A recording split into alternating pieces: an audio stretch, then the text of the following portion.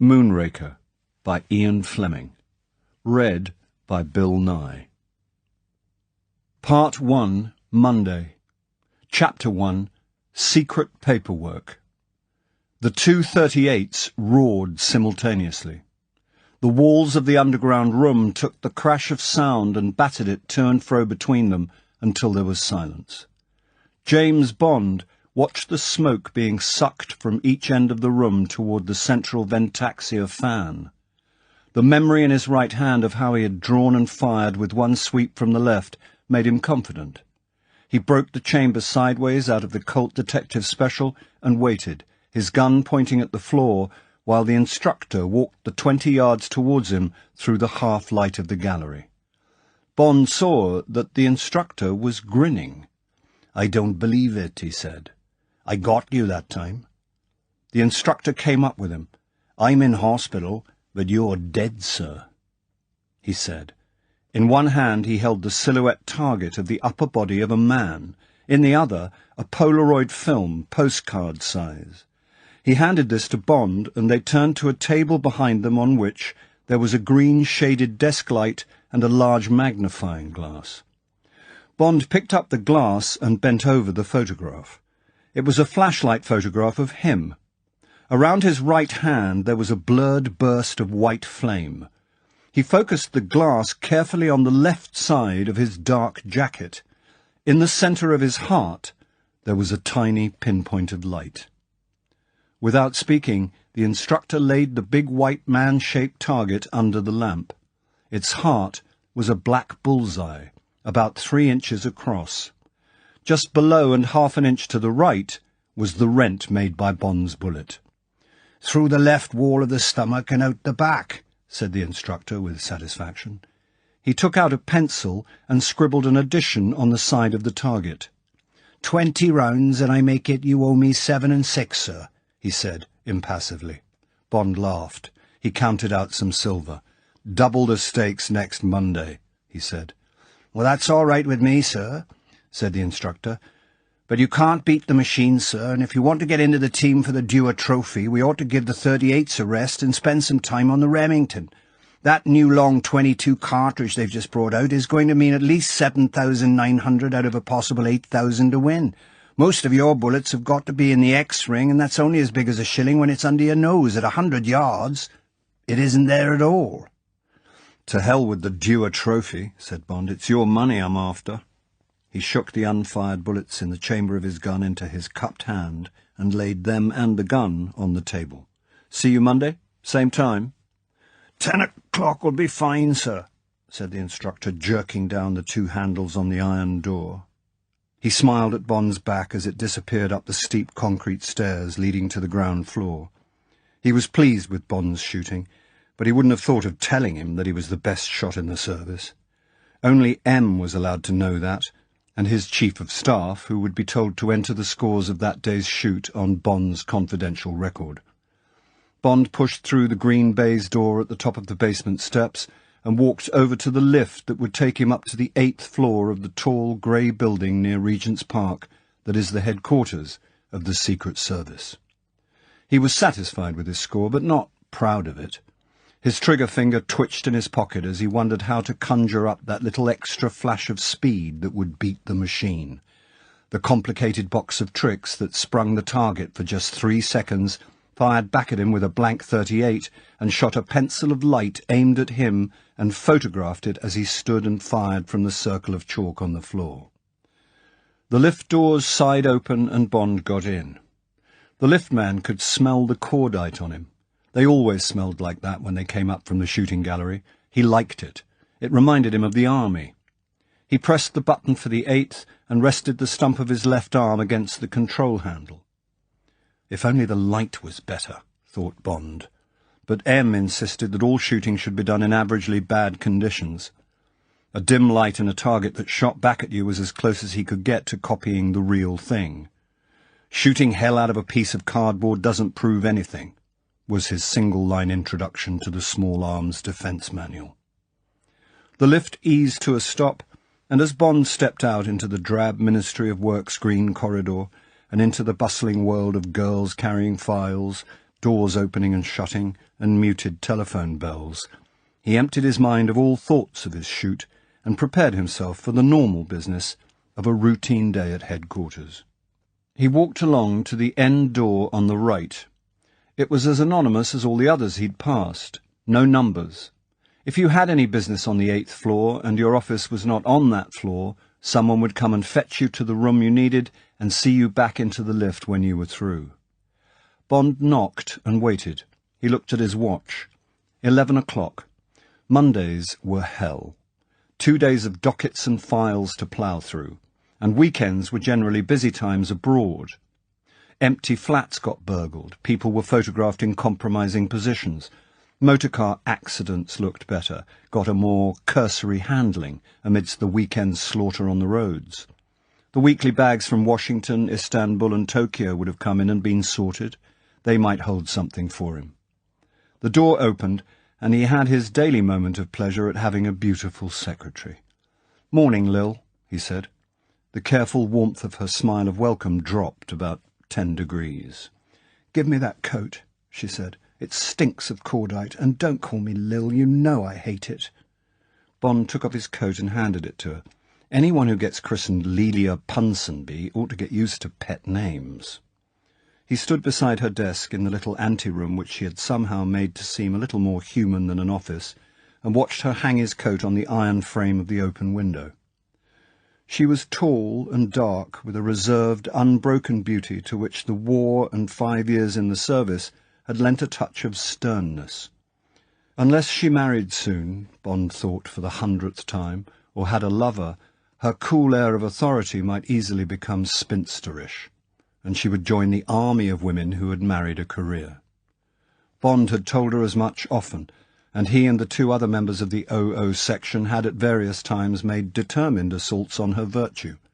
She had handled them all with the same cool motherliness, which to salve their egos they privately defined as frigidity, and the day after she treated them with small attentions and kindnesses to show that it was really her fault and that she forgave them. What they didn't know was that she worried herself almost to death when they were in danger, and that she loved them equally, but that she had no intention of becoming emotionally involved with any man who might be dead next week. And it was true that an appointment in the Secret Service was a form of peonage. If you were a woman, there wasn't much of you left for other relationships. It was easier for the men. They had an excuse for fragmentary affairs. For them, marriage and children and a home were out of the question if they were to be of any use in the field, as it was cosily termed. But for the women, an affair outside the service automatically made you a security risk, and in the last analysis you had a choice of resignation from the service and a normal life, or of perpetual concubinage to your king and country. Lelia Punsonby knew that she had almost reached the time for decision, and all her instincts told her to get out. But every day the drama and romance of her Cavell Nightingale world locked her more securely into the company of the other girls at headquarters, and every day it seemed more difficult to betray by resignation the father figure which the service had become. Meanwhile, she was one of the most envied girls in the building, and a member of the small company of principal secretaries who had access to the innermost secrets of the service, the Pearls and Twins set, as they were called behind their backs by the other girls, with ironical reference to their supposedly county and Kensington backgrounds, and so far as the personnel branch was concerned, her destiny in 20 years' time would be that single golden line right at the end of a New Year's honours list, among the medals for officials of the Fishery Board, of the Post Office, of the Women's Institute towards the bottom of the OBEs. Miss Lelia Punsonby, Principal Secretary in the Ministry of Defence. She turned away from the window. She was dressed in a sugar-pink and white striped shirt and a plain dark blue skirt. Bond smiled into her grey eyes. "I only call you Lil on Mondays," he said. "Miss Punsonby the rest of the week. But I'll never call you Lelia. It sounds like somebody in an indecent limerick. Any messages?" "No," she said shortly. She relented. "But there's piles of stuff on your desk, nothing urgent, but there's an awful lot of it. Oh, and the powder vine says that 008's got out. He's in Berlin, resting. Isn't it wonderful?" Bond looked quickly at her. "When did you hear that?" "About half an hour ago," she said. Bond opened the inner door to the big office with the 3 desks and shut it behind him. He went and stood by the window, looking out at the late spring green of the trees in Regent's Park. So Bill had made it after all. Peenemünde and back. Resting in Berlin sounded bad. Must be in pretty poor shape. Well, he'd just have to wait for news from the only leak in the building, the girls' restroom, known to the impotent fury of the security staff as the powder vine. Bond sighed and sat down at his desk, pulling towards him the tray of brown folders bearing the top-secret red star. And what about 0011? It was 2 months since he'd vanished into the dirty half-mile in Singapore. Not a word since, while he, Bond, number 007, the senior of the 3 men in the service who had earned the 00 number, sat at his comfortable desk doing paperwork and flirting with their secretary. He shrugged his shoulders and resolutely opened the top folder. Inside there was a detailed map of southern Poland and northeastern Germany. Its feature was a straggling red line connecting Warsaw and Berlin. There was also a long typewritten memorandum headed Main Line, a well-established escape route from east to west. Bond took out his black gunmetal cigarette box and his black oxidized Ronson lighter and put them on the desk beside him. He lit a cigarette, one of the Macedonian blend with the 3 gold rings round the butt that Morlands of Grosvenor Street made for him. Then he settled himself forward in the padded swivel chair and began to read. It was the beginning of a typical routine day for Bond. It was only 2 or 3 times a year that an assignment came along requiring his particular abilities. For the rest of the year, he had the duties of an easy-going senior civil servant, elastic office hours from around 10 to 6, lunch, generally in the canteen, evenings spent playing cards in the company of a few close friends, or at Crockford's, or making love, with rather cold passion, to one of 3 similarly disposed married women. Weekends playing golf for high stakes at one of the clubs near London. He took no holidays, but was generally given a fortnight's leave at the end of each assignment, in addition to any sick leave that might be necessary. He earned £1,500 a year, the salary of a principal officer in the civil service, and he had £1,000 a year free of tax of his own. When he was on a job, he could spend as much as he liked, so for the other months of the year he could live very well on his £2,000 a year net. He had a small but comfortable flat off the King's Road, an elderly Scottish housekeeper, a treasure called May, and a 1930 4.5-litre Bentley coupe, supercharged, which he kept expertly tuned so that he could do 100 when he wanted to. On these things he spent all his money, and it was his ambition to have as little as possible in his banking account when he was killed, as, when he was depressed, he knew he would be, before the statutory age of 45. 8 years to go before he was automatically taken off the 00 list and given a staff job at headquarters. At least 8 tough assignments, probably 16, perhaps 24. Too many. There were 5 cigarette ends in the big glass ashtray by the time Bond had finished memorizing the details of Main Line. He picked up a red pencil and ran his eye down the distribution list on the cover. The list started with M, then COS, then a dozen or so letters and numbers, and then, at the end, 00. Against this he put a neat tick, signed it with the figure 7, and tossed the file into his out tray. It was 12 o'clock. Bond took the next folder off the pile and opened it. It was from the Radio Intelligence Division of NATO, for information only, and it was headed Radio Signatures. Bond pulled the rest of the pile towards him and glanced at the first page of each. These were their titles: The Inspectoscope, a machine for the detection of contraband; Philopon, a Japanese murder drug; Possible points of concealment on trains, number 11, Germany; The Methods of Smersh, number 6, Kidnapping; Route 5 to Pekin; Vladivostok, a photographic reconnaissance by US Thunderjet. Bond was not surprised by the curious mixture he was supposed to digest. The 00 section of the Secret Service was not concerned with the current operations of other sections and stations, only with the background information which might be useful or instructive to the only 3 men in the service whose duties included assassination, who might be ordered to kill. There was no urgency about these files. No action was required by him or his 2 colleagues, except that each of them jotted down the numbers of dockets which he considered the other 2 should also read when they were next attached to headquarters. When the OO section had finished with this lot, they would go down to their final destination in records. Bond turned back to the NATO paper. "The almost inevitable manner," he read, "in which individuality is revealed by minute patterns of behaviour is demonstrated by the indelible characteristics of the fist of each radio operator.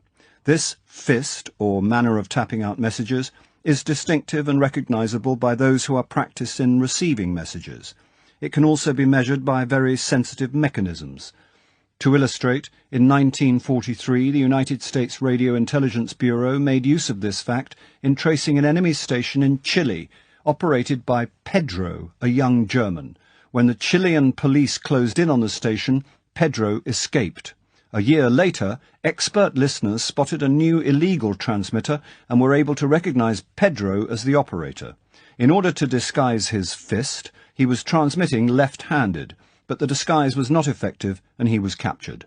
NATO radio research has recently been experimenting with a form of scrambler which can be attached to the wrist of operators with the object of interfering minutely with the nerve centres which control the muscles of the hand. However, there were 3 telephones on Bond's desk, a black one for outside calls, a green office telephone, and a red one which went only to M and his chief of staff.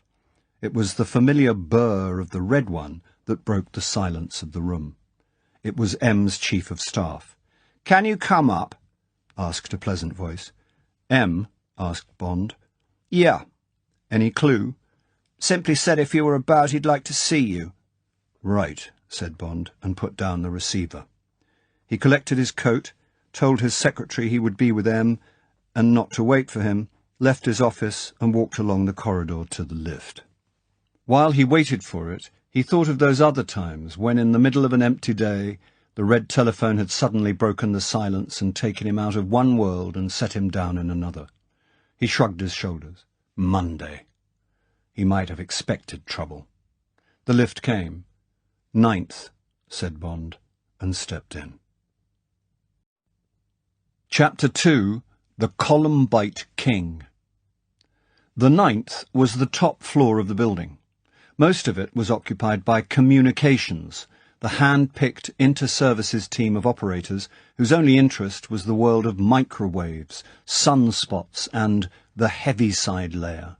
Above them, on the flat roof, were the 3 squat masts of one of the most powerful transmitters in England, explained on the bold bronze list of occupants in the entrance hall of the building by the words Radio Tests Limited.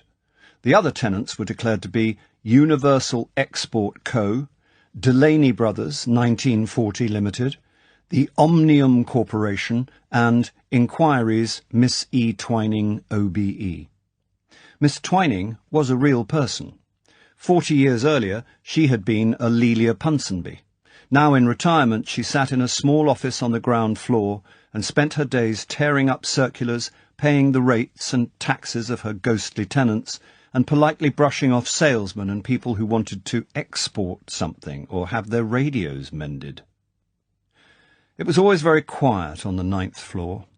As Bond turned to the left outside the lift and walked along the softly carpeted corridor to the green baize door that led to the offices of M and his personal staff, the only sound he heard was a thin, high-pitched whine that was so faint that you almost had to listen for it. Without knocking, he pushed through the green door and walked into the last room but one along the passage. Miss Moneypenny, M's private secretary, looked up from her typewriter and smiled at him. They liked each other, and she knew that Bond admired her looks. She was wearing the same model shirt as his own secretary, but with blue stripes. "New uniform, Penny," said Bond. She laughed. "Lelia and I share the same little woman," she said. "We tossed and I got blue." A snort came through the open door of the adjoining room. The chief of staff, a man of about Bond's age, came out a sardonic grin on his pale, overworked face. "Break it up," he said. "M's waiting. Lunch afterwards?" "Fine," said Bond. He turned to the door beside Miss Moneypenny, walked through and shut it after him. Above it, a green light went on. Miss Moneypenny raised her eyebrows at the Chief of Staff. He shook his head. "I don't think it's business, Penny," he said. "Just sent for him out of the blue." He went back into his own room and got on with the day's work. When Bond came through the door, M was sitting at his broad desk, lighting a pipe. He made a vague gesture with the lighted match towards the chair on the other side of the desk, and Bond walked over and sat down. M glanced at him sharply through the smoke and then threw the box of matches onto the empty expanse of red leather in front of him. "Have a good leave?" he asked abruptly. "Yes, thank you, sir," said Bond. "Still sunburned, I see." M looked his disapproval. He didn't really begrudge Bond a holiday which had been partly convalescence. The hint of criticism came from the Puritan and the Jesuit who live in all leaders of men. "Yes, sir," said Bond non-committally. "It's very hot near the equator." "Quite," said M. "Well-deserved rest." He screwed up his eyes without humour. "Hope the colour won't last too long. Always suspicious of sunburned men in England. Either they've not got a job of work to do, or they've put it on with a sun lamp." He dismissed the subject with a short sideways jerk of his pipe. He put the pipe back in his mouth and pulled at it absent-mindedly. It had gone out. He reached for the matches and wasted some time getting it going again. "Looks as if we'll get that gold, after all," he said finally. "There's been some talk of the Hague court, but Aschenheim's a fine lawyer."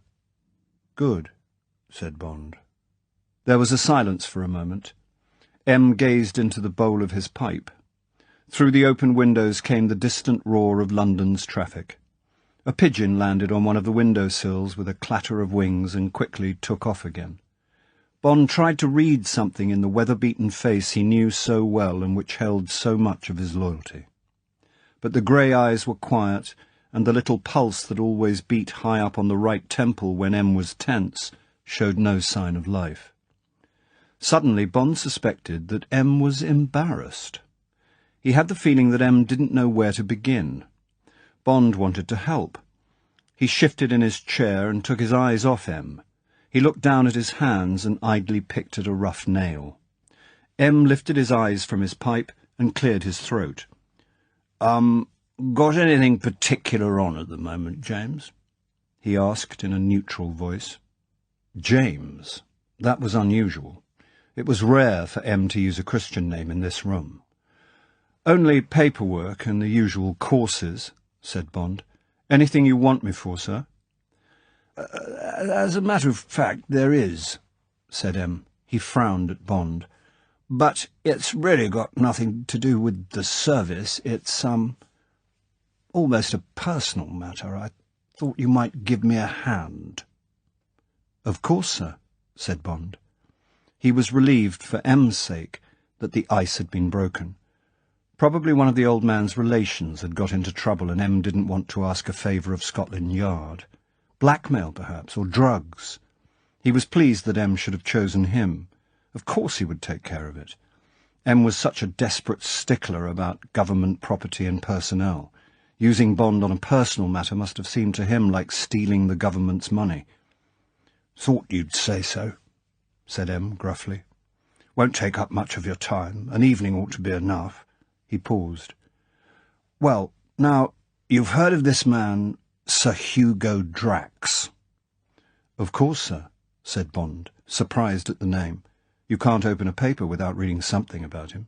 Sunday Express is running his life. Extraordinary story." "I know," said M shortly. "Just give me the facts as you see them. I'd like to know if your version tallies with mine." Bond gazed out of the window for a moment to marshal his thoughts. M didn't like haphazard talk. He liked a fully detailed story with no umming and erring, no afterthoughts or hedging. "Well, sir," said Bond finally, "for one thing, the man's a national hero. The public have taken to him. I suppose he's in much the same class as Jack Hobbs or Gordon Richards. They've got a real feeling for him. They consider he's one of them, but a glorified version, a sort of Superman. He's not much to look at with all those scars from his war injuries, and he's a bit loud-mouthed and ostentatious, but they rather like that. Makes him a sort of Lonsdale figure, but more in their class. They like his friends calling him Hugo Drax. It makes him a bit of a card, and I expect it gives the women a thrill. And then when you think of what he's doing for the country, out of his own pocket, and far beyond what any government seems able to do, it's really extraordinary that they don't insist on making him Prime Minister. Bond saw the cold eyes getting chillier, but he was determined not to let his admiration for Drax's achievements be dampened by the older man. "After all, sir," he continued reasonably, "it looks as if he's made this country safe from war for years, and he can't be much over 40. I feel the same as most people about him. And then there's all this mystery about his real identity. I'm not surprised people feel rather sorry for him, although he is a multi-millionaire. He seems to be a lonely sort of man, in spite of his gay life." M smiled dryly. "All that sounds rather like a trailer for the Express story. He's certainly an extraordinary man. But what's your version of the facts? I don't expect I know much more than you do, probably less. Don't read the papers very carefully, and there are no files on him except at the War Office, and they're not very illuminating. Now then, what's the gist of the Express story?" "Sorry, sir," said Bond, "but the facts are pretty slim." "Well," he looked out of the window again and concentrated. "In the German breakthrough in the Ardennes in the winter of 44, the Germans made a lot of use of guerrillas and saboteurs. Gave them the rather spooky name of werewolves. They did quite a lot of damage of one sort or another. Very good at camouflage and stay-behind tricks of all sorts, and some of them went on operating long after Ardennes had failed and we'd crossed the Rhine.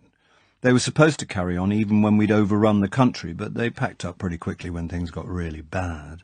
One of their best coups was to blow up one of the rear liaison HQs between the American and British armies. Reinforcement holding units, I think they're called. It was a mixed affair, all kinds of Allied personnel, American signals, British ambulance drivers, a rather shifting group from every sort of unit. The werewolves somehow managed to mine the mess hall, and when it blew, it took with it quite a lot of the field hospital as well. Killed or wounded over 100. Sorting out all the bodies was a hell of a business. One of the English bodies was Drax. Half his face was blown away. Total amnesia that lasted a year, and at the end of that time they didn't know who he was, and nor did he. There were about 25 other unidentified bodies that neither we nor the Americans could sort out. Either not enough bits, or perhaps people in transit, or there without authorization. It was that sort of unit. 2 commanding officers, of course, sloppy staff work, lousy records. So, after a year in various hospitals, they took Drax through the War Office file of missing men. When they came to the papers of a no next of kin called Hugo Drax, an orphan who'd been working in the Liverpool docks before the war, he showed signs of interest. And the photograph and physical description seemed to tally more or less with what our man must have looked like before he was blown up. From that time, he began to mend. He started to talk a bit about simple things he remembered, and the doctors got very proud of him. The War Office found a man who had served in the same pioneer unit as this Hugo Drax, and he came along to the hospital and said he was sure the man was Drax. That settled it. Advertising didn't produce another Hugo Drax, and he was finally discharged late in 1945 in that name with back pay and a full disability pension. "But he still says he doesn't really know who he is," interrupted M. "He's a member of Blades. I've often played cards with him and talked to him afterwards at dinner. He says he sometimes gets a strong feeling of having been there before. Often goes to Liverpool to try and hunt up his past. Anyway, what else?" Bond's eyes were turned inwards, remembering. "He seems to have disappeared for about 3 years after the war," he said. "Then the city started to hear about him from all over the world. The metal market heard about him first. Seems he'd cornered a very valuable ore called Columbite. Everybody was wanting the stuff. It's got an extraordinarily high melting point. Jet engines can't be made without it. There's very little of it in the world. Only a few thousand tons are produced every year, mostly as a byproduct of the Nigerian tin mines. Drax must have looked at the jet age and somehow put his finger on its main scarcity. He must have got hold of about £10,000 from somewhere, because the Express says that in 1946 he bought 3 tons of Columbite, which cost him around £3,000 a ton. He got a £5,000 premium on this lot from an American aircraft firm who wanted it in a hurry. Then he started buying futures in the stuff, 6 months, 9 months, a year forward.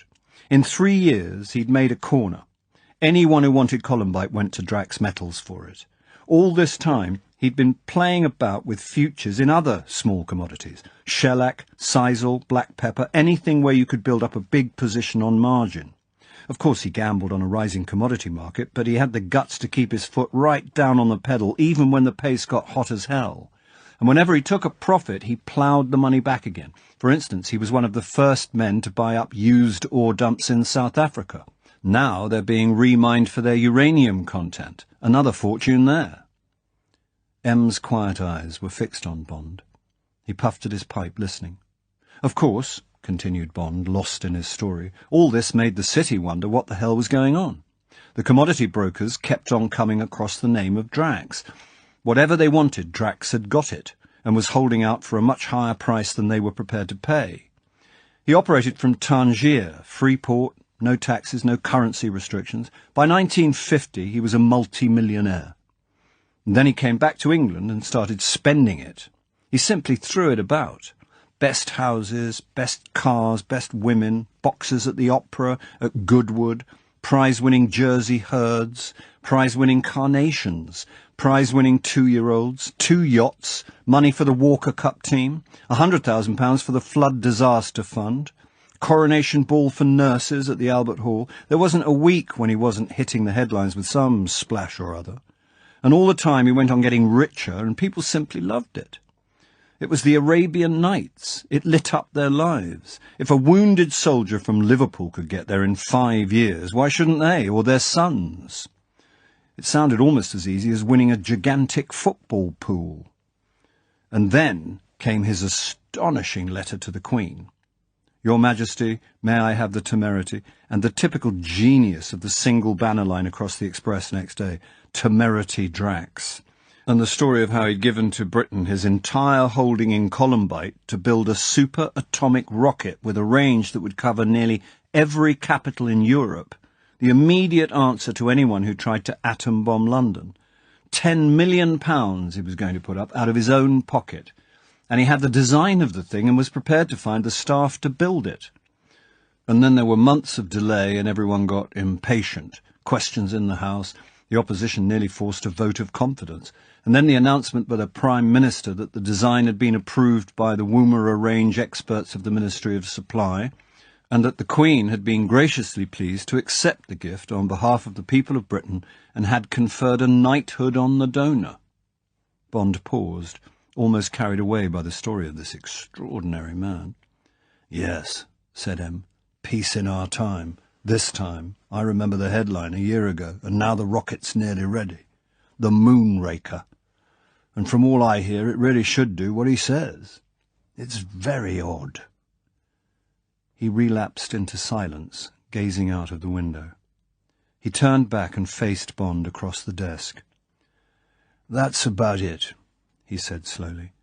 I don't know much more than you do. A wonderful story. Extraordinary man. He paused, reflecting. There's only one thing. M tapped the stem of his pipe against his teeth. What's that, sir? Asked Bond. M seemed to make up his mind. He looked mildly across at Bond. Sir Hugo Drax cheats at cards. Chapter 3, Belly Strippers, etc. Cheats at cards? M frowned. That's what I said, he commented dryly. It doesn't seem to you odd that a multi-millionaire should cheat at cards? Bond grinned apologetically. Well, not as odd as all that, sir, he said. I've known very rich people cheat themselves at patience, but it just didn't fit in with my picture of Drax. Bit of an anticlimax. That's the point, said M. Why does he do it? And don't forget that cheating at cards can still smash a man. In so-called society, it's about the only crime that can still finish you, whoever you are. Drax does it so well that nobody's caught him yet. As a matter of fact, I doubt if anyone has begun to suspect him except Basildon. He's the chairman of Blades. He came to me. He's got a vague idea I've got something to do with intelligence, and I've given him a hand over one or two little troubles in the past, asked my advice. Said he didn't want to fuss at the club, of course, but above all he wants to save Drax from making a fool of himself. He admires him as much as we all do, and he's terrified of an incident. You couldn't stop a scandal like that getting out. A lot of MPs are members, and it would soon get talked about in the lobby. Then the gossip writers would get hold of it, Drax would have to resign from Blades, and the next thing there'd be a libel action brought in his defence by one of his friends, Tranby Croft all over again. At least that's how Basildon's mind is working, and I must say I can see it that way too. Anyway, said M with finality, I've agreed to help, and, he looked levelly at Bond, that's where you come in. You're the best card player in the service, or, he smiled ironically, you should be after the casino jobs you've been on, and I remembered that we'd spent quite a lot of money putting you through a course in card sharping before you went after those Romanians in Monte Carlo before the war. Bond smiled grimly.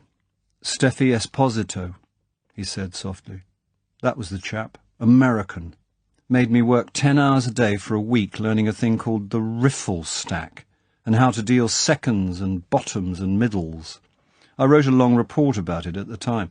Must be buried in records. He knew every trick in the game, how to wax the aces so that the pack will break at them, edge work and line work with a razor on the backs of the high cards, trimming, arm pressure holdouts, mechanical gadgets up your sleeve that feed you cards, belly strippers, trimming a whole pack less than a millimetre down both sides but leaving a slight belly on the cards you're interested in, the aces, for instance.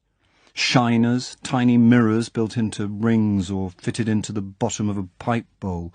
Actually, Bond admitted, it was his tip about luminous readers that helped me on that Monte Carlo job. A croupier was using an invisible ink the team could pick out with special glasses. But Steffi was a wonderful chap. Scotland Yard found him for us. He could shuffle the pack once and then cut the 4 aces out of it. Absolute magic. Sounds a bit too professional for our man, commented M. That sort of work needs hours of practice every day, or an accomplice, and I can't believe he'd find that at Blades. No, there's nothing sensational about his cheating, and for all I know it might be a fantastic run of luck. It's odd. He's not a particularly good player. He only plays bridge, by the way, but quite often he brings off bids or doubles or finesses that are absolutely phenomenal, quite against the odds, or the conventions, but they come off. He's always a big winner, and they play high at Blades. He hasn't lost on a weekly settlement since he joined a year ago. We've got 2 or 3 of the finest players in the world at the club, and none of them has ever had a record like that over 12 months. It's getting talked about in a sort of joking way, and I think Basildon's right to do something about it. What system do you suppose Drax has got? Bond was longing for his lunch. The Chief of Staff must have given him up half an hour ago. He could have talked to M about cheating for hours, and M, who never seemed to be interested in food or sleep, would have listened to everything and remembered it afterwards. But Bond was hungry. Assuming he's not a professional, sir, and can't doctor the cards in any way, there are only 2 answers. He's either looking, or else he's got a system of signals with his partner. Does he often play with the same man? We always cut for partners after each rubber, said M. Unless there's a challenge, and on guest nights, Mondays and Thursdays, you stick to your guest. Drax nearly always brings a man called Mayer, his metal broker. Nice chap, Jew, very fine player. I might be able to tell if I watched, said Bond. That's what I was going to say, said M. How about coming along tonight? At any rate, you'll get a good dinner. Meet you there about 6. I'll take some money off you at Piquet, and we'll watch the bridge for a little.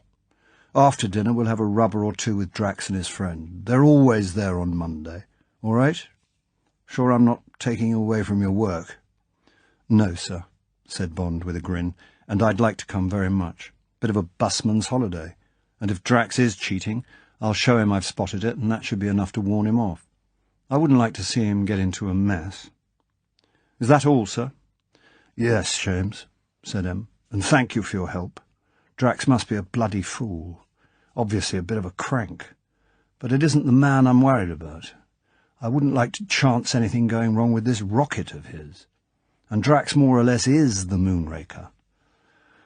Well, see you at 6. Don't bother about dressing. Some of us do for dinner and some of us don't. Tonight we won't. Better go along now and sandpaper your fingertips or whatever you sharpers do." Bond smiled back at M and got to his feet. It sounded a promising evening. As he walked over to the door and let himself out, he reflected that here at last was an interview with M that didn't cast a shadow. M's secretary was still at her desk, and there was a plate of sandwiches and a glass of milk beside her typewriter. She looked sharply at Bond, but there was nothing to be read in his expression. "I suppose he gave up," said Bond. "Nearly an hour ago," said Miss Moneypenny reproachfully. "It's 2:30. He'll be back any minute now." "I'll go down to the canteen before it closes," he said. "Tell him I'll pay for his lunch next time." He smiled at her and walked out into the corridor and along to the lift. There were only a few people left in the officers' canteen. Bond sat by himself and ate a grilled sole, a large mixed salad with his own dressing laced with mustard, some brie cheese and toast, and half a carafe of white Bordeaux. He had 2 cups of black coffee and was back in his office by 3. With half his mind preoccupied with M's problem, he hurried through the rest of the NATO file, said goodbye to his secretary after telling her where he would be that evening, and at 4:30 was collecting his car from the staff garage at the back of the building. "Supercharger's whining a bit, sir," said the ex-RAF mechanic who regarded Bond's Bentley as his own property. "Take it down tomorrow if you won't be needing her at lunchtime." "Thanks," said Bond. "That'll be fine." He took the car quietly out into the park and over to Baker Street, the 2-inch exhaust bubbling fatly in his wake. He was home in 15 minutes. He left the car under the plane trees in the little square and let himself into the ground floor of the converted Regency House, went into the book-lined sitting room and, after a moment's search, pulled Scarn on Cards out of its shelf and dropped it on the ornate Empire desk near the broad window.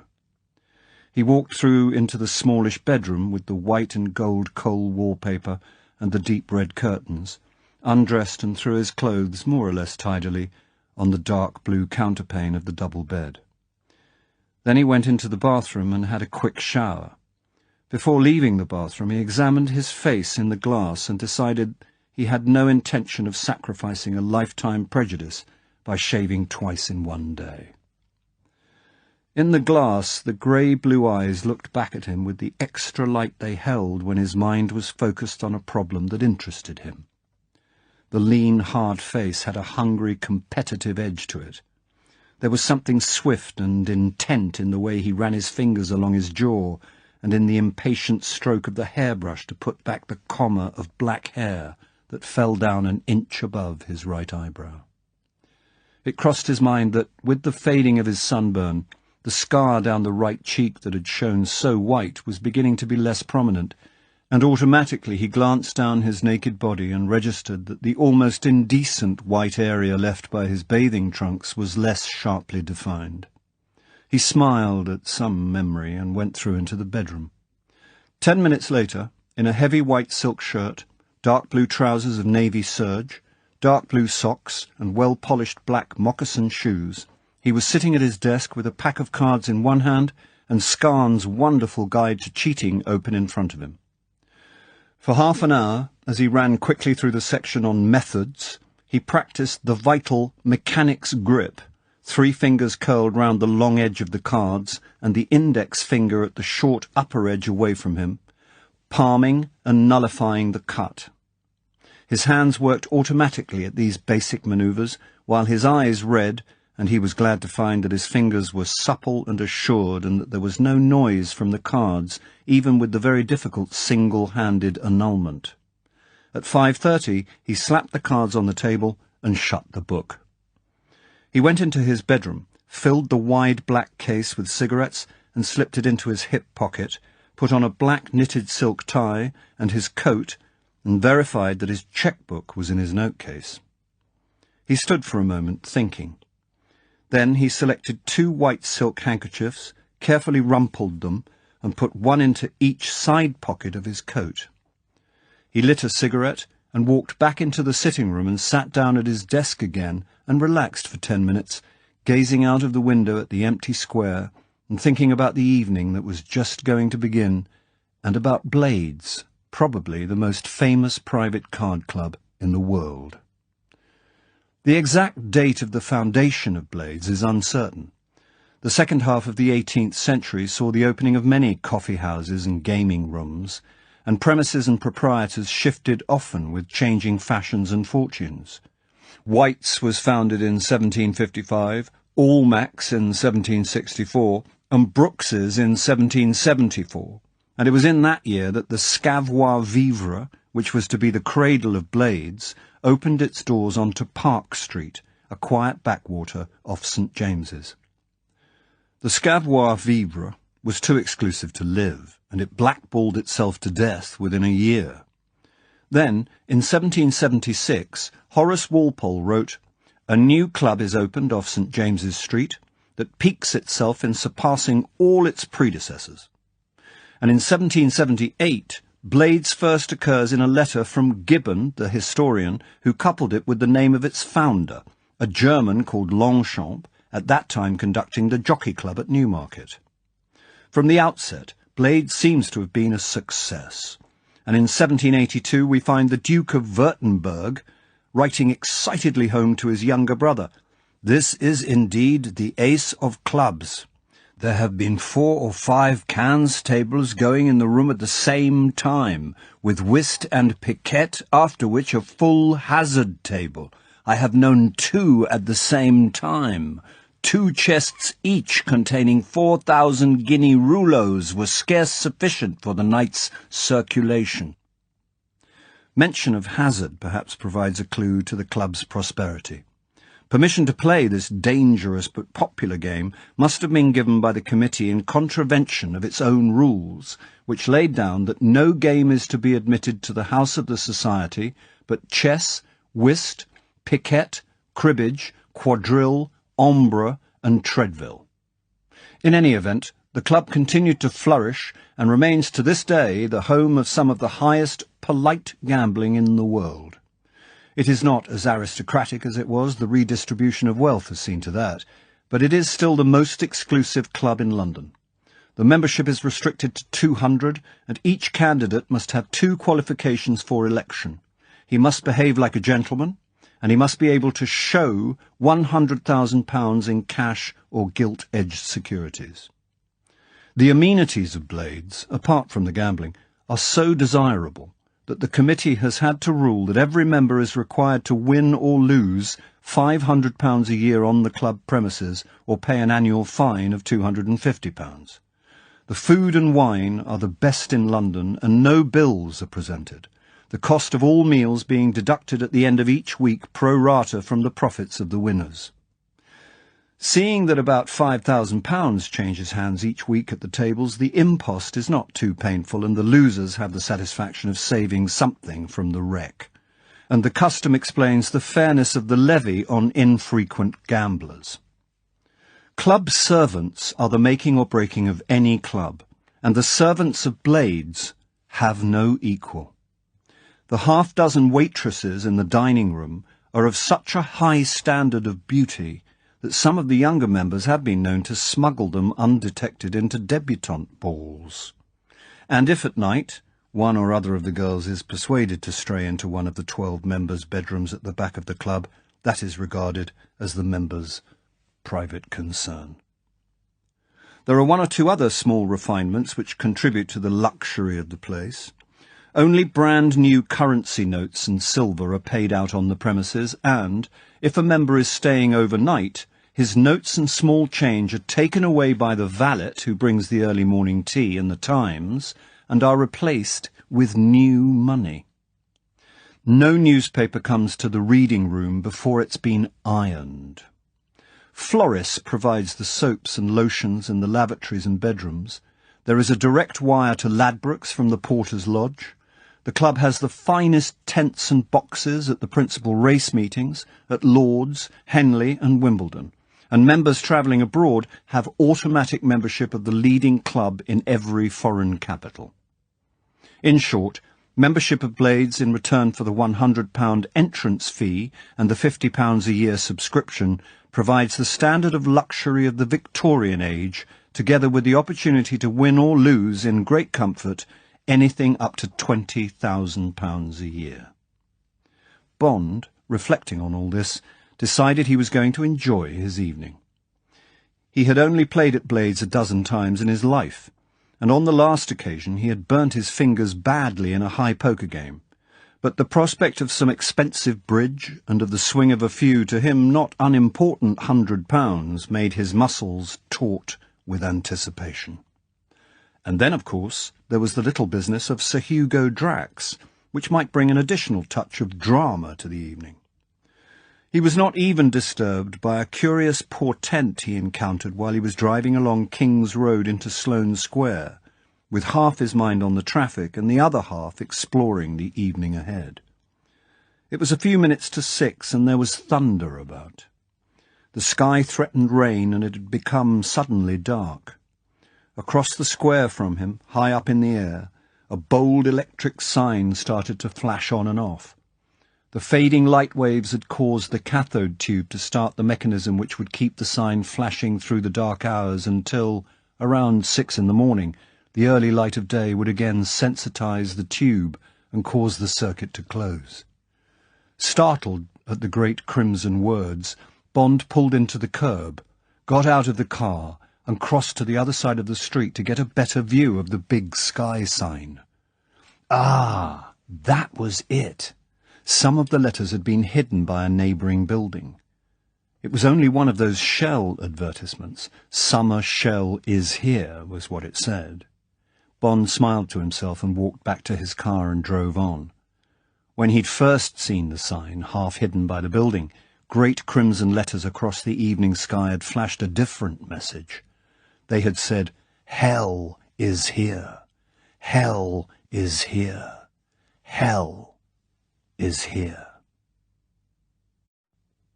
Chapter 4.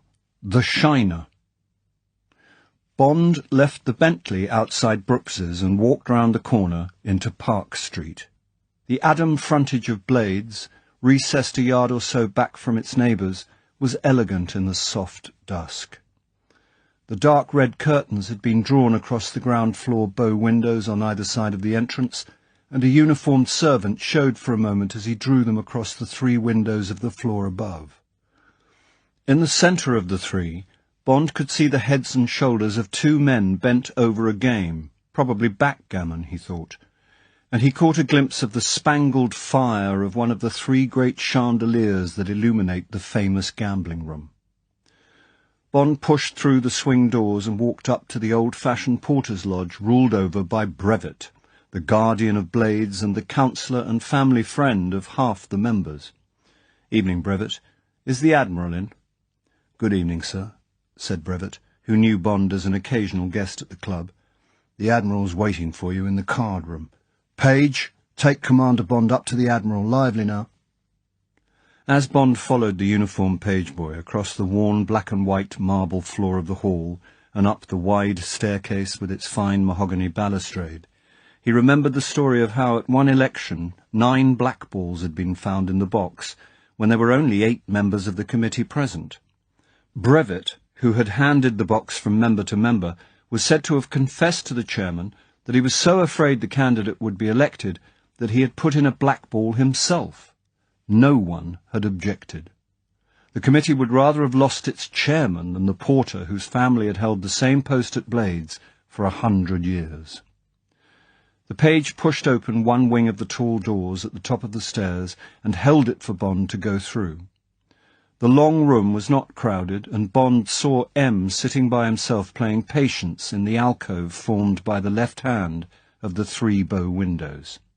He dismissed the page and walked across the heavy carpet, noticing the rich background smell of cigar smoke and the quiet voices that came from the 3 tables of bridge and the sharp rattle of dice across an unseen backgammon board. "There you are," said M as Bond came up. He waved to the chair that faced him across the card table. "Just let me finish this. I haven't cracked this man Canfield for months. Drink?" "No, thanks," said Bond. He sat down and lit a cigarette and watched with amusement the concentration M was putting into his game. "Admiral Sir M. something at the Ministry of Defence." M looked like any member of any of the clubs in St. James's Street. Dark grey suit, stiff white collar, the favourite dark blue bow tie with spots, rather loosely tied, the thin black cord of the rimless eyeglass that M seemed only to use to read menus, the keen sailor's face with the clear, sharp sailor's eyes. It was difficult to believe that an hour before he had been playing with 1,000 live chessmen against the enemies of England, that there might be this evening fresh blood on his hands, or a successful burglary, or the hideous knowledge of a disgusting blackmail case. And what could the casual observer think of him? Commander James Bond, CMG, RNVSR, also something at the Ministry of Defence. The rather saturnine young man in his middle 30s, sitting opposite the Admiral. Something a bit cold and dangerous in that face. Looks pretty fit. May have been attached to Templar in Malaya, or Nairobi, Mau Mau work. Tough-looking customer. Doesn't look the sort of chap one usually sees in Blades. Bond knew that there was something alien and un-English about himself. He knew that he was a difficult man to cover up. Particularly in England. He shrugged his shoulders. Abroad was what mattered. He would never have a job to do in England. Outside the jurisdiction of the service. Anyway, he didn't need a cover this evening. This was recreation. M snorted and threw his cards down. Bond automatically gathered in the pack and as automatically gave it the scarn shuffle, marrying the 2 halves with the quick downward riffle that never brings the cards off the table. He squared off the pack and pushed it away. M beckoned to a passing waiter. "Piquet cards, please, Tanner," he said. The waiter went away and came back a moment later with the 2 thin packs.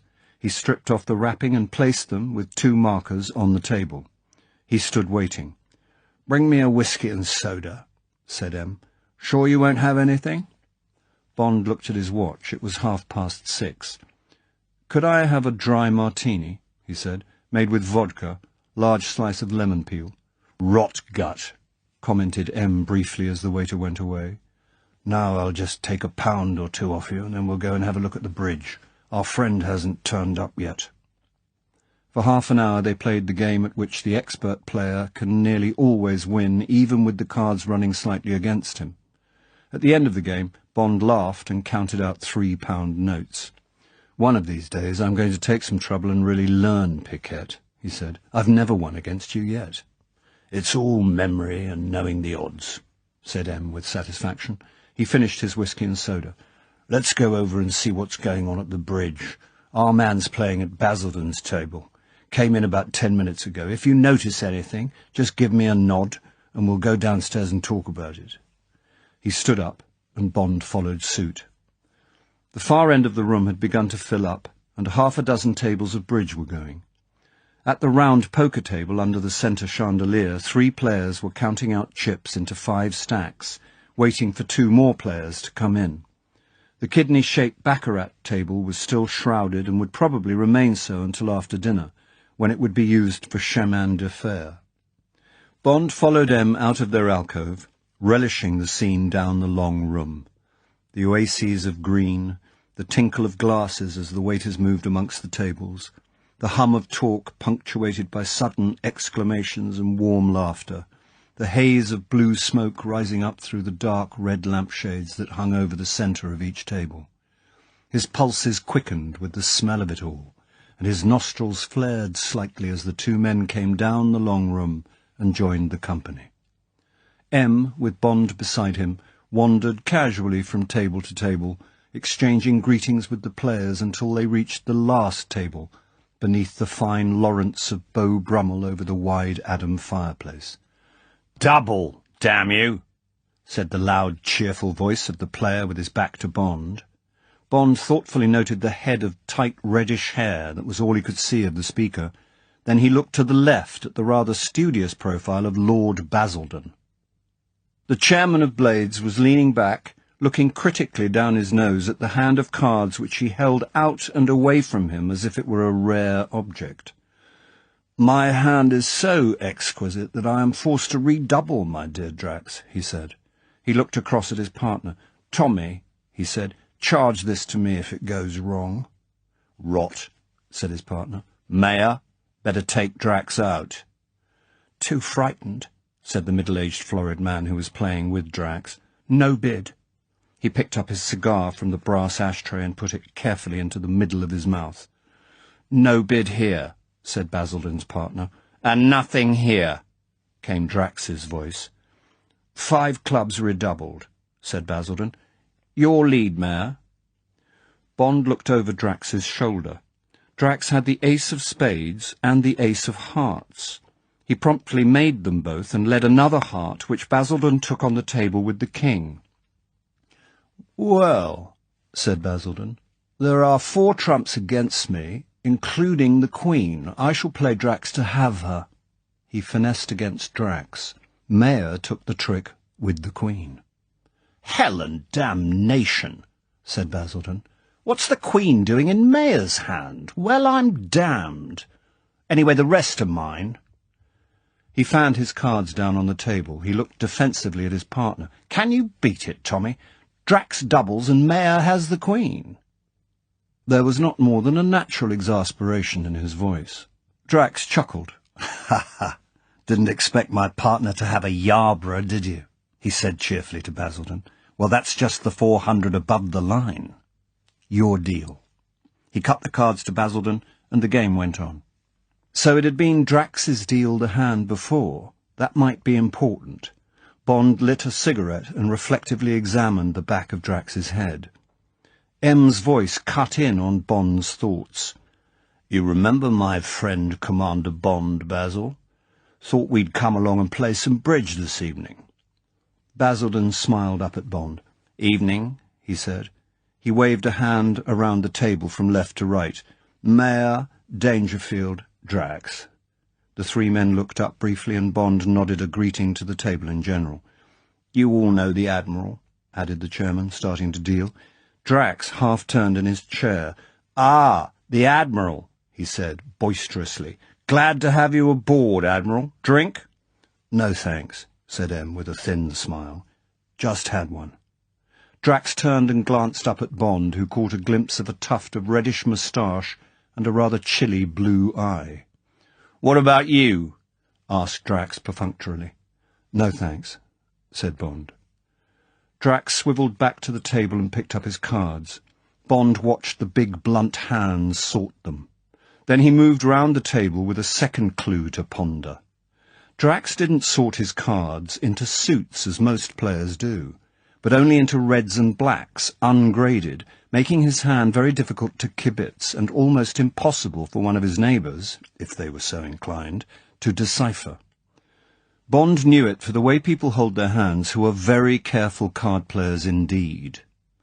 Bond went and stood beside the chimney-piece. He took out a cigarette and lit it at the flame from a small gas jet enclosed in a silver grill, a relic of the days before the use of matches, that protruded from the wall beside him. From where he stood, he could see the hand of Mayor, and by moving a pace to the right, of Basildon.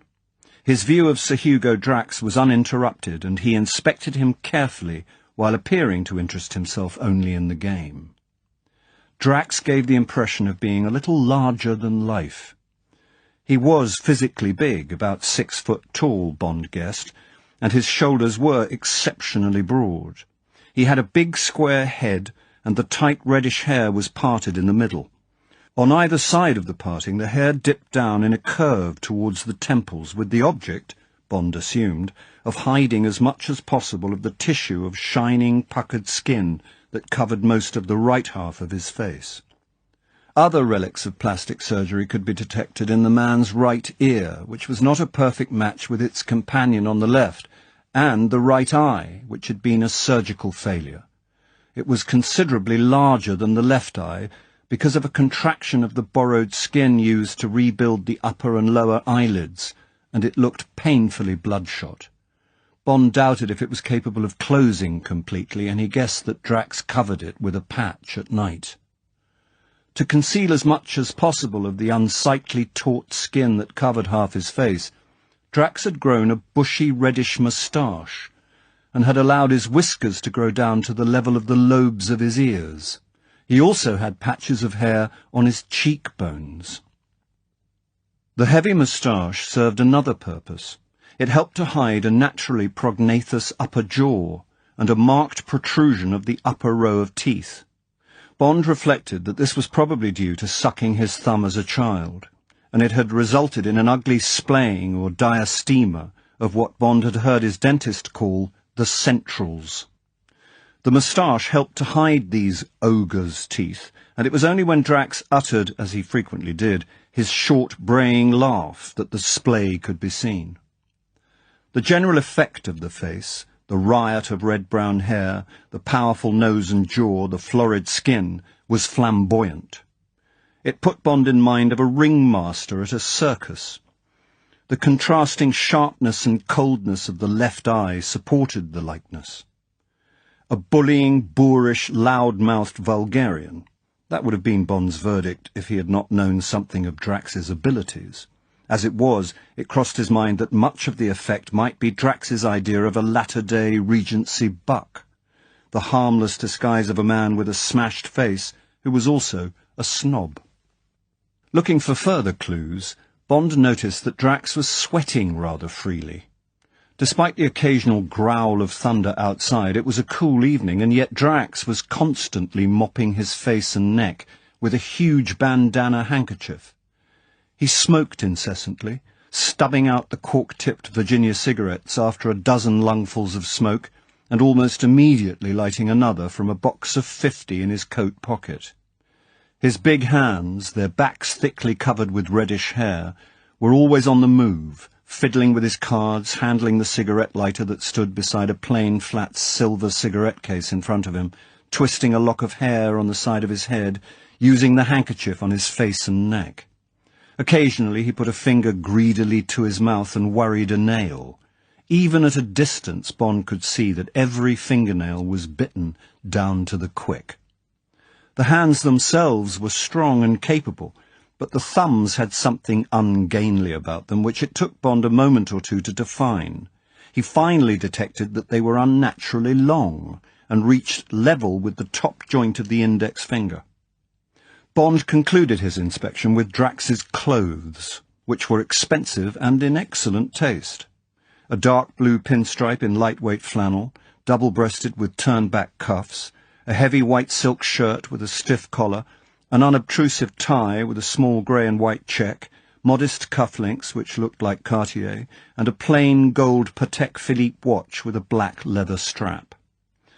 Bond lit another cigarette and concentrated on the game, leaving his subconscious to digest the details of Drax's appearance and manner that had seemed to him significant and that might help to explain the riddle of his cheating, the nature of which had still to be discovered. Half an hour later, the cards had completed the circle. "My deal," said Drax with authority. "Game all, and we have a satisfactory inflation above the line. Now then, Max, see if you can't pick up a few aces. I'm tired of doing all the work." He dealt smoothly and slowly round the table, keeping up a running fire of rather heavy-handed banter with the company. "Long rubber," he said to M, who was sitting smoking his pipe between Drax and Basildon. "Sorry to have kept you out so long. How about a challenge after dinner? Max and I'll take on you and the Commander Thingamy. What did you say your name was? Good player?" "Bond," said M. "James Bond." "Yes, I think we'd like that very much. What do you say, James?" Bond's eyes were glued to the bent head and slowly moving hands of the dealer. Yes, that was it. Got you, you bastard. A shiner. A simple bloody shiner that wouldn't have lasted 5 minutes in a prose game. M saw the glint of assurance in Bond's eyes as they met across the table. "Fine," said Bond cheerfully. "Couldn't be better." He made an imperceptible movement of the head. "How about showing me the betting book before dinner? You always say it'll amuse me." M nodded. "Yes. Come along. It's in the secretary's office. Then Basildon can come down and give us a cocktail and tell us the result of this death struggle." He got up. "Order what you want," said Basildon with a sharp glance at M. "I'll be down directly we've polished them off." "Around 9, then," said Drax, glancing from M to Bond. "Show him the bet about the girl in the balloon." He picked up his hand. "Looks like I shall have the casino's money to play with," he said after a rapid glance at his cards. 3 no trumps." He shot a triumphant glance at Basildon. "Put that in your pipe and smoke it." Bond, following M out of the room, missed Basildon's reply. They walked down the stairs and along to the secretary's office in silence. The room was in darkness. M switched on the light and went and sat down in the swivel chair in front of the busy-looking desk. He turned the chair to face Bond, who had walked over to the empty fireplace and was taking out a cigarette. "Any luck?" he asked, looking up at him. "Yes," said Bond. "He cheats all right." "Ah," said M, unemotionally. "How does he do it?" "Only on the deal," said Bond. "You know that silver cigarette case he has in front of him with his lighter? He never takes cigarettes from it. Doesn't want to get finger marks on the surface. It's plain silver and very highly polished. When he deals, it's almost concealed by the cards in his big hands, and he doesn't move his hands away from it. Deals 4 piles quite close to him. Every card is reflected in the top of the case. It's just as good as a mirror, although it looks perfectly innocent lying there. As he's such a good businessman, it would be normal for him to have a first-class memory. You remember I told you about shiners? Well, that's just a version of one. No wonder he brings off these miraculous finesses every once in a while. That double we watched was easy. He knew his partner had the guarded queen. With his 2 aces, the double was a certainty. The rest of the time he just plays his average game. But knowing all the cards on every 4th deal is a terrific edge. It's not surprising he always shows a profit. "But one doesn't notice him doing it," protested M. "It's quite natural to look down when one's dealing," said Bond. "Everybody does. And he covers up with a lot of banter, much more than he produces when someone else is dealing. I expect he's got very good peripheral vision, the thing they mark us so highly for when we take our medical for the service. Very wide angle of sight." The door opened and Basildon came in. He was bristling. He shut the door behind him. "That damn shut-out bit of Drax's," he exploded. "Tommy and I could have made 4 hearts if we could have got around to bidding it. Between them they had the ace of hearts, 6 club tricks, and the ace, king of diamonds, and a bear guard in spades. Made 9 tricks straight off. How he had the face to open 3 no trumps, I can't imagine." He calmed down a little. "Well, Miles," he said, "has your friend got the answer?" M gestured to Bond, who repeated what he'd told M. Lord Basildon's face got angrier as Bond talked. "Damn the man!" he exploded when Bond had finished. "What the hell does he want to do that for? Bloody millionaire! Rolling in money! Fine scandal we're in for. I'll simply have to tell the committee. Haven't had a cheating case since the 1418 war." He paced up and down the room. The club was quickly forgotten as he remembered the significance of Drax himself. "And they say this rocket of his is going to be ready before long. Only comes up here once or twice a week for a bit of relaxation. Why, the man's a public hero. This is terrible." Basildon's anger was chilled by the thought of his responsibility. He turned to M for help. "Now, Miles, what am I to do?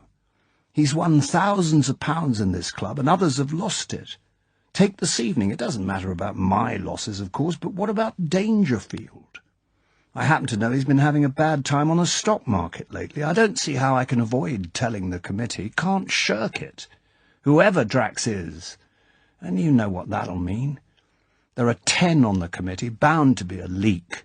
And then look at the scandal. They tell me the Moonraker can't exist without Drax, and the papers say the whole future of the country depends on the thing. This is a damn serious business." He paused and shot a hopeful glance at Em, and then at Bond. "Is there any alternative?" Bond stubbed out his cigarette. "He could be stopped," he said quietly. "That is," he added with a thin smile, "if you don't mind paying him out in his own coin." "Do anything you bloody well like," said Basildon emphatically. "What are you thinking of?" Hope dawned in his eyes at Bond's assurance. "Well," said Bond, "I could show him I'd spotted him, and at the same time flay the hide off him at his own game. Of course Mayer'd get hurt in the process, might lose a lot of money as Drax's partner. Would that matter?" "Serve him right," said Basildon, overcome with relief and ready to grasp at any solution.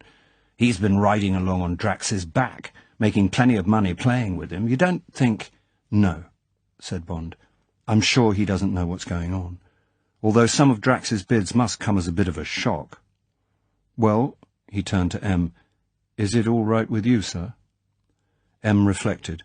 He looked at Basildon. There was no doubt of his view. He looked at Bond. "All right," he said. "What must be, must be. Don't like the idea, but I can see Basildon's point.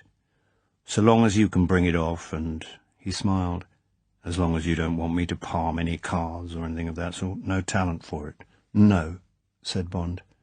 He put his hands in his coat pockets and touched the 2 silk handkerchiefs. "And I think it should work. All I need is a couple of packs of used cards, 1 of each colour, and 10 minutes in here, alone." Chapter 5. Dinner at Blades. It was 8 o'clock as Bond followed M through the tall doors, across the well of the staircase from the card-room that opened into the beautiful white and gold Regency dining-room of Blades. M chose not to hear a call from Basildon, who was presiding over the big centre table, where there were still 2 places vacant. Instead, he walked firmly across the room to the end one of a row of 6 smaller tables, waved Bond into the comfortable armed chair that faced outwards into the room, and himself took the one on Bond's left, so that his back was to the company. The head steward was already behind Bond's chair. He placed a broad menu card beside his plate and handed another to M. Blades was written in fine gold script across the top. Below there was a forest of print. "Don't bother to read through all that," said M, "unless you've got no ideas. One of the first rules of the club, and one of the best, was that any member may speak for any dish, cheap or dear, but he must pay for it. The same's true today, only the odds are one doesn't have to pay for it. Just order what you feel like." He looked up at the steward. "Any of that beluga caviar left, Porterfield?" Yes, sir. There was a new delivery last week." "Well," said M, "caviar for me, devilled kidney and a slice of your excellent bacon, peas and new potatoes, strawberries in kirsch. What about you, James?" "I've got a mania for really good smoked salmon," said Bond. Then he pointed down the menu. "Lamb cutlets, the same vegetables as you, as it's May. Asparagus with béarnaise sauce sounds wonderful. Perhaps a slice of pineapple." He sat back and pushed the menu away. "Thank heaven for a man who makes up his mind," said M. He looked up at the steward. "Have you got all that, Porterfield?" "Yes, sir." The steward smiled. "You wouldn't care for a marrowbone after the strawberry, sir? We got 6 in today from the country, and I'd specially kept one in case you came in." "Of course. You know I can't resist them. Bad for me, but it can't be helped. God knows what I'm celebrating this evening, but it doesn't often happen. Ask Grimley to come over, would you?" "He's here now, sir," said the steward, making way for the wine waiter. "Ah, Grimley, some vodka, please." He turned to Bond. "Not the stuff you had in your cocktail. This is real pre-war Wulfschmidt from Riga. Like some with your smoked salmon?" "Very much," said Bond. "Then what?" asked M. "Champagne? Personally, I'm going to have half a bottle of claret. The Mouton Rothschild 34, please, Grimley. But don't pay any attention to me, James. I'm an old man. Champagne's no good for me. We've got some good champagnes, haven't we, Grimley? None of that stuff you're always telling me about, I'm afraid, James. Don't often see it in England. Tattinger, wasn't it? Bond smiled at M's memory. Yes, he said. But it's only a fad of mine. As a matter of fact, for various reasons, I believe I would like to drink champagne this evening. Perhaps I could leave it to Grimley. The wine-waiter was pleased. If I may suggest it, sir, the Dom Perignon 46, I understand that France only sells it for dollars, sir, so you don't often see it in London. I believe it was a gift from the Regency Club in New York, sir. I have some on ice at the moment. It's the chairman's favourite, and he's told me to have it ready every evening in case he needs it. Bond smiled his agreement. So be it, Grimley, said M. The Dom Perignon, bring it straight away, would you? A waitress appeared and put racks of fresh toast on the table and a silver dish of Jersey butter. As she bent over the table, her black skirt brushed Bond's arm, and he looked up into two pert, sparkling eyes under a soft fringe of hair. The eyes held his for a fraction of a second, and then she whisked away. Bond's eyes followed the white bow at her waist and the starched collar and cuffs of her uniform as she went down the long room. His eyes narrowed. He recalled a pre-war establishment in Paris where the girls were dressed with the same exciting severity until they turned round and showed their backs. He smiled to himself. The Martha Richards law had changed all that. M turned from studying their neighbours behind him. Why were you so cryptic about drinking champagne? Well, if you don't mind, sir, Bond explained, I've got to get a bit tight tonight. I'll have to seem very drunk when the time comes. It's not an easy thing to act unless you do it with a good deal of conviction. I hope you won't get worried if I seem to get frayed at the edges later on. M shrugged his shoulders. You've got a head like a rock, James, he said. Drink as much as you like if it's going to help. Ah, here's the vodka. When M poured him 3 fingers from the frosted carafe, Bond took a pinch of black pepper and dropped it on the surface of the vodka. The pepper slowly settled to the bottom of the glass, leaving a few grains on the surface, which Bond dabbed up with the tip of a finger. Then he tossed the cold liquor well to the back of his throat and put his glass, with the dregs of the pepper at the bottom, back on the table. M gave him a glance of rather ironical inquiry. "It's a trick the Russians taught me that time you attached me to the embassy in Moscow," apologized Bond. "There's often quite a lot of fusel oil on the surface of this stuff. At least there used to be when it was badly distilled. Poisonous. In Russia, where you get a lot of bathtub liquor, it's an understood thing to sprinkle a little pepper in your glass. It takes the fusel oil to the bottom. I got to like the taste, and now it's a habit.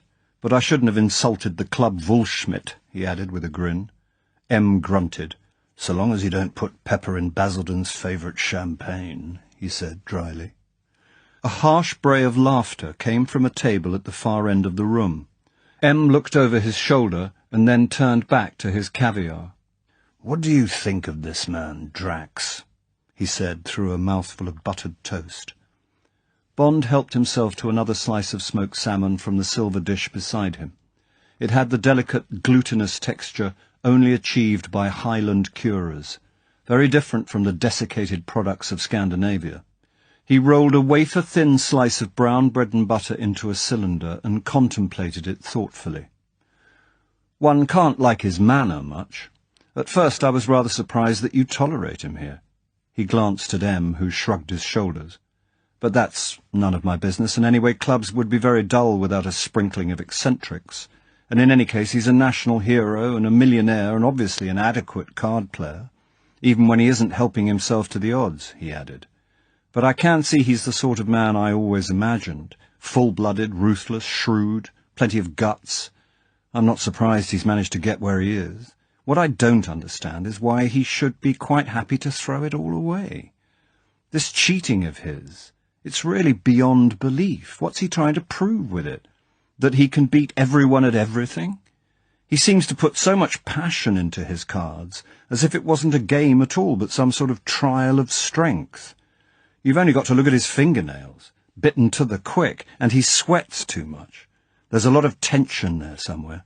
It comes out in those ghastly jokes of his. They're harsh. There's no light touch about them. He seemed to want to squash Basildon like a fly." Hope I shall be able to keep my temper. That manner of his is pretty riling.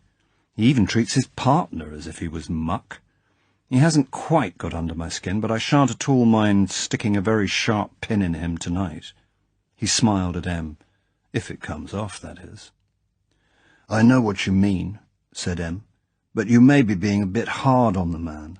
After all, it's a big step from the Liverpool docks, or wherever he came from, to where he is now. And he's one of those people who was born with naturally hairy heels, nothing to do with snobbery. I expect his mates in Liverpool found him just as loud-mouthed as Blades does. As for his cheating, there's probably a crooked streak in him somewhere. I dare say he took plenty of short cuts on his way up. Somebody said that to become very rich you have to be helped by a combination of remarkable circumstances and an unbroken run of luck. It certainly isn't only the qualities of people that make them rich. At least that's my experience. At the beginning, getting together the first 10,000 or the first 100,000, things have got to go damn right. And in that commodity business after the war, with all the regulations and restrictions, I expect it was often a case of being able to drop £1,000 in the right pocket. Officials, the ones who understand nothing but addition, division, and silence, the useful ones. Em paused while the next course came. With it arrived the champagne in a silver ice bucket, and the small wicker basket containing Em's half-bottle of claret. The wine steward waited until they had delivered a favourable judgment on the wines, and then moved away. As he did so, a page came up to their table. "Commander Bond?" he asked. Bond took the envelope that was handed to him and slit it open. He took out a thin paper packet and carefully opened it under the level of the table. It contained a white powder. He took a silver fruit knife off the table and dipped the tip of the blade into the packet so that about half its contents were transferred to the knife. He reached for his glass of champagne and tipped the powder into it. "Now what?" said Em with a trace of impatience. There was no hint of apology in Bond's face. It wasn't Em who was going to have to do the work that evening. Bond knew what he was doing. Whenever he had a job of work to do, he would take infinite pains beforehand and leave as little as possible to chance. Then if something went wrong, it was the unforeseeable. For that, he accepted no responsibility. "Benzedrine," he said. "I rang up my secretary before dinner and asked her to wangle some out of the surgery at headquarters. It's what I shall need if I'm going to keep my wits about me tonight. It's apt to make one a bit overconfident, but that'll be a help too." He stirred the champagne with a scrap of toast, so that the white powder whirled among the bubbles. Then he drank the mixture down with one long swallow. "It doesn't taste," said Bond, "and the champagne is quite excellent." Em smiled at him indulgently. "It's your funeral," he said. "Now we'd better get on with our dinner. How were the cutlets?" "Superb," said Bond. "I could cut them with a fork. The best English cooking is the best in the world, particularly at this time of the year. By the way, what stakes will we be playing for this evening? I don't mind very much. We ought to end up the winners, but I'd like to know how much it will cost Drax." "Drax likes to play for what he calls 1 and 1, said Em, helping himself from the strawberries that had just been put on the table. "Modest-sounding stake, if you don't know what it stands for. In fact, it's 1 tenner 100 and £100 on the rubber." "Oh," said Bond respectfully. "I see.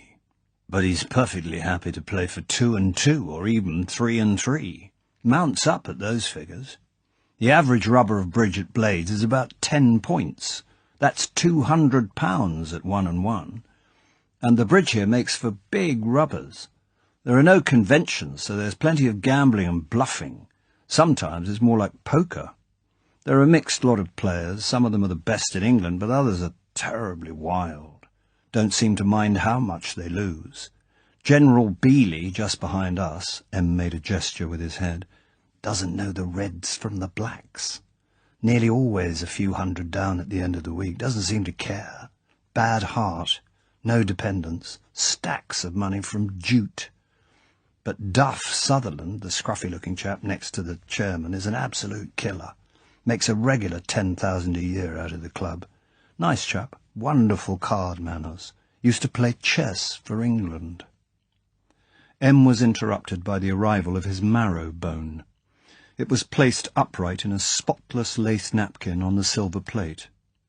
An ornate silver marrow scoop was laid beside it. After the asparagus, Bond had little appetite for the thin slivers of pineapple. He tipped the last of the ice-cold champagne into his glass. He felt wonderful. The effects of the Benzedrine and champagne had more than offset the splendour of the food. For the first time, he took his mind away from the dinner and his conversation with M, and glanced round the room. It was a sparkling scene. There were perhaps 50 men in the room, the majority in dinner jackets, all at ease with themselves and their surroundings, all stimulated by the peerless food and drink, all animated by a common interest, the prospect of high gambling, the grand slam, the ace pot, the key throw in a 64 game at backgammon. There might be cheats or possible cheats amongst them, men who beat their wives, men with perverse instincts, greedy men, cowardly men, lying men. But the elegance of the room invested each one with a kind of aristocracy. At the far end, above the cold table, laden with lobsters, pies, joints, and delicacies in aspic, Rumney's unfinished full-length portrait of Mrs. Fitzherbert gazed provocatively across at Fragonard's jeu de cartes, the broad conversation piece which half filled the opposite wall above the Adam fireplace. Along the lateral walls, in the centre of each gilt-edged panel, was one of the rare engravings of the Hellfire Club, in which each figure is shown making a minute gesture of scatological or magical significance. Above, marrying the walls into the ceiling, ran a frieze in plaster relief of carved urns and swags interrupted at intervals by the capitals of the fluted pilasters, which framed the windows and the tall double doors, the latter delicately carved with a design showing the Tudor rose interwoven with a ribbon effect. The central chandelier, a cascade of crystal ropes terminating in a broad basket of strung quartz, sparkled warmly above the white damask tablecloths and George IV silver. Below, in the centre of each table, branched candlesticks distributed the golden light of 3 candles, each surmounted by a red silk shade, so that the faces of the diners shone with a convivial warmth, which glossed over the occasional chill of an eye or cruel twist of a mouth. Even as Bond drank in the warm elegance of the scene, some of the groups began to break up. There was a drift towards the door, accompanied by an exchange of challenges, side bets, and exhortations to hurry up and get down to business. Sir Hugo Drax, his hairy red face shining with cheerful anticipation, came towards them with Mayer in his wake. "Well, gentlemen," he said jovially as he reached their table, "are the lambs ready for the slaughter and the geese for the plucking?" He grinned and in wolfish pantomime drew a finger across his throat. "We'll go ahead and lay out the axe and the basket. Major Wills—" "Be with you in a moment," said M, edgily. "You go along and stack the cards." Drax laughed. "We shan't need any artificial aids," he said. "Don't be long." He turned and made for the door. Mayer enveloped them in an uncertain smile and followed him. M grunted. "We'll have coffee and brandy in the card room," he said to Bond. "Can't smoke here. Now then, any final plans?" "I'll have to fatten him up for the kill, so please don't worry if I seem to be betting high," said Bond.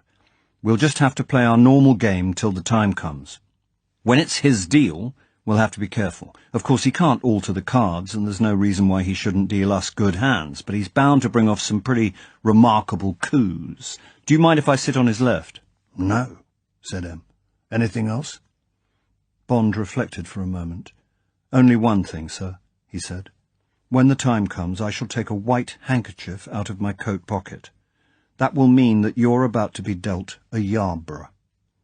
Would you please leave the bidding of that hand to me?" Chapter 6. Cards with a Stranger. Drax and Mayer were waiting for them. They were leaning back in their chairs, smoking cabinet Havanas. On the small tables beside them, There was coffee and large balloons of brandy. As M and Bond came up, Drax was tearing the paper cover off a new pack of cards. The other pack was fanned out across the green baize in front of him. "Ah, there you are," said Drax. He leant forward and cut a card. They all followed suit. Drax won the cut and elected to stay where he was and take the red cards. Bond sat down on Drax's left.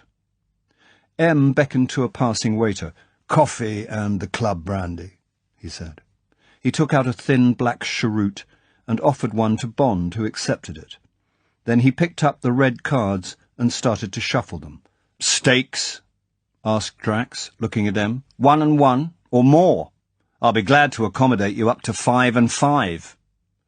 1 and 1 will be enough for me," said M. "James?" Drax cut in. "I suppose your guest knows what he's in for?" he asked sharply. Bond answered for M. "Yes," he said briefly. He smiled at Drax. "And I feel rather generous tonight. What would you like to take off me?" "Every penny you've got," said Drax cheerfully. "How much can you afford?" "I'll tell you when there's none left," said Bond. He suddenly decided to be ruthless. "I'm told that 5 and 5 is your limit. Let's play for that." Almost before the words were out of his mouth, he regretted them. £50 a 100, £500 side bets. 4 bad rubbers would be double his income for a year. If something went wrong, he'd look pretty stupid. Have to borrow from M, and M wasn't a particularly rich man.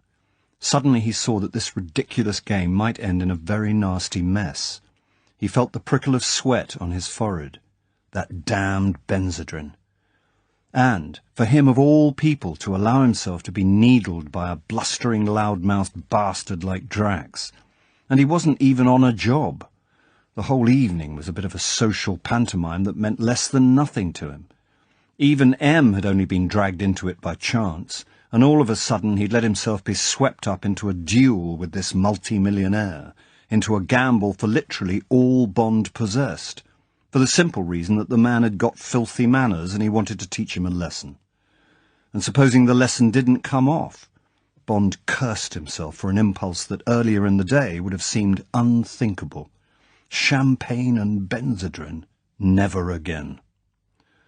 Drax was looking at him in sarcastic disbelief. He turned to M, who was still unconcernedly shuffling the cards.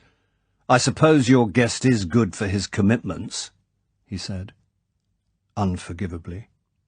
Bond saw the blood rush up M's neck and into his face. M paused for an instant in his shuffling. When he continued, Bond noticed that his hands were quite calm. M looked up and took the cheroot very deliberately out from between his teeth. His voice was perfectly controlled.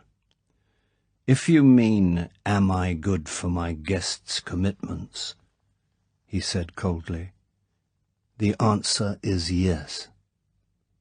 He cut the cards to Drax with his left hand, and with his right knocked the ash off his cheroot into the copper ashtray in the corner of the table.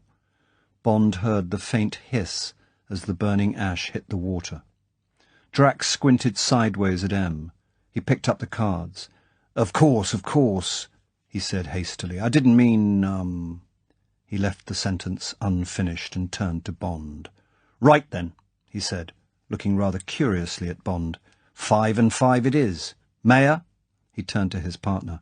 "How much would you like to take? There's 6 and 6 to cut up." 1 and 1's enough for me, Hugger," said Mayor, apologetically, "unless you'd like me to take some more." He looked anxiously at his partner. "Of course not," said Drax. "I like a high game. Never get enough on, generally. Now then," he started to deal.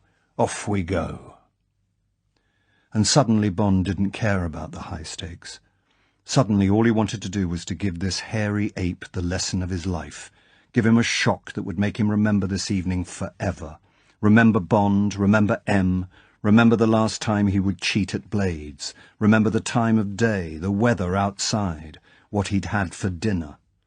For all its importance, Bond had forgotten the Moonraker. This was a private affair, between two men.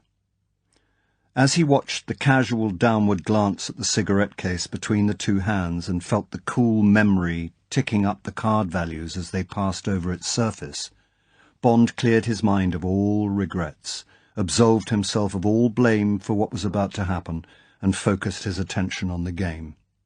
He settled himself more comfortably into his chair and rested his hands on the padded leather arms. Then he took the thin cheroot from between his teeth, laid it on the burnished copper surround of the ashtray beside him, and reached for his coffee.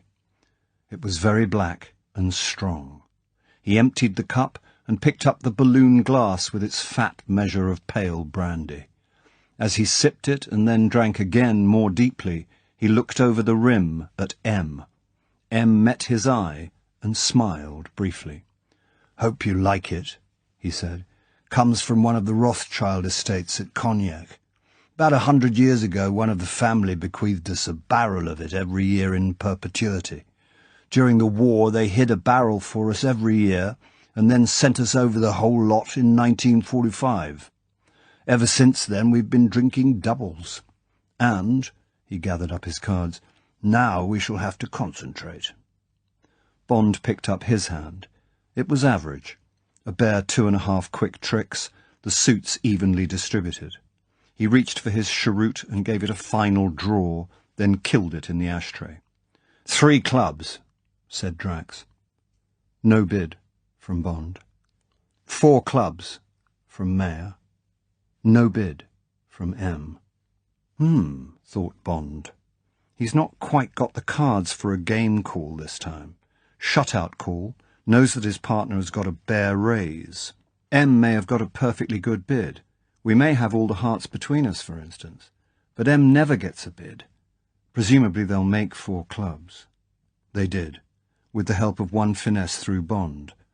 M turned out not to have had hearts, but a long string of diamonds, missing only the king, which was in Mayer's hand and would have been caught. Drax didn't have nearly enough length for a 3 call. Mayer had the rest of the clubs. Anyway, thought Bond as he dealt the next hand, we were lucky to escape without a game call. Their good luck continued. Bond opened a no trump, was put up to 3 by M, and they made it with an over trick. On Mayer's deal, they went 1 down in 5 diamonds, but on the next hand, M opened 4 spades, and Bond's 3 small trumps and an outside king-queen were all M needed for the contract. First rubber to M and Bond. Drax looked annoyed. He had lost £900 on the rubber, and the cards seemed to be running against them. "Shall we go straight on?" he asked. "No point in cutting." M smiled across at Bond. The same thought was in both their minds. So Drax wanted to keep the deal. Bond shrugged his shoulders. "No objection," said M. "These seats seem to be doing their best for us." "Up to now," said Drax, looking more cheerful. "And with reason. On the next hand, he and Mayer bid and made a small slam in spades that required 2 hair-raising finesses, both of which Drax, after a good deal of pantomime and hemming and hawing, negotiated smoothly, each time commenting loudly on his good fortune.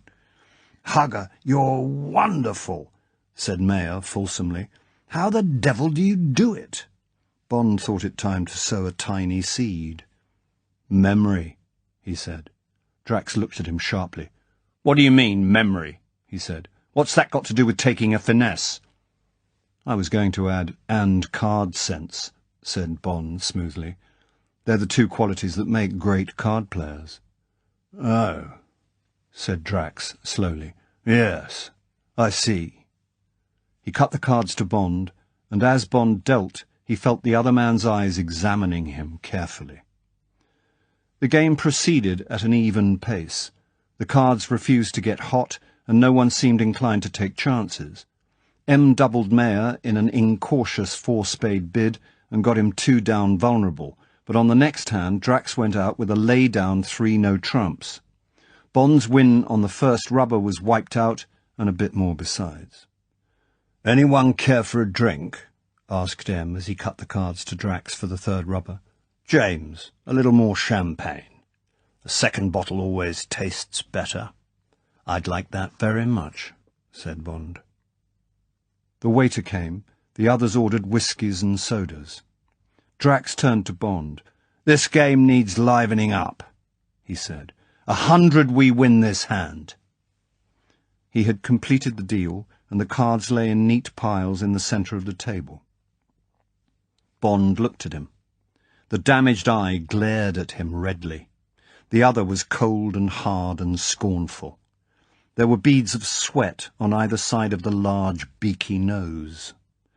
Bond wondered if he was having a fly thrown over him to see if he was suspicious of the deal. He decided to leave the man in doubt. It was 100 down the drain, but it would give him an excuse for increasing the stakes later. "On your deal?" he said with a smile. "Well," he weighed imaginary chances. "Yes, all right." An idea seemed to come to him. "And the same on the next hand, if you like," he added. All right," said Drax impatiently. "If you want to throw good money after bad." "You seem very certain about this hand," said Bond indifferently, picking up his cards. They were a poor lot, and he had no answer to Drax's opening no trump except to double it. The bluff had no effect on Drax's partner. Mayer said 2 no trumps, and Bond was relieved when M, with no long suit, said no bid. Drax left it in 2 no trumps and made the contract. "Thanks," he said with relish, and wrote carefully on his score. "Now, let's see if you can get it back." Much to his annoyance, Bond couldn't. The card still ran for Mayer and Drax, and they made 3 hearts and the game. Drax was pleased with himself. He took a long swallow at his whisky and soda and wiped down his face with his bandana handkerchief. "God is with the big battalions," he said jovially. "Got to have the cards as well as play them. Coming back for more or had enough?" Bond's champagne had come, and was standing beside him in its silver bucket. There was a glass goblet 3/4 full beside it on the side table. Bond picked it up and drained it, as if to give himself Dutch courage. Then he filled it again. "All right," he said thickly. 100 on the next 2 hands," and promptly lost them both, and the rubber. Bond suddenly realised that he was nearly £1,500 down. He drank another glass of champagne. "Save trouble if we just doubled the stakes on this rubber," he said rather wildly. "All right with you?" Drax had dealt and was looking at his cards. His lips were wet with anticipation. He looked at Bond, who seemed to be having difficulty lighting his cigarette. "Taken," he said quickly. £100 100 and 1,000 on the rubber." Then he felt he could risk a touch of sportsmanship. Bond could hardly cancel the bet now. "But I seem to have got some good tickets here," he added. "Are you still on?" Of course," said Bond, clumsily picking up his hand. "I made the bet, didn't I?" "All right, then," said Drax with satisfaction. 3 no trumps here." He made 4. Then, to Bond's relief, the cards turned. Bond bid and made a small slam in hearts, and on the next hand M ran out in 3 no trumps. Bond grinned cheerfully into the sweating face. Drax was picking angrily at his nails. "Big battalions," said Bond, rubbing it in. Drax growled something and busied himself with the score. Bond looked across at M, who was putting a match, with evident satisfaction at the way the game had gone, to his second cheroot of the evening, an almost unheard-of indulgence. "'Fraid this'll have to be my last rubber," said Bond. "Got to get up early. Hope you'll forgive me." M looked at his watch. "It's past midnight," he said. "What about you, Mayer?" Mayer, who had been a silent passenger for most of the evening and who had the look of a man caught in a cage with a couple of tigers, seemed relieved at being offered a chance of making his escape. He leapt at the idea of getting back to his quiet flat in Albany and the soothing companionship of his collection of Battersea snuff-boxes. "Quite all right with me, Admiral," he said quickly. "What about you, Hugger? Nearly ready for bed?" Drax ignored him. He looked up from his score-sheet at Bond.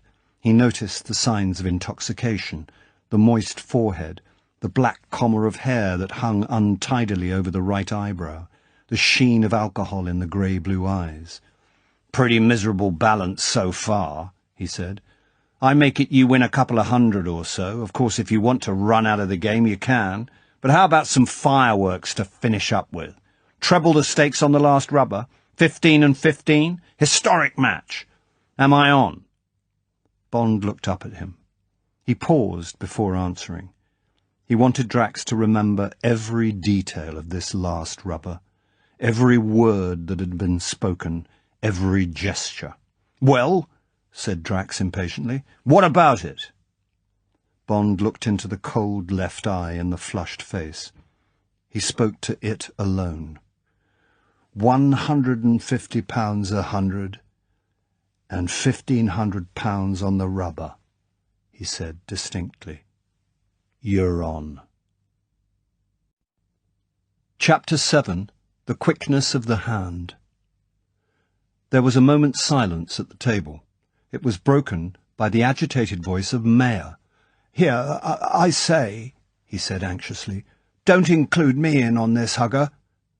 He knew it was a private bet with Bond, but he wanted to show Drax that he was thoroughly nervous about the whole affair.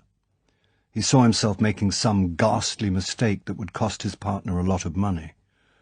"Don't be ridiculous, Max," said Drax harshly. "You play your hand. This is nothing to do with you, just an enjoyable little bet with our rash friend here. Come along. My deal, Admiral." M cut the cards and the game began. Bond lit a cigarette with hands that had suddenly become quite steady. His mind was clear. He knew exactly what he had to do and when, and he was glad that the moment of decision had come. He sat back in his chair, and for a moment he had the impression that there was a crowd behind him at each elbow, and that faces were peering over his shoulder waiting to see his cards. He somehow felt that the ghosts were friendly, that they approved of the rough justice that was about to be done. He smiled as he caught himself sending this company of dead gamblers a message, that they should see that all went well. The background noise of the famous gaming room broke in on his thoughts. He looked round. In the middle of the long room, under the central chandelier, there were several onlookers around the poker game. "Raise you 100, and 100, and 100. Damn you, I'll look," and a shout of triumph followed by a hubbub of comment. In the distance he could hear the rattle of a croupier's rake against the counters of the shemmy game. Nearer at hand, at his end of the room, there were 3 other tables of bridge, over which the smoke of cigars and cigarettes rose towards the barrelled ceiling. Nearly every night for more than 150 years there had been just such a scene, he reflected, in this famous room. The same cries of victory and defeat, the same dedicated faces, the same smell of tobacco and drama. For Bond, who loved gambling, it was the most exciting spectacle in the world. He gave it a last glance to fix it all in his mind, and then he turned back to his table. He picked up his cards, and his eyes glittered. For once on Drax's deal, he had a cast-iron game hand. 7 spades with the 4 top honours, the ace of hearts and the ace-king of diamonds. He looked at Drax.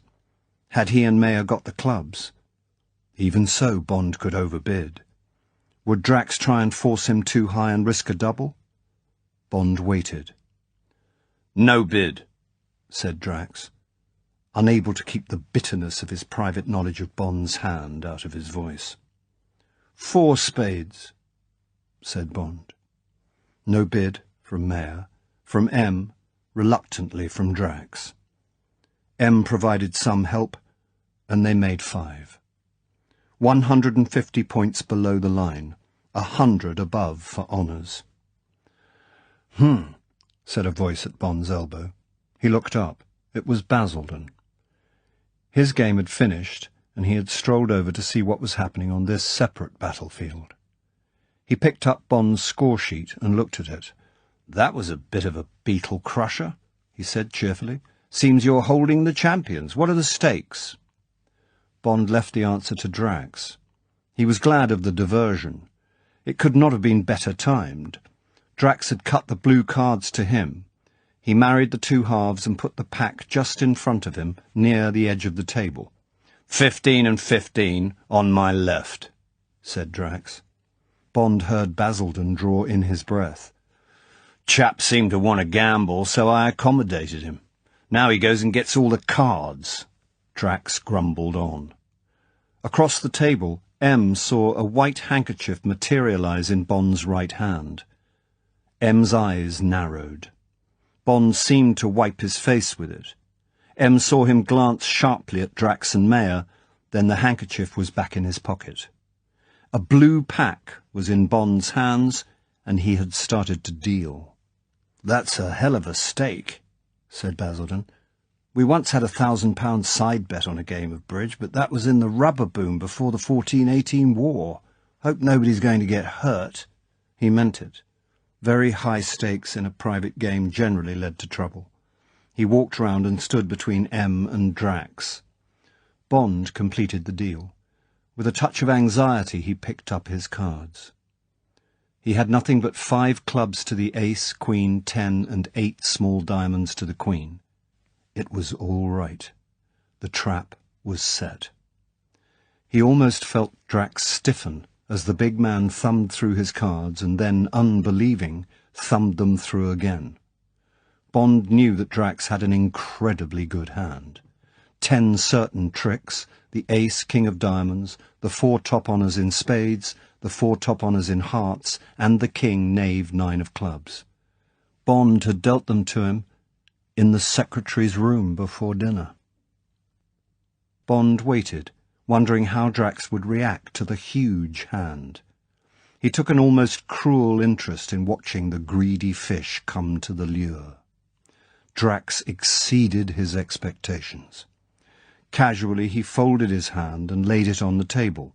Nonchalantly he took the flat carton out of his pocket, selected a cigarette and lit it. He didn't look at Bond. He glanced up at Basildon. "Yes," he said, continuing the conversation about their stakes. "It's a high game, but not the highest I've ever played. Once played for 2,000 a rubber in Cairo. At the Muhammad Ali, as a matter of fact. They've really got guts there. Often bet on every trick, as well as on the game and rubber. Now," he picked up his hand and looked slyly at Bond, "I've got some good tickets here, I'll admit it, but then you may have 2, for all I know." "Unlikely, you old shark," thought Bond, "with 3 of the ace-kings in your own hand. Care to have something extra just on this hand?" Bond made a show of studying his cards with the minuteness of someone who is nearly very drunk. "I've got a promising lot too," he said thickly. "If my partner fits and the cards lie right, I might make a lot of tricks myself. What are you suggesting?" "Sounds as if we're pretty evenly matched," lied Drax. "What do you say to 100 a trick on the side? From what you say, it shouldn't be too painful." Bond looked thoughtful and rather fuddled. He took another careful look at his hand, running through the cards one by one. "All right," he said. "You're on, and frankly, you've made me gamble. You've obviously got a big hand, so I must shut you out and chance it." Bond looked blearily across at M. "Pay your losses on this one, partner," he said. "Here we go. 7 clubs." In the dead silence that followed, Basildon, who had seen Drax's hand, was so startled that he dropped his whisky and soda on the floor. He looked dazedly down at the broken glass and let it lie. Drax said, "What?" in a startled voice, and hastily ran through his cards again for reassurance.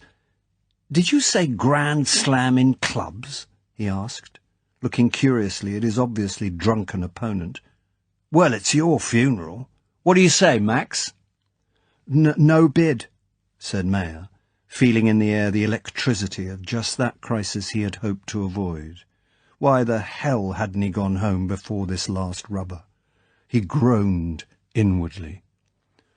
"No bid," said M, apparently unperturbed. "Double!" The word came viciously out of Drax's mouth.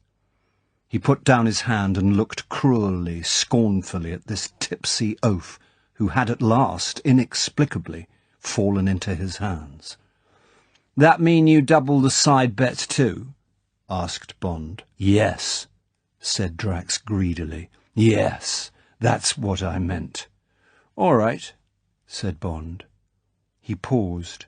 He looked at Drax and knotted his hand. "Redouble. The contract and the side bets. £400 a trick on the side."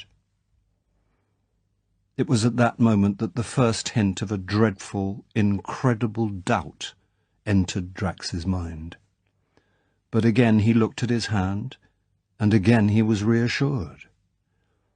At the very worst he couldn't fail to make 2 tricks. A muttered "no bid" from Mayer, a rather strangled "no bid" from M, an impatient shake of the head from Drax. Basildon stood, his face very pale, looking intently across the table at Bond. Then he walked slowly round the table, scrutinizing all the hands. What he saw was this. M, who sat south, held the 10, 9, 8, 7 of spades, the 6, 5, 4, 3 of hearts, and the 7, 6, 5, 3, 2 of clubs. Drax, west, held the ace, king, queen, knave of spades, the ace and king of hearts, and the king, knave, and 9 of clubs. Bond, north, held no spades or hearts. He held the queen, 8, 7, 6, 5, 4, 3, 2 of diamonds, and the ace, queen, 10, 8, and 4 of clubs. Mayer, east, held the 6, 5, 4, 3, 2 of spades, the 10, 9, 8, 7, 2 of hearts, and the knave, 10, 9 of diamonds. He held no clubs. And suddenly Basildon understood. It was a lay-down grand slam for Bond against any defence. Whatever Mayer led, Bond must get in with a trump in his own hand or on the table. Then, in between clearing trumps, finessing of course against Drax, he would play 2 rounds of diamonds, trumping them in dummy and catching Drax's ace and king in the process. After 5 plays he would be left with the remaining trumps and 6 winning diamonds.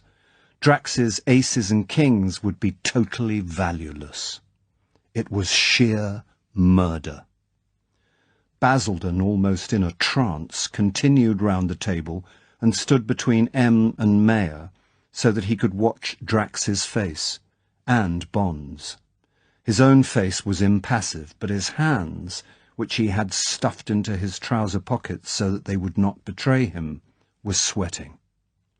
He waited almost fearfully for the terrible punishment that Drax was about to receive. 13 separate lashes whose scars no card player would ever lose.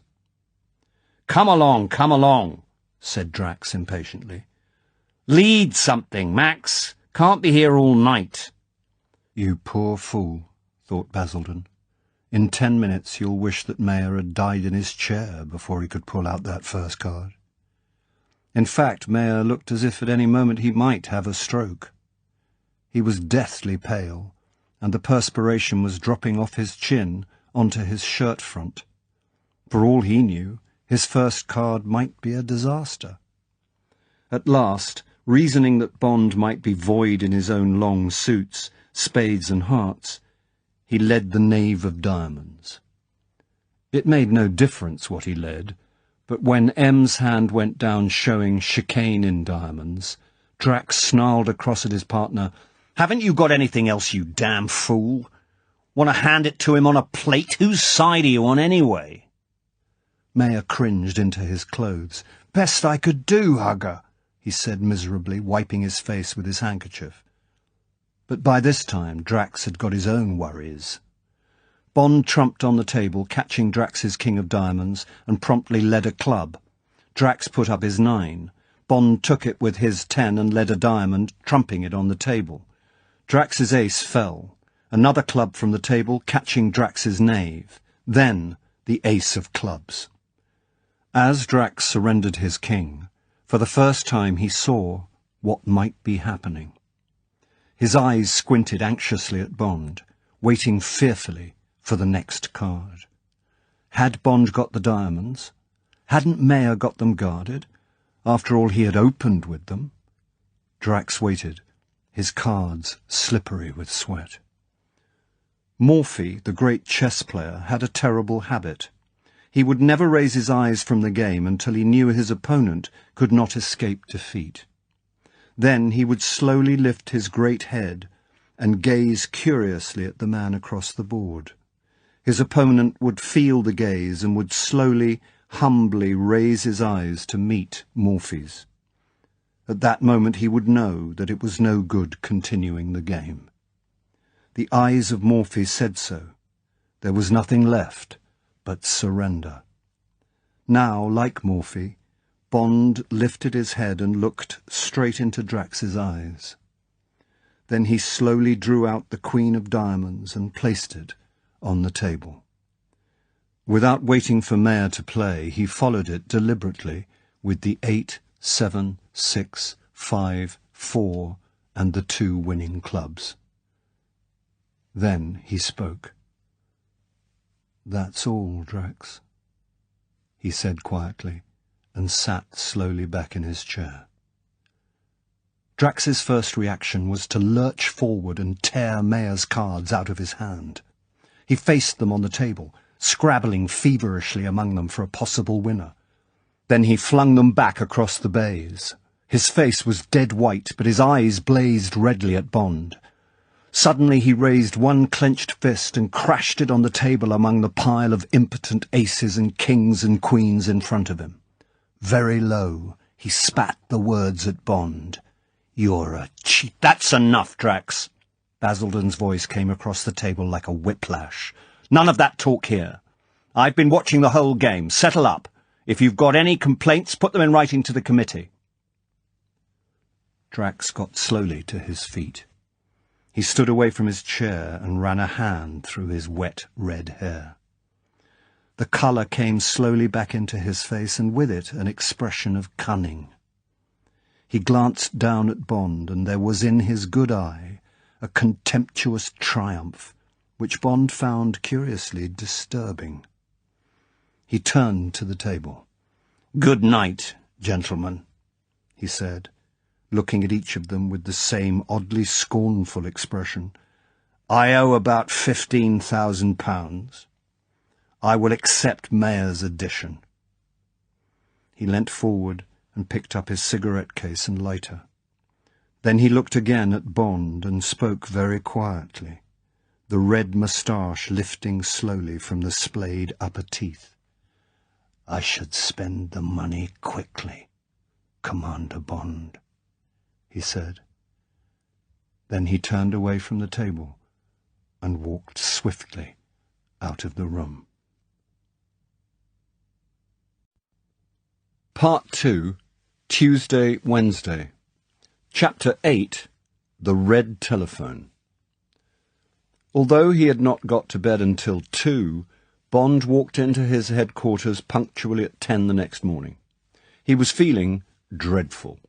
As well as acidity and liver as a result of drinking nearly 2 whole bottles of champagne, he had a touch of the melancholy and spiritual deflation that were partly the after-effects of the Benzedrine and partly reaction to the drama of the night before.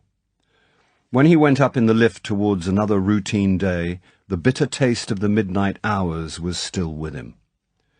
After Mayer had scuttled thankfully off to bed, Bond had taken the 2 packs of cards out of the pockets of his coat and had put them on the table in front of Basildon and M.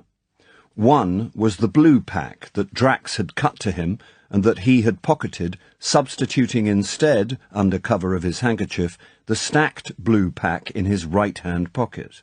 The other was the stacked red pack in his left-hand pocket, which had not been needed. He fanned the red pack out on the table and showed M and Basildon that it would have produced the same freak grand slam that had defeated Drax. "It's a famous Culbertson hand," he explained. "He used it to spoof his own quick-trick conventions. I had to doctor a red and a blue pack. Couldn't know which colour I would be dealing with." "Well, it certainly went with a bang," said Basildon gratefully.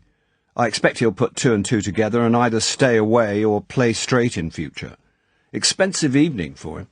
Don't let's have any arguments about your winnings," he added. "You've done everyone, and particularly Drax, a good turn tonight. Things might have gone wrong. Then it would have been your fingers that would have got burned. Cheque will reach you on Saturday." They had said good night, and Bond, in a mood of anticlimax, had gone off to bed.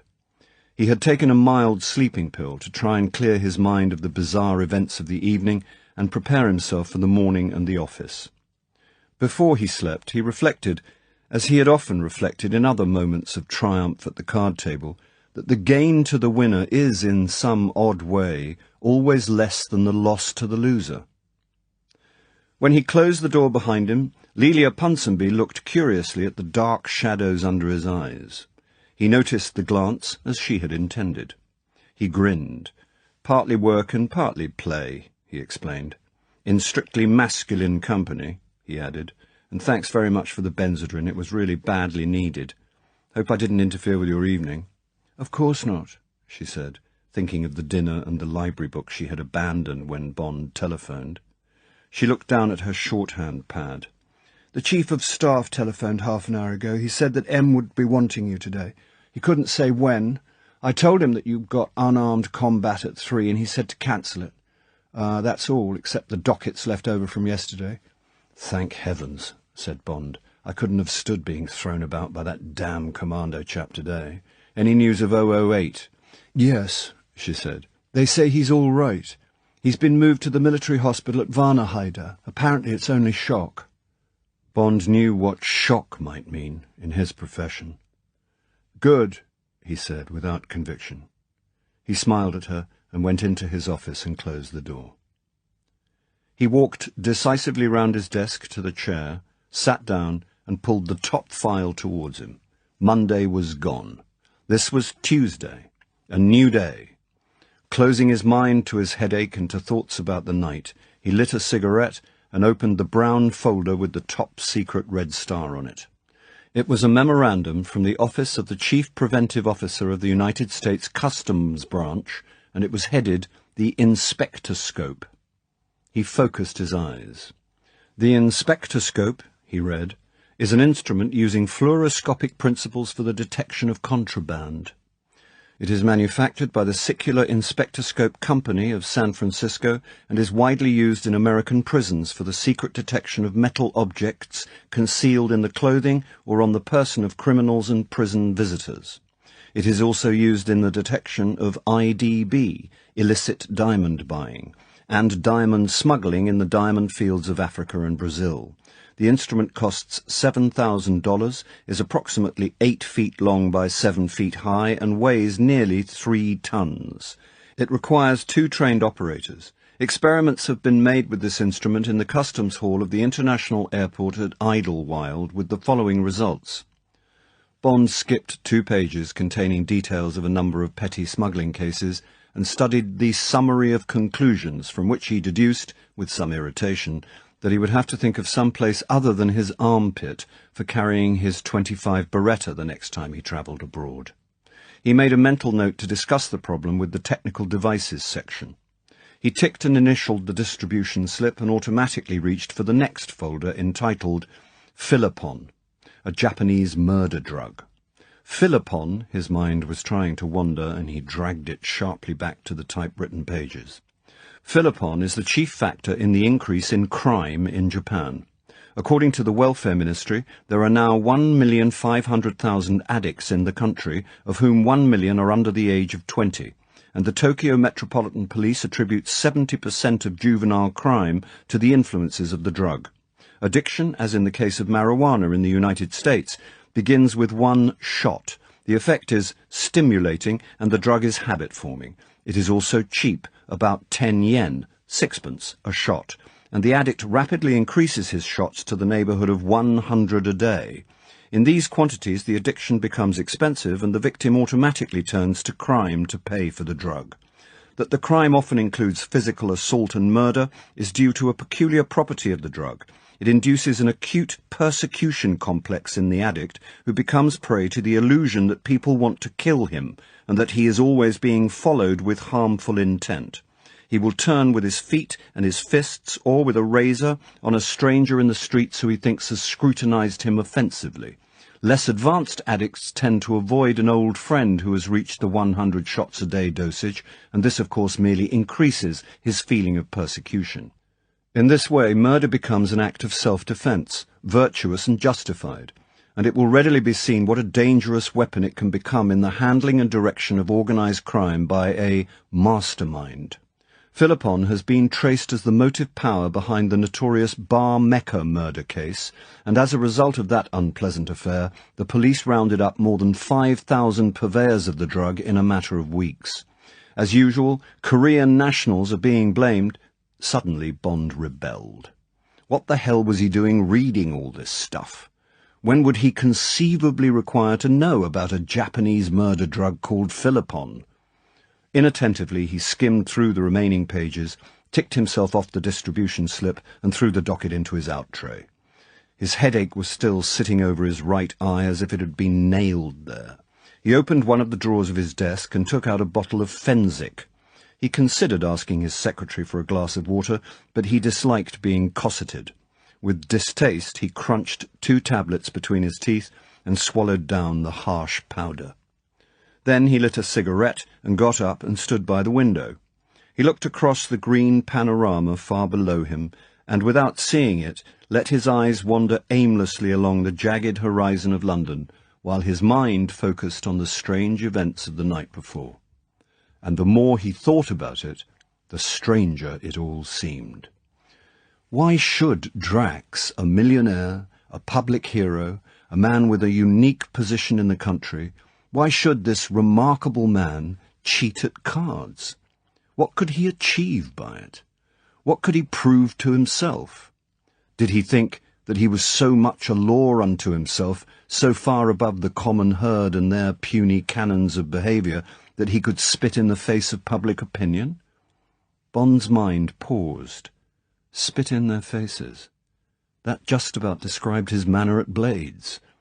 The combination of superiority and scorn, as if he was dealing with human muck so far beneath contempt that there was no need to put up even a pretence of decent behaviour in its company.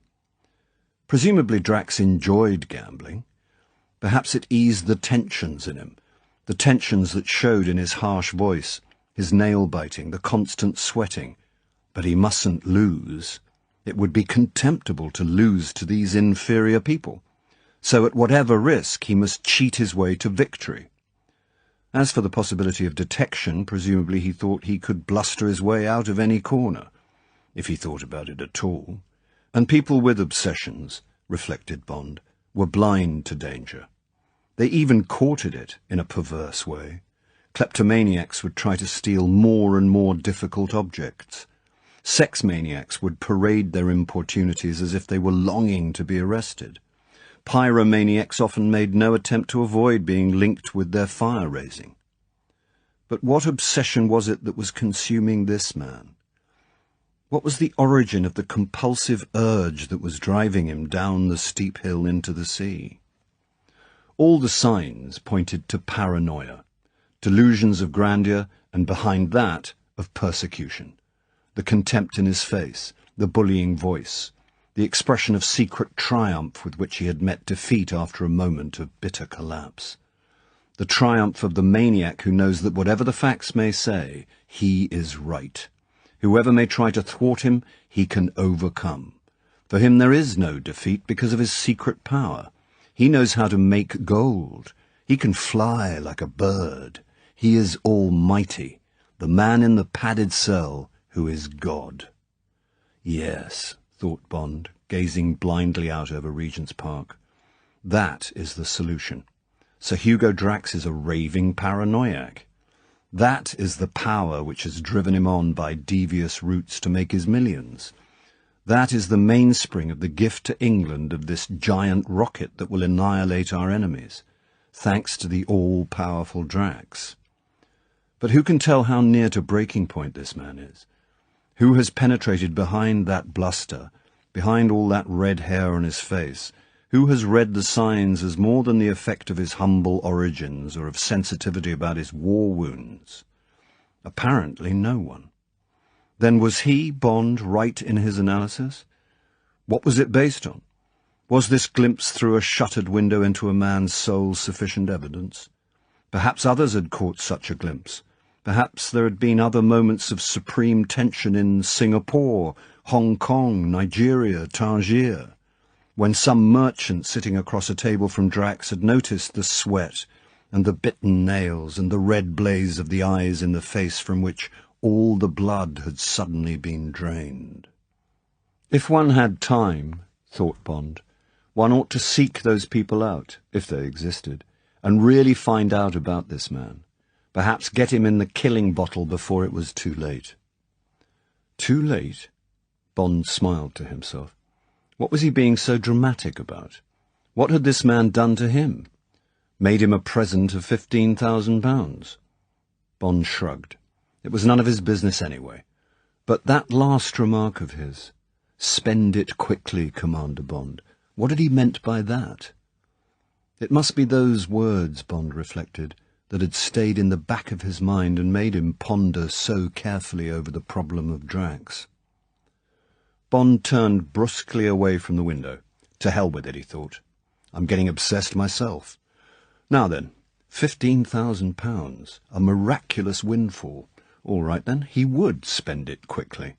He sat down at his desk and picked up a pencil. He thought for a moment and then wrote carefully on a memorandum pad headed Top Secret. 1. Rolls Bentley convertible, say £5,000. 2. 3 diamond clips at £250 each, £750. He paused. That still left nearly £10,000. Some clothes, paint the flat, a set of the new Henry Cotton irons, a few dozen of the Tattinger champagne, but those could wait.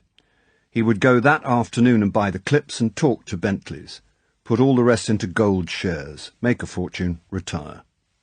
In angry protest, the red telephone splintered the silence. "Can you come up? M wants you."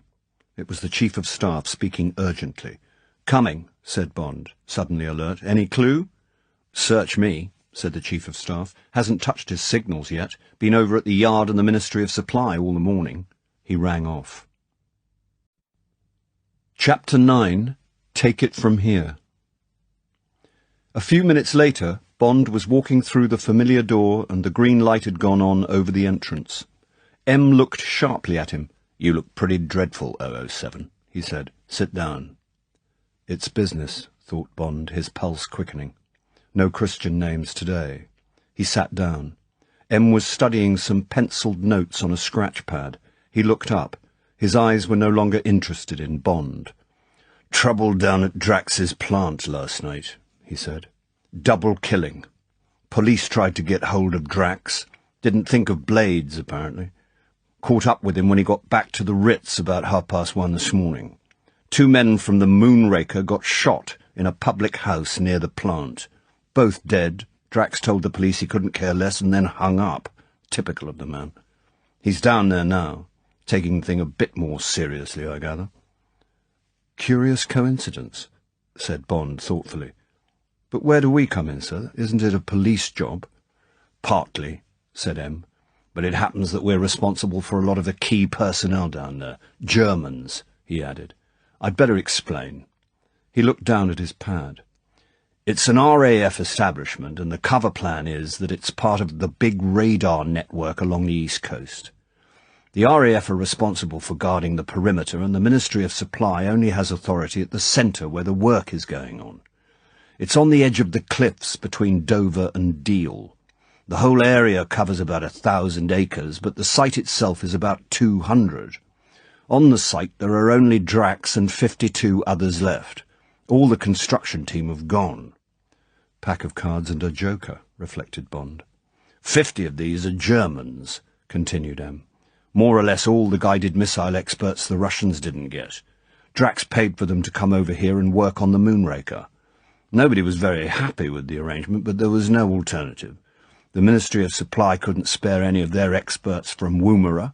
Drax had to find his men where he could. To strengthen the RAF security people, the Ministry of Supply appointed their own security officer to live on the site, a man called Major Talon. M paused and looked up at the ceiling. He was one of the two who got killed last night. Shot by one of the Germans, who then shot himself. M lowered his eyes and looked at Bond. Bond said nothing, waiting for the rest of the story. It happened in a public house near the site. Plenty of witnesses.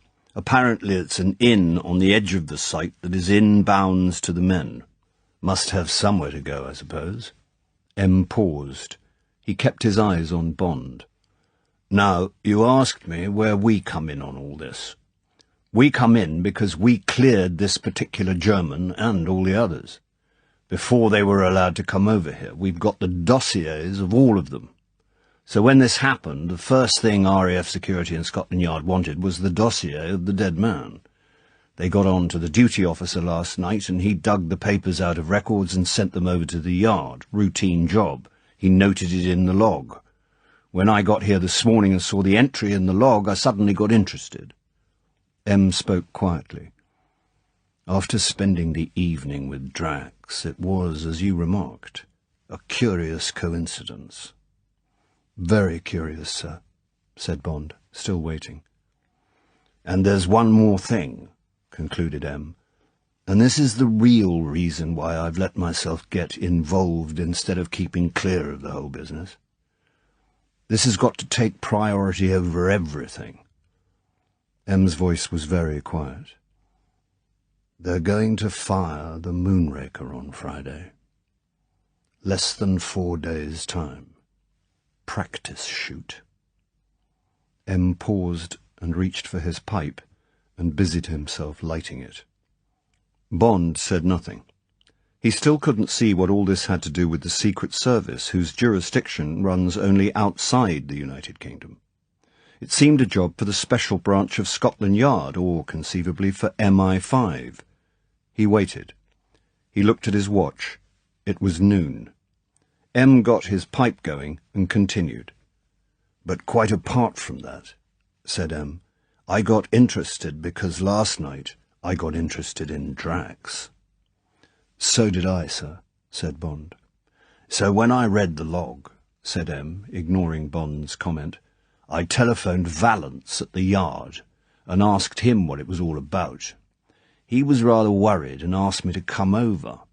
I said I didn't want to tread on Five's corns, but he said he'd already spoken to them. They maintained it was a matter between my department and the police, since it was we who had cleared the German who did the killing. So I went along. M paused and looked down at his notes. The place is on the coast about 3 miles north of Dover, he said. There's this inn nearby on the main coast road, the World Without Want, and the men from the site go there in the evening. Last night, about 7:30, the security man from the ministry, this man Talon, went along there and was having a whisky and soda and chatting away with some of the Germans when the murderer, if you like to call him that, came in and walked straight up to Talon.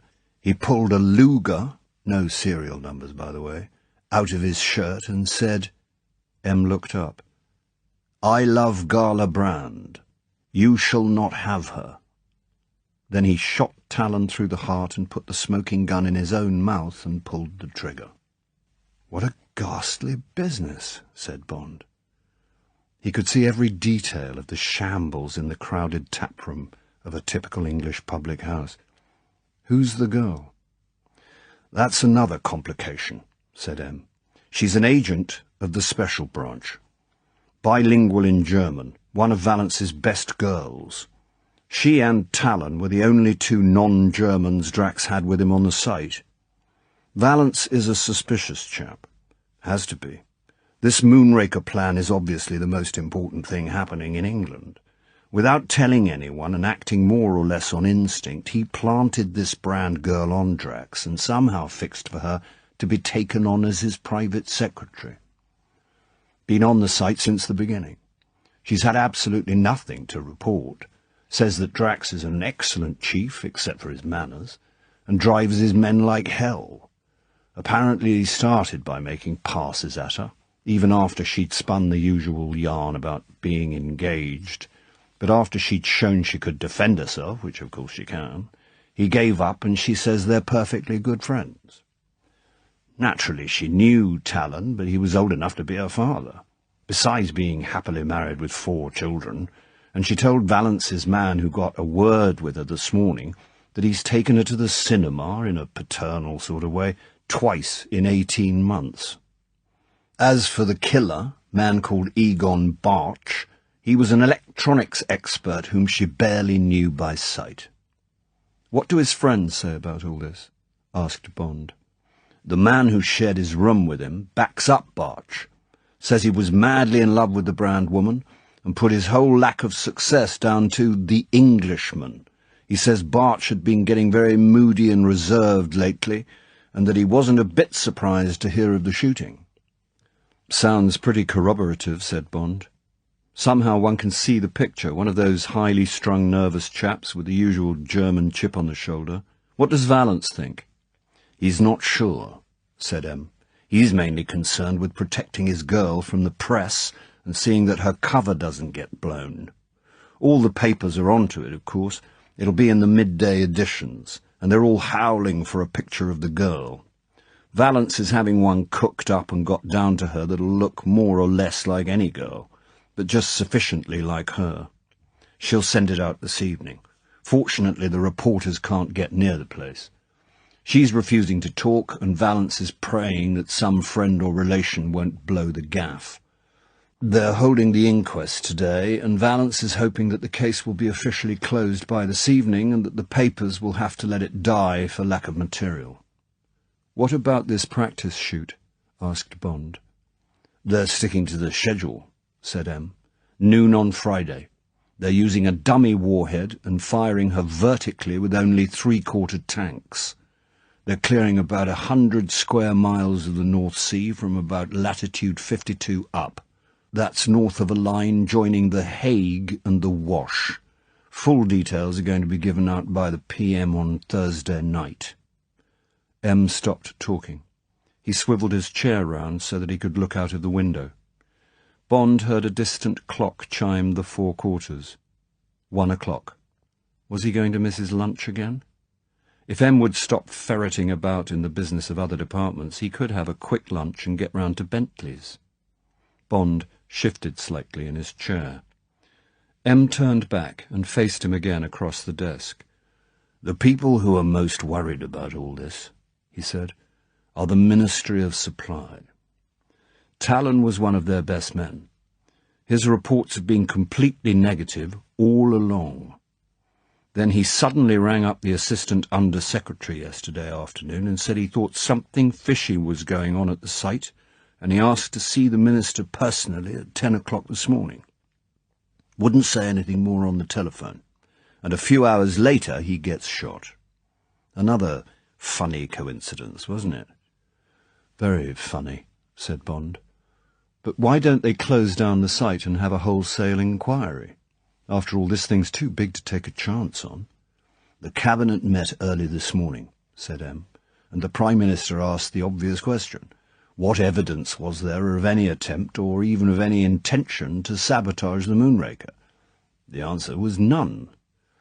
There were only fears which had been brought to the surface in the last 24 hours by Talon's vague message and the double murder. Everyone agreed that unless there was a grain of evidence, which so far hasn't turned up, both these incidents could be put down to the terrific nervous tension on the site. The way things are in the world at the moment, it was decided that the sooner the Moonraker could give us an independent say in world affairs, the better for us and," M. shrugged his shoulders, "quite possibly for the world. And it was agreed that for 1,000 reasons why the Moonraker should be fired, the reasons against didn't stand up. The Minister of Supply had to agree, but he knows as well as you or I that whatever the facts, It would be a colossal victory for the Russians to sabotage the Moonraker on the eve of her practice shoot. If they did it well enough, they might easily get the whole project shelved. There are 50 Germans working on the thing. Any one of them could have relatives still being held in Russia whose lives could be used as a lever. M paused. He looked up at the ceiling. Then his eyes came down and rested thoughtfully on Bond. The minister asked me to go and see him after the cabinet. He said that the least he could do was replace Talon at once. The new man must be bilingual in German, a sabotage expert, and have had plenty of experience of our Russian friends. MI5 have put up 3 candidates. They're all on cases at the moment, but they could be extricated in a few hours. But then the minister asked my opinion. I gave it. He talked to the Prime Minister, and a lot of red tape got cut very quickly. Bond looked sharply, resentfully into the grey, uncompromising eyes. So, said M flatly, Sir Hugo Drax has been notified of your appointment, and he expects you down at his headquarters in time for dinner this evening. Chapter 10. Special Branch Agent. At 6 o'clock that Tuesday evening towards the end of May, James Bond was thrashing the big Bentley down the Dover Road along the straight stretch that runs into Maidstone. Although he was driving fast and with concentration, part of his mind was going back over his movements since he'd left M's office 4.5 hours earlier. After giving a brief outline of the case to his secretary and eating a quick lunch at a table to himself in the canteen, he had told the garage for God's sake hurry up with his car and deliver it filled up to his flat not later than 4 o'clock. Then he had taken a taxi down to Scotland Yard, where he had an appointment with Assistant Commissioner Vallance at 2:45. The courtyards and cul-de-sacs of the yard had reminded him as usual of a prison without roofs. The overhead strip lighting in the cold corridor took the colour out of the cheeks of the police sergeant, who asked his business and watched him sign the apple-green chit. It did the same for the face of the constable who led him up the short steps and along the bleak passage between the rows of anonymous doors to the waiting room. A quiet, middle-aged woman, with the resigned eyes of someone who had seen everything, came in and said the Assistant Commissioner would be free in 5 minutes. Bond had gone to the window and had looked out into the grey courtyard below. A constable, looking naked without his helmet, had come out of a building and walked across the yard, munching a split roll with something pink between the 2 halves. It had been very quiet, and the noise of the traffic on Whitehall and on the Embankment had sounded far away. Bond had felt dispirited. He was getting tangled up with strange departments. He would be out of touch with his own people and his own service routines. Already, in this waiting room, he felt out of his element. Only criminals or informers came and waited here, or influential people vainly trying to get out of a dangerous driving charge, or desperately hoping to persuade Vallance that their sons were not really homosexuals. You could not be in the waiting room of the Special Branch for any innocent purpose. You were either prosecuting or defending. At last the woman came for him. He stubbed out his cigarette in the top of the player's cigarette tin that serves as an ashtray in the waiting rooms of government departments, and followed her across the corridor. After the gloom of the waiting room, the unseasonable fire in the hearth of the large, cheerful room had seemed like a trick, like the cigarette offered you by the Gestapo. It had taken Bond a full 5 minutes to shake off his depression and realise that Ronnie Vallance was relieved to see him, and that he was not interested in interdepartmental jealousies, and that he was only looking to Bond to protect the Moonraker and get one of his best officers out of what might be a bad mess. Vallance was a man of great tact. For the first few minutes he had spoken only of M, and he had spoken with inside knowledge and with sincerity. Without even mentioning the case, he had gained Bond's friendship and cooperation. As Bond swung the Bentley through the crowded streets of Maidstone, he reflected that Vallance's gift had come from 20 years of avoiding the corns of MI5, of working in with the uniformed branch of the police, and of handling ignorant politicians and affronted foreign diplomats. When Bond had left him, after a quarter of an hour's hard talking, each man knew that he had acquired an ally. Valance had sized up Bond and knew that Gala Brand would get all Bond's help and whatever protection she needed. He also respected Bond's professional approach to the assignment and his absence of departmental rivalry with the Special Branch. As for Bond, he was full of admiration for what he had learned about Valance's agent, and he felt that he was no longer naked, and that he had Valance and the whole of Valance's department behind him. Bond had left Scotland Yard with the feeling that he had achieved Clausewitz's first principle. He had made his base secure. His visit to the Ministry of Supply had added nothing to his knowledge of the case. He had studied Talon's record and his reports. The former was quite straightforward, a lifetime in army intelligence and field security, and the latter painted a picture of a very lively and well-managed technical establishment, one or two cases of drunkenness, one of petty theft, several personal vendettas leading to fights and mild bloodshed, but otherwise a loyal and hard-working team of men. Then he had had an inadequate half-hour in the operations room of the Ministry with Professor Train, a fat, scruffy, undistinguished-looking man who had been runner-up for the physics division of the Nobel Prize the year before, and who was one of the greatest experts on guided missiles in the world. Professor Train had walked up to a row of huge wall maps and had pulled down the cord of one of them. Bond was faced with a 10-foot horizontal scale diagram of something that looked like a V2 with big fins. "Now," said Professor Train, "you know nothing about rockets, so I'm going to put this in simple terms and not fill you up with a lot of stuff about nozzle expansion, ratios, exhaust velocity, and the Keplerian ellipse. The Moonraker, as Drax chooses to call it, is a single-stage rocket. It uses up all its fuel, shooting itself into the air, and then it homes on to the objective. The V2's trajectory was more like a shell fired from a gun. At the top of its 200-mile flight, it had climbed to about 70 miles. It was fueled with a very combustible mixture of alcohol and liquid oxygen, which was watered down so as not to burn out the mild steel, which was all they were allocated for the engine. There are far more powerful fuels available, but until now we hadn't been able to achieve very much with them, for the same reason. Their combustion temperature is so high that they would burn out the toughest engine." The professor paused and stuck a finger in Bond's chest. "All you, my dear sir, have to remember about this rocket is that, thanks to Drax's Columbite, which has a melting point of about 3,500 degrees centigrade, compared with the 1,300 in the V2 engines, we can use one of the superfuels without burning out the engine. In fact," he looked at Bond as if Bond should be impressed, "we are using fluorine and hydrogen." "Oh, really?" said Bond reverently. The professor looked at him sharply. "So we hope to achieve a speed in the neighbourhood of 15,000 miles an hour and a vertical range of about 1,000 miles. This should produce an operational range of about 4,000 miles, bringing every European capital within reach of England. Very useful," he added dryly, "in certain circumstances, but for the scientists chiefly desirable as a step towards escape from the Earth. Any questions?" "How does it work?"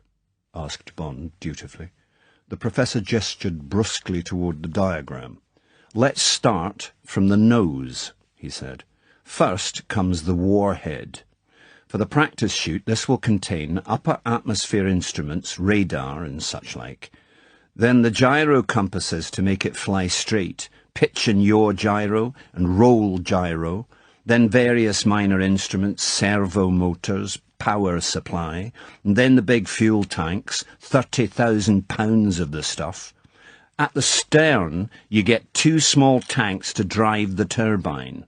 400 pounds of hydrogen peroxide mixes with 40 pounds of potassium permanganate and makes steam, which drives the turbines underneath them. These drive a set of centrifugal pumps which force the main fuel into the rocket motor, under terrific pressure. Do you follow me? He cocked a dubious eyebrow at Bond. "Sounds much the same principle as a jet plane," said Bond. The Professor seemed pleased. "More or less," he said. "But the rocket carries all its fuel inside it instead of sucking in oxygen from outside like the comet. Well then," he continued, "the fuel gets ignited in the motor and squirts out at the end in a continuous blast, rather like a continuous recoil from a gun. And this blast forces the rocket into the air like any other firework. Of course, it's at the stern where the Columbite comes in. It's allowed us to make a motor that won't be melted by the fantastic heat. And then," he pointed, "those are the tail fins to keep it steady at the beginning of its flight, also made of Columbite alloy, or they'd break away with the colossal air pressure. Anything else?" How can you be certain it'll come down where you mean it to?" asked Bond. "What's to prevent it falling on The Hague next Friday?" "The gyros will see to that. But as a matter of fact, we're taking no chances on Friday, and we're using a radar homing device on a raft in the middle of the sea. There'll be a radar transmitter in the nose of the rocket which will pick up an echo from our gadget in the sea and home onto it automatically. Of course," the Professor grinned, "if we ever had to use the thing in wartime, it would be a great help to have a homing device transmitting energy from the middle of Moscow or Warsaw or Prague or Monte Carlo or wherever we might be shooting at. It'll probably be up to you chaps to get one there. Good luck to you." Bond smiled non-committally. "One more question," he said. "If you wanted to sabotage the rocket, what would be the easiest way?" "Any number," said the Professor cheerfully. "Sand in the fuel, grit in the pumps, a small hole anywhere on the fuselage or the fins. With that power and those speeds, the smallest fault would finish it." "Thanks very much," said Bond. "It seems you've got fewer worries about the Moonraker than I have." "It's a wonderful machine," said the Professor. "She'll fly all right if nobody interferes with her. Drax has done a sound job. Wonderful organizer. That's a brilliant team he's put together, and they'll do anything for him. We've got a lot to thank him for." Bond did a racing change and swung the big car left at the Charing Fork, preferring the clear road by Chilham and Canterbury to the bottlenecks of Ashford and Folkestone. The car howled up to 80 in third, and he held it in the same gear to negotiate the hairpin at the top of the long gradient leading up to the Molash Road. And, he wondered, going back into top and listening with satisfaction to the relaxed thunder of the exhaust, and what about Drax? What sort of a reception was Drax going to give him this evening? According to M, when his name had been suggested over the telephone, Drax had paused for a moment and then said, "Oh, yes, I know the fellow. Didn't know he was mixed up in that racket. I'd be interested to have another look at him. Send him along. I'll expect him in time for dinner." Then he had rung off. The people at the Ministry had their own view of Drax. In their dealings with him, they had found him a dedicated man, completely bound up in the Moonraker, living for nothing but its success, driving his men to the limit, fighting for priorities in material with other departments, goading the Ministry of Supply into clearing his requirements at cabinet level. They disliked his hectoring manners, but they respected him for his know-how and his drive and his dedication. And like the rest of England, they considered him a possible saviour of the country. Well, thought Bond, accelerating down the straight stretch of the road past Chilham Castle, he could see that picture too, and if he was going to work with the man, he must adjust himself to the heroic version. If Drax was willing, he would put the whole affair at Blades out of his mind and concentrate on protecting Drax and his wonderful project from their country's enemies. There were only about 3 days to go. The security precautions were already minute, and Drax might resent suggestions for increasing them. It was not going to be easy, and a great deal of tact would have to be used. Tact, not Bond's long suit, and not, he reflected, connected in any way with what he knew of Drax's character. Bond took the short cut out of Canterbury by the old Dover road and looked at his watch. It was 6:30. Another 15 minutes to Dover, and then another 10 minutes along the Deal road. Were there any other plans to be made? The double killing was out of his hands, thank heaven. Murder and suicide while of unsound mind had been the coroner's verdict. The girl had not even been called. He would stop for a drink at the World Without Want and have a quick word with the innkeeper. The next day he would have to try and smell out the something fishy that Talon had wanted to see the minister about. No clue about that. Nothing had been found in Talon's room, which presumably he would now be taking over. Well, at any rate, that would give him plenty of leisure to go through Talon's papers. Bond concentrated on his driving as he coasted down into Dover. He kept left and was soon climbing out of the town again past the wonderful cardboard castle. There was a patch of low cloud on top of the hill and a spit of rain on his windshield. There was a cold breeze coming in from the sea. The visibility was bad, and he switched on his lights as he motored slowly along the coast road, the ruby-spangled masts of the Swingate radar station rising like petrified Roman candles on his right. The girl, he would have to be careful how he contacted her and careful not to upset her. He wondered if she would be of any use to him. After a year on the site, she would have had all the opportunities of a private secretary to the chief to get under the skin of the whole project and of Drax. And she had a mind trained to his own particular craft. But he would have to be prepared for her to be suspicious of the new broom and perhaps resentful. He wondered what she was really like. The photograph on her record sheet at the yard had shown an attractive but rather severe girl, and any hint of seductiveness had been abstracted by the cheerless jacket of her policewoman's uniform. Hair, auburn. Eyes, blue. Height, 5'7", weight, 9 stone. Hips, 38. Waist, 26. Bust, 38. Distinguishing marks, mole on upper curvature of right breast. Thought Bond. He put the statistics out of his mind as he came to the turning to the right. There was a signpost that said Kingsdown and the lights of a small inn. He pulled up and switched off the engine. Above his head a sign which said World Without Want in faded gold lettering groaned in the salt breeze that came over the cliffs half a mile away. He got out, stretched and walked over to the door of the public bar. It was locked. Closed for cleaning? He tried the next door, which opened, and gave access to the small private bar. Behind the bar, a stolid-looking man in shirt-sleeves was reading an evening paper. He looked up as Bond entered and put his paper down. "Evening, sir," he said, evidently relieved to see a customer. "Evening," said Bond. "Large whisky and soda, please." He sat up at the bar and waited while the man poured 2 measures of black and white and put the glass in front of him with a siphon of soda. Bond filled the glass with soda and drank. "Bad business you had here last night," he said, putting the glass down. "Terrible, sir," said the man, "and bad for trade. Would you be from the press, sir? Had nothing but reporters and policemen in and out of the house all day long." "No," said Bond. "I've come to take over the job of the fellow who got shot, Major Talon. Was he one of your regular customers?" "Never came here but the once, sir, and that was the end of him.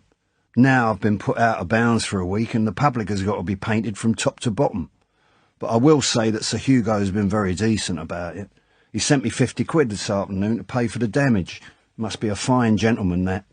Made himself well liked in these parts, always very generous and a cheery word for all." "Yes, fine man," said Bond. "Did you see it all happen?"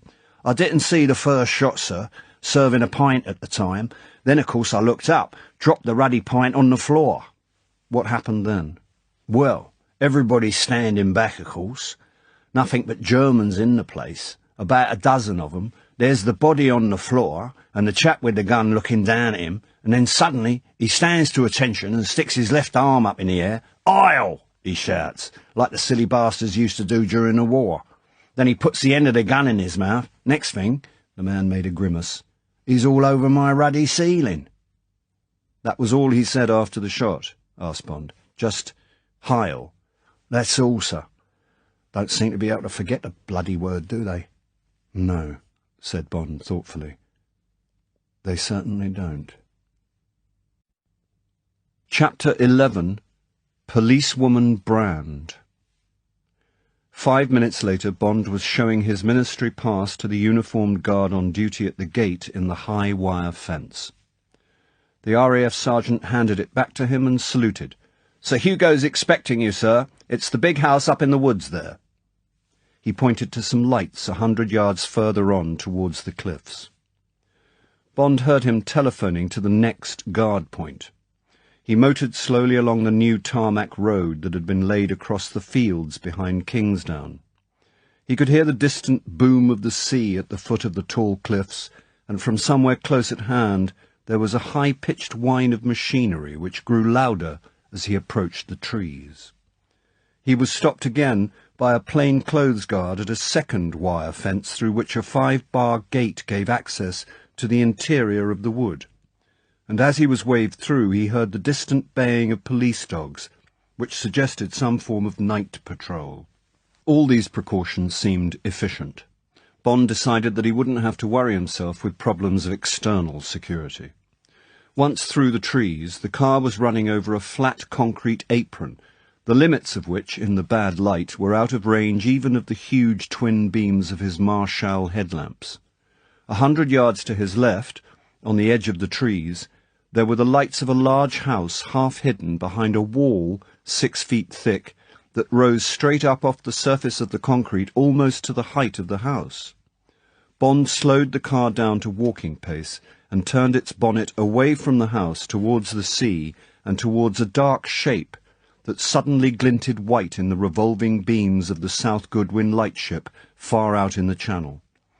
His lights cut a path down the apron to where, almost on the edge of the cliff and at least half a mile away, a squat dome surged up about 50 feet out of the concrete. It looked like the top of an observatory, and Bond could distinguish the flange of a joint running east and west across the surface of the dome. He turned the car back and slowly ran it up between what he now assumed to be a blast wall and the front of the house. As he pulled up outside the house, the door opened and a manservant in a white jacket came out. He smartly opened the door of the car. "Good evening, sir. This way, please." He spoke woodenly and with a trace of accent. Bond followed him into the house and across a comfortable hall to a door on which the butler knocked. "In!" Bond smiled to himself at the harsh tone of the well-remembered voice and at the note of command in the single monosyllable. At the far end of the long, bright, chintzy living room, Drax was standing with his back to an empty grate, a huge figure in a plum-coloured velvet smoking jacket that clashed with the reddish hair on his face. There were 3 other people standing near him, 2 men and a woman. "Ah, my dear fellow," said Drax boisterously, striding forward to meet him and shaking him cordially by the hand. "So we meet again, and so soon. Didn't realise you were a ruddy spy for my ministry, or I'd have been more careful about playing cards against you. Spent that money yet?" he asked, leading him towards the fire. "Not yet," smiled Bond. "Haven't seen the colour of it." "Ah, of course. Settlement on Saturday. Probably get the cheque just in time to celebrate our little firework display, what? Now, let's see." He led Bond up to the woman. "This is my secretary, Miss Brand." Bond looked into a pair of very level blue eyes. "Good evening." He gave her a friendly smile. There was no answering smile in the eyes which looked calmly into his. No answering pressure of her hand. "How do you do?" she said indifferently, almost, Bond sensed, with hostility. It crossed Bond's mind that she had been well chosen. Another Lelia Ponsonby, reserved, efficient, loyal, virginal. Thank heavens, he thought. A professional. "My right-hand man, Dr. Walter." The thin elderly man with a pair of angry eyes under the shock of black hair seemed not to notice Bond's outstretched hand. He sprang to attention and gave a quick nod of the head. "Walter," said the thin mouth above the black imperial, correcting Drax's pronunciation. "And my, what shall I say, my dog's body, what you might call my ADC, Willie Krebs." There was the touch of a slightly damp hand. "Very pleased to meet you," said an ingratiating voice, and Bond looked into a pale, round, unhealthy face now split in a stage smile which died almost as Bond noticed it. Bond looked into his eyes. They were like two restless black buttons, and they twisted away from Bond's gaze. Both men wore spotless white overalls with plastic zip fasteners at the sleeves and ankles and down the back. Their hair was close-cropped, so that the skin shone through, and they would have looked like people from another planet but for the untidy black moustache and imperial of Dr. Walter and the pale wispy moustache of Krebs. They were both caricatures, a mad scientist and a youthful version of Peter Lorre. The colourful, ogreish figure of Drax was a pleasant contrast in this chilly company, and Bond was grateful to him for the cheerful roughness of his welcome and for his apparent wish to bury the hatchet and make the best of his new security officer. Drax was very much the host. He rubbed his hands together. "Now, Willie," he said, "how about making one of your excellent dry martinis for us? Except, of course, for the doctor. Doesn't drink or smoke," he explained to Bond, returning to his place by the mantelpiece. "Hardly breathes." He barked out a short laugh. "Ha! Thinks of nothing but the rocket, do you, my friend?" The doctor looked stonily in front of him. "You are pleased to joke," he said. Now, now," said Drax, as if to a child. "We will go back to those leading edges later. Everybody's quite happy about them, except you." He turned to Bond. "The good doctor is always frightening us," he explained indulgently. "He's always having nightmares about something. Now it's the leading edges of the fins. They're already as sharp as razor blades, hardly any wind resistance at all. And he suddenly gets it into his head that they're going to melt, friction of the air. Of course, everything's possible, but they've been tested at over 3,000 degrees, and as I tell him, if they're going to melt, then the whole rocket will melt. And that's just not going to happen," he added, with a grim smile. Krebs came up with a silver tray with 4 full glasses and a frosted shaker. The martini was excellent, and Bond said so. "You are very kind," said Krebs with a smirk of satisfaction. "Sir Hugo is very exacting." "Fill up his glass," said Drax, "and then perhaps our friend would like to wash. We dine at 8 sharp." As he spoke, there came the muffled wail of a siren, and almost immediately the sound of a body of men running in strict unison across the concrete apron outside. "That's the first night shift," explained Drax. "Barracks are just behind the house. Must be 8 o'clock. We do everything at the double here," he added with a gleam of satisfaction in his eye. "Precision. Lots of scientists about, but we try to run the place like a military establishment. Willie, look after the commander. We'll go ahead. Come along, my dear." As Bond followed Krebs to the door through which he had entered, he saw the other two with Drax in the lead make for the double doors at the end of the room which had opened as Drax finished speaking. The manservant in the white coat stood in the entrance. As Bond went out into the hall, it crossed his mind that Drax would certainly go into the dining room ahead of Miss Brand. Forceful personality. Treated his staff like children. Obviously a born leader. Where had he got it from? The army?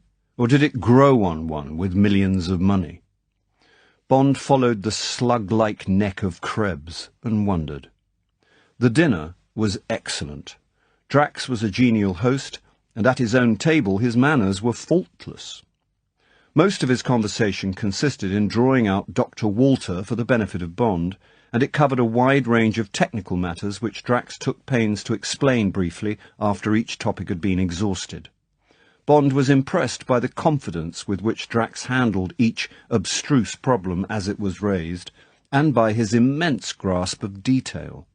A genuine admiration for the man gradually developed in him and overshadowed much of his previous dislike.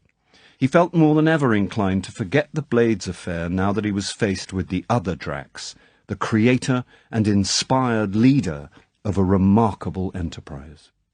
Bond sat between his host and Miss Brand. He made several attempts to engage her in conversation. He failed completely. She answered with polite monosyllables and would hardly meet his eye. Bond became mildly irritated. He found her physically very attractive, and it annoyed him to be unable to extract the smallest response. He felt that her frigid indifference was overacted, and that security would have been far better met with an easy, friendly approach instead of this exaggerated reticence. He felt a strong urge to give her a sharp kick on the ankle. The idea entertained him, and he found himself observing her with a fresh eye, as a girl, and not as an official colleague. As a start, and under cover of a long argument between Drax and Walter, in which she was required to join, about the collation of weather reports from the Air Ministry and from Europe, he began to add up his impressions of her. She was far more attractive than her photograph had suggested, and it was difficult to see traces of the severe competence of a policewoman in the seductive girl beside him. There was authority in the definite line of the profile, but the long black eyelashes over the dark blue eyes and the rather wide mouth might have been painted by Marie Laurencin. Yet the lips were too full for a Laurencin, and the dark brown hair that curved inwards at the base of the neck was of a different fashion. There was a hint of northern blood in the high cheekbones and in the very slight upward slant of the eyes, but the warmth of her skin was entirely English. There was too much poise and authority in her gestures and in the carriage of her head for her to be a very convincing portrait of a secretary. In fact, she seemed almost a member of Drax's team, and Bond noticed that the men listened with attention as she answered Drax's questions. Her rather severe evening dress was in charcoal black gros-grain, with full sleeves that came below the elbow. The wrap-over bodice just showed the swell of her breasts, which were as splendid as Bond had guessed from the measurements on her record sheet. At the point of the V, there was a bright blue cameo brooch, a tassi intaglio, Bond guessed, cheap but imaginative. She wore no other jewellery except a half-hoop of small diamonds on her engagement finger. Apart from the warm rouge on her lips, she wore no makeup, and her nails were square-cut with a natural polish. Altogether, Bond decided, she was a very lovely girl, and beneath her reserve, a very passionate one.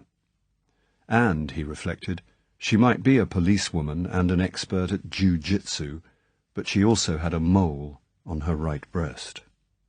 With this comforting thought, Bond turned the whole of his attention to the conversation between Drax and Walter, and made no further attempts to make friends with the girl. Dinner ended at 9. "Now we will go over and introduce you to the Moonraker," said Drax, rising abruptly from the table. "Walter will accompany us. He has much to do. Come along, my dear Bond." Without a word to Krebs or the girl, he strode out of the room. Bond and Walter followed him. They left the house and walked across the concrete towards the distant shape on the edge of the cliff. The moon had risen, and in the distance the squat dome shone palely in its light. 100 yards from the site, Drax stopped. "I will explain the geography," he said. "Walter, you go ahead. They will be waiting for you to have another look at those fins. Don't worry about them, my dear fellow. Those people at high-duty alloys know what they're doing. Now," he turned to Bond and gestured towards the milk-white dome, "in there is the Moonraker. What you see is the lid of a wide shaft that has been cut about 40 foot down into the chalk. The two halves of the dome are opened hydraulically and fold back flush with that 20-foot wall. If they were open now, you would see the nose of the Moonraker just protruding above the level of the wall, over there." He pointed to a square shape that was almost out of sight in the direction of Deal. "Over there is the firing point. Concrete blockhouse, full of radar tracking gadgets. Doppler velocity radar and flight path radar, for instance. Information is fed to them by 20 telemetering channels in the nose of the rocket. There's a big television screen in there too, so that you can watch the behaviour of the rocket inside the shaft after the pumps have been started. Another television set to follow the beginning of its climb. Alongside the blockhouse, there's a hoist down the face of the cliff. Quite a lot of gear has been brought to the site by sea and then sent up on the hoist. That whine you hear is from the powerhouse over there." He gestured vaguely in the direction of Dover. "The men's barracks and the house are protected by the blast wall, but when we fire, there won't be anyone within a mile of the site. except the ministry experts and the BBC team who are going to be in the firing point. Hope it'll stand up to the blast. Walter says that the site and a lot of the concrete apron will be melted by the heat. That's all. Nothing else you need to know about until we get inside. Come along." Bond noted again the abrupt tone of command. He followed in silence across the moonlit expanse until they came to the supporting wall of the dome. A naked red bulb glowed over a steel-plated door in the wall. It illuminated a bold sign which said in English and German, "Mortal danger. Entry forbidden when red lamp shows. Ring and wait." Drax pressed the button beneath the notice, and there was the muffled clang of an alarm bell. "Might be somebody working with oxyacetylene or doing some other delicate job," he explained. "Take his mind off his job for a split second as somebody comes in and you could have an expensive mistake. Everybody downs tools when the bell rings and then starts up again when they see what it is." Drax stood away from the door and pointed upwards to a row of 4-foot-wide gratings just below the top of the wall. "Ventilator shafts," he explained. "Air-conditioned inside to 70 degrees. The door was opened by a man with a truncheon in his hand and a revolver at his hip. Bond followed Drax through into a small anteroom. It contained nothing but a bench and a neat row of felt slippers. "Have to put these on," said Drax, sitting down and kicking off his shoes. "Might slip and knock into someone. Better leave your coat here, too. 70 degrees is quite warm." "Thanks," said Bond, remembering the Beretta at his armpit. "As a matter of fact, I don't feel the heat." Feeling like a visitor to an operating theatre, Bond followed Drax through a communicating door, out onto an iron catwalk, and into a blaze of spotlights that made him automatically put a hand up to his eyes as he grasped the guardrail in front of him. When he took his hand away, he was greeted by a scene of such splendour that for several minutes he stood speechless, his eyes dazzled by the terrible beauty of the greatest weapon on earth. Chapter 12. The Moonraker. It was like being inside the polished barrel of a huge gun. From the floor, 40 feet below, rose circular walls of polished metal, near the top of which he and Drax clung like two flies. Up through the centre of the shaft, which was about 30 feet wide, soared a pencil of glistening chromium, whose point, tapering to a needle-sharp antenna, seemed to graze the roof 20 feet above their heads. The shimmering projectile rested on a blunt cone of latticed steel, which rose from the floor between the tips of 3 severely backswept delta fins that looked as sharp as surgeons' scalpels. But otherwise nothing marred the silken sheen of the 50 feet of polished chrome steel, except the spidery fingers of 2 light gantries, which stood out from the walls and clasped the waist of the rocket between thick pads of foam rubber.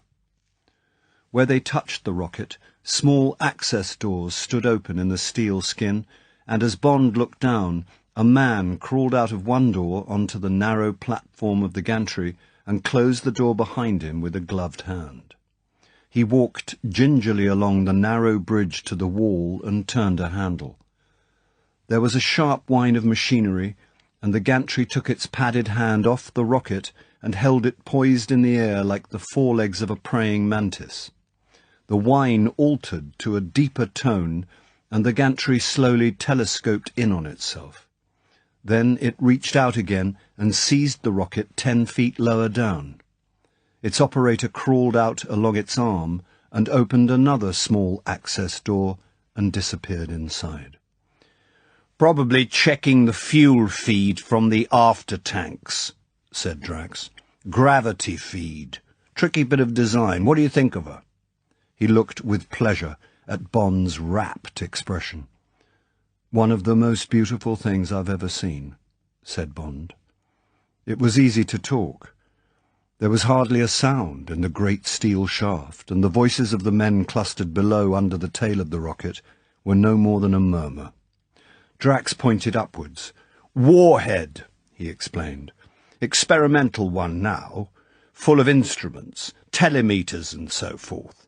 Then the gyros just opposite us here.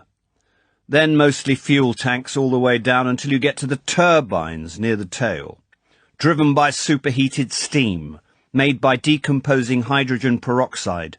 The fuel, fluorine and hydrogen," he glanced sharply at Bond, "that's top secret, by the way, falls down the feed tubes and gets ignited as soon as it's forced into the motor. Sort of controlled explosion which shoots the rocket into the air. That steel floor under the rocket slides away. There's a big exhaust pit underneath, comes out at the base of the cliff. You'll see it tomorrow. Looks like a huge cave. When we ran a static test the other day, the chalk melted and ran out into the sea like water. Hope we don't burn down the famous white cliffs when we come to the real thing. Like to come and have a look at the works?" Bond followed silently as Drax led the way down the steep iron ladder that curved down the side of the steel wall. He felt a glow of admiration and almost of reverence for this man and his majestic achievement. How could he ever have been put off by Drax's childish behaviour at the card table? Even the greatest men have their weaknesses. Drax must have an outlet for the tension of the fantastic responsibility he was carrying. It was clear from the conversation at dinner that he couldn't shed much onto the shoulders of his highly strung deputy. From him alone had to spring the vitality and confidence to buoy up his whole team. Even in such a small thing as winning at cards, it must be important to him to be constantly reassuring himself, constantly searching out omens of good fortune and success, even to the point of creating these omens for himself. Who, Bond asked himself, wouldn't sweat and bite his nails when so much had been dared, when so much was at stake? As they filed down the long curve of the stairway, their figures grotesquely reflected back at them by the mirror of the rocket's chromium skin, Bond almost felt the man in the street's affection for the man whom, only a few hours previously, he had been dissecting without pity, almost with loathing. When they reached the steel-plated floor of the shaft, Drax paused and looked up. Bond followed his eyes. Seen from that angle, it seemed as if they were gazing up a thin, straight shaft of light into the blazing heaven of the arcs, a shaft of light that was not pure white, but a shot mother-of-pearl satin. There were shimmers of red in it, picked up from the crimson canisters of a giant foam fire extinguisher that stood near them. A man in an asbestos suit beside it, aiming its nozzle at the base of the rocket. There was a streak of violet, whose origin was a violet bulb on the board of an instrument panel in the wall, which controlled the steel cover over the exhaust pit. And there was a whisper of emerald green from the shaded light over a plain deal table at which a man sat and wrote down figures as they were called to him from the group gathered directly beneath the Moonraker's tail. Gazing up this pastel column, so incredibly slim and graceful, it seemed unthinkable that anything so delicate could withstand the pressures which it had been designed to meet on Friday, the howling stream of the most powerful controlled explosion that had ever been attempted, the impact of the sound barrier, the unknown pressures of the atmosphere at 15,000 miles an hour, the terrible shock as it plunged back from 1,000 miles up and hit the atmospheric envelope of the Earth. Drax seemed to read his thoughts. He turned to Bond. "It will be like committing murder," he said. Then, surprisingly, he burst into a braying laugh. "Ha, ha, ha, ha! Walter!" he called to the group of men. "Come here!" Walter detached himself and came over.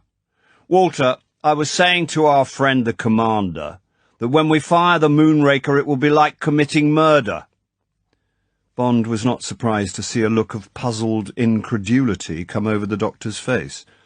Drax said irritably, "Child murder, murder of our child," he gestured at the rocket. Wake up! What's the matter with you?" Walter's face cleared. Frostily he beamed his appreciation of the simile. "Murder, yes, that is good. Ha ha! And now, Sir Hugo, the graphite slats in the exhaust vent. The Ministry is quite happy about their melting point. They do not feel that—" Still talking, Walter led Drax under the tail of the rocket. Bond followed. The faces of the 10 men were turned towards them as they came up. Drax introduced him with a wave of the hand. "Commander Bond, our new security officer," he said briefly. The group eyed Bond in silence. There was no move to greet him, and the 10 pairs of eyes were incurious. "Now then, what's all this fuss about the graphite?" The group closed round Drax and Walter. Bond was left standing alone. He was not surprised by the coolness of his reception. He would have regarded the intrusion of an amateur into the secrets of his own department with much the same indifference mixed with resentment, and he sympathized with these hand-picked technicians who had lived for months among the highest realms of astronautics and were now on the threshold of the final arbitration. And yet, he reminded himself, the innocent among them must know that Bond had his own duty to perform, his own vital part in this project. Supposing one pair of those uncommunicative eyes concealed a man within a man, an enemy, perhaps at this very moment exulting in his knowledge that the graphite which Walter seemed to mistrust was indeed under strength. It was true that they had the look of a well-knit team, almost of a brotherhood, as they stood round Drax and Walter, hanging on their words, their eyes intent on the mouths of the 2 men. But was part of one brain moving within the privacy of some secret orbit, ticking off its hidden calculus like the stealthy mechanism of an infernal machine? Bond moved casually up and down the triangle made by the 3 points of the fins as they rested in their rubber-lined cavities in the steel floor, interesting himself in whatever met his eyes, but every now and then focusing the group of men from a new angle. With the exception of Drax, they all wore the same tight nylon overalls fastened with plastic zips. There was nowhere a hint of metal, and none wore spectacles. As in the case of Walter and Krebs, their heads were close-shaved, presumably, Bond would have thought, to prevent a loose hair falling into the mechanism. And yet, and this struck Bond as a most bizarre characteristic of the team, each man sported a luxuriant moustache to whose culture it was clear that a great deal of attention had been devoted. They were in all shapes and tints, fair or mousy, or dark, handlebar, walrus, Kaiser, Hitler. Each face bore its own hairy badge, amongst which the rank, reddish growth of Drax's facial hair blazed like the official stamp of their paramount chief. Why, wondered Bond, should every man on the site wear a moustache? He had never liked the things, but combined with these shaven heads, there was something positively obscene about this crop of hairy tufts. It would have been just bearable if they'd all been cut to the same pattern, but this range of individual fashions, this riot of personalized growth, had something particularly horrible about it against the background of naked round heads. There was nothing else to notice. The men were of average height, and they were all on the slim side, tailored, Bond supposed more or less to the requirements of their work. Agility would be needed on the gantries, and compactness for manoeuvring through the access doors and around the tiny compartments in the rocket. Their hands looked relaxed and spotlessly clean, and their feet in the felt slippers were motionless with concentration. He never once caught any of them glancing in his direction, and, as for penetrating their minds or weighing up their loyalties, he admitted to himself that the task of unmasking the thoughts of 50 of these robot-like Germans in 3 days was quite hopeless. Then he remembered. It was 50 no longer, only 49. One of these robots had blown his top. Apt expression, reflected Bond. And what had come out of Bartsch's secret thoughts? Lust for a woman and a Heil Hitler. Would he be far wrong, wondered Bond, if he guessed that, forgetting the Moonraker, those were also the dominant thoughts inside the other 49 heads? Dr. Walter, that is an order. Drax's voice of controlled anger broke in on Bond's thoughts as he stood fingering the sharp leading edge of the tail of one of the Columbite fins. "Back to work. We have wasted enough time." The men scattered smartly about their duties, and Drax came up to where Bond was standing, leaving Walter hanging about indecisively beneath the exhaust vent of the rocket. Drax's face was thunderous. "Damn fool! Always seeing trouble," he muttered, and then abruptly, as if he wanted to clear his deputy out of his mind, "Come along to my office. Show you the flight plan. Then we'll go off to bed." Bond followed him across the floor. Drax turned a small handle flush with the steel wall, and a narrow door opened with a soft hiss. 3 feet inside there was another steel door, and Bond noticed that they were both edged with rubber. Airlock. Before closing the outer door, Drax paused on the threshold and pointed along the circular wall to a number of similar inconspicuous flat knobs in the wall. "Workshops," he said. "Electricians, generators, fueling control, washrooms, stores." He pointed to the adjoining door. "My secretary's room." He closed the outer door before he opened the second, and walked into his office and shut the inner door behind Bond. It was a severe room, painted pale grey, containing a broad desk and several chairs of tubular metal and dark blue canvas. The floor was carpeted in grey. There were 2 green filing cabinets and a large metal radio set. A half-open door showed part of a tiled bathroom. The desk faced a wide blank wall which seemed to be made of opaque glass. Drax walked up to the wall and snapped down 2 switches on its extreme right. The whole wall lit up, and Bond was faced with 2 maps, each about 6 feet square, traced on the back of the glass. The left-hand map showed the eastern quarter of England from Portsmouth to Hull, and the adjoining waters from latitude 50 to 55.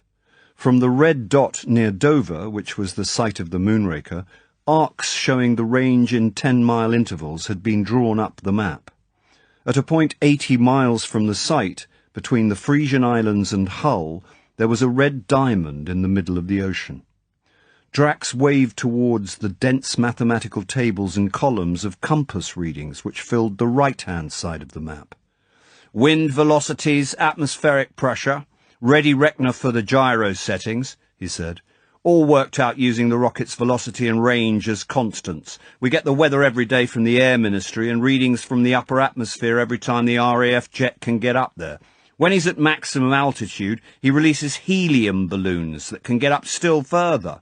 The Earth's atmosphere reaches about 50 miles up. After 20, there's hardly any density to affect the Moonraker. It'll coast up almost in a vacuum. Getting through the first 20 miles is the problem.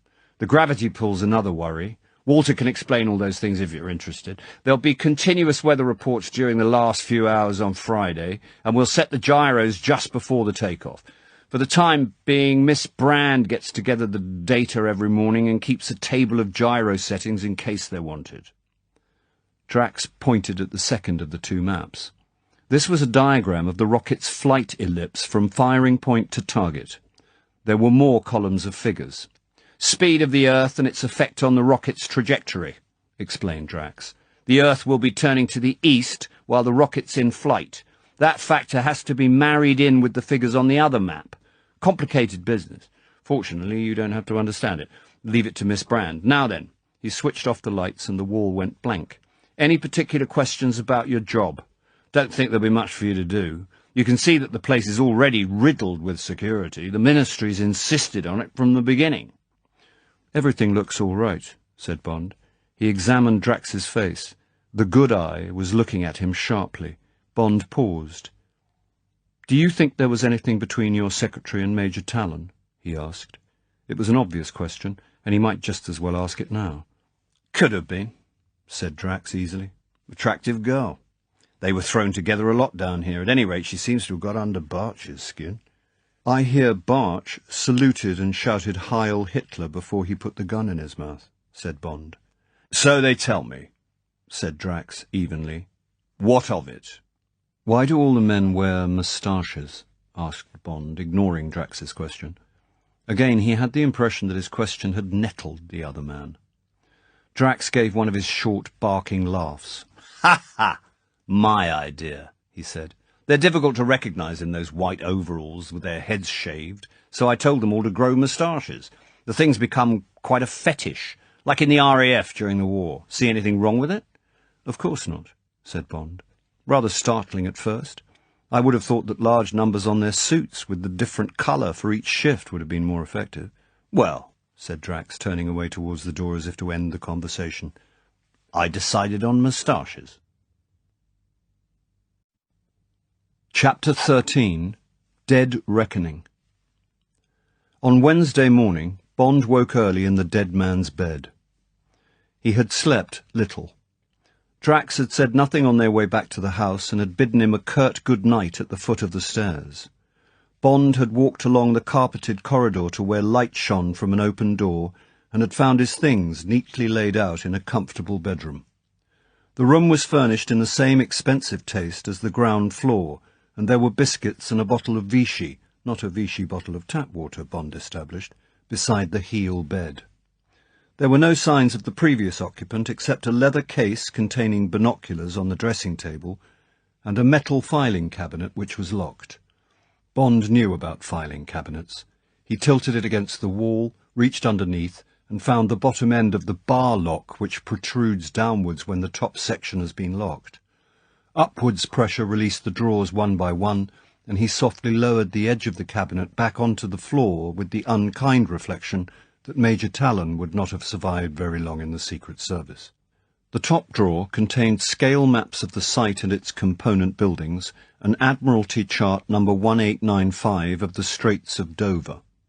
Bond laid each sheet on the bed and examined them minutely. There were traces of cigarette ash in the folds of the Admiralty Chart. Bond fetched his toolbox, a square leather case that stood beside the dressing table. He examined the numbers on the wheels of the combination lock and, satisfied that they had not been disturbed, turned them to the code number. The box was closely fitted with instruments. Bond selected a fingerprint powder spray and a large magnifying glass. He puffed the fine greyish powder foot by foot over the whole expanse of the chart. A forest of fingerprints showed. By going over these with the magnifying glass, he established that they belonged to 2 people. He isolated 2 of the best sets, took a Leica with a flashbulb attachment out of the leather case and photographed them. Then he carefully examined through his glass 2 minute furrows in the paper which the powder had brought to light. These appeared to be 2 lines drawn out from the coast to form a cross-bearing in the sea. It was a very narrow bearing, and both lines seemed to originate from the house where Bond was. In fact, thought Bond, they might indicate observations of some object in the sea made from each wing of the house. The 2 lines were drawn not with a pencil, but, presumably to avoid detection, with a stylus, which had barely furrowed the paper. At the point where they met, there was the trace of a question mark, and this point was on the 12-fathom line about 50 yards from the cliff on a direct bearing from the house to the South Goodwin lightship. There was nothing else to be gathered from the chart. Bond glanced at his watch, 20 minutes to 1. He heard distant footsteps in the hall and the click of a light being extinguished. On an impulse he rose and softly switched off the lights in his room, leaving only the shaded reading light beside the bed. He heard the heavy footsteps of Drax approaching up the stairs. There was the click of another switch and then silence. Bond could imagine the great hairy face turned down the corridor, looking, listening. Then there was a creak and the sound of a door being softly opened and as softly closed. Bond waited, visualizing the motions of the man as he prepared for bed. There was the muffled sound of a window being thrown open and the distant trumpet of a nose being blown. Then silence. Bond gave Drax another 5 minutes, then he went over to the filing cabinet and softly pulled out the other drawers. There was nothing in the second and third, but the bottom one was solid with files arranged under index letters. They were the dossiers of all the men working on the site. Bond pulled out the A section and went back to the bed and started to read. In each case, the formula was the same. Full name, address, date of birth, description, distinguishing marks, profession or trade since the war record, political record, and present sympathies, criminal record, health, next of kin. Some of the men had wives and children whose particulars were noted, and with each dossier there were photographs, full face and profile, and the fingerprints of both hands. 2 hours and 10 cigarettes later, he had worked through all of them and had discovered 2 points of general interest. First, that every one of the 50 men appeared to have led a blameless life without a breath of political or criminal odium. This seemed so unlikely that he decided to refer every single dossier back to Station D for a thorough recheck at the first opportunity. The second point was that none of the faces in the photographs bore a moustache. Despite Drax's explanation, this fact raised a second tiny question mark in Bond's mind. Bond got up from the bed and locked everything away, putting the Admiralty chart and one of the files in his leather case. He turned the wheels of the combination lock and thrust the case far under his bed so that it rested directly beneath his pillow at the inside angle of the wall. Then he quietly washed and cleaned his teeth in the adjoining bathroom and eased the window wide open. The moon was still shining, as it must have shone, Bond thought, when, aroused perhaps by some unusual noise, Talon had climbed up onto the roof, maybe only a couple of nights before, and had seen out at sea what he had seen. He would have had his glasses with him, and Bond, remembering, turned back from the window and picked them up. They were a very powerful German pair, booty perhaps from the war, and the 7x50 on the top plates told Bond that they were night glasses. And then the careful Talon must have walked softly, but not softly enough, to the other end of the roof and had raised his glasses again, estimating the distance from the edge of the cliff to the object in the sea, and from the object to the Goodwin lightship. Then he would have come back the way he had gone and softly re-entered his room. Bond saw Talon, perhaps for the first time since he'd been in the house, carefully lock the door and walk over to the filing cabinet and take out the chart which he had hardly glanced at till then, and on it softly mark the lines of his rough bearing. Perhaps he looked at it for a long while before putting the minute question mark beside it. And what had the unknown object been? Impossible to say. A boat? A light? A noise? Whatever it was, Talon had not been supposed to see it, and somebody had heard him. Somebody had guessed he had seen it, and had waited until Talon had left his room next morning. Then that man had come into his room and had searched it. Probably the chart had revealed nothing, but there were the night glasses by the window. That had been enough, and that night Talon had died. Bond pulled himself up. He was going too fast, building up a case on the flimsiest evidence. Barch had killed Talon, and Barch was not the man who had heard the noise, the man who had left fingerprints on the chart, the man whose dossier Bond had put away in his leather case. That man had been the oily ADC, Krebs, the man with the neck like a white slug. They were his prints on the chart. For a quarter of an hour, Bond had compared the impressions on the chart with the prints on Krebs' dossier. But who said Krebs had heard a noise or done anything about it if he had? Well, to begin with, he looked like a natural snooper. He had the eyes of a petty thief, and those prints of his had definitely been made on the chart after Talon had studied it. Krebs' fingers overlaid Talon's at several points.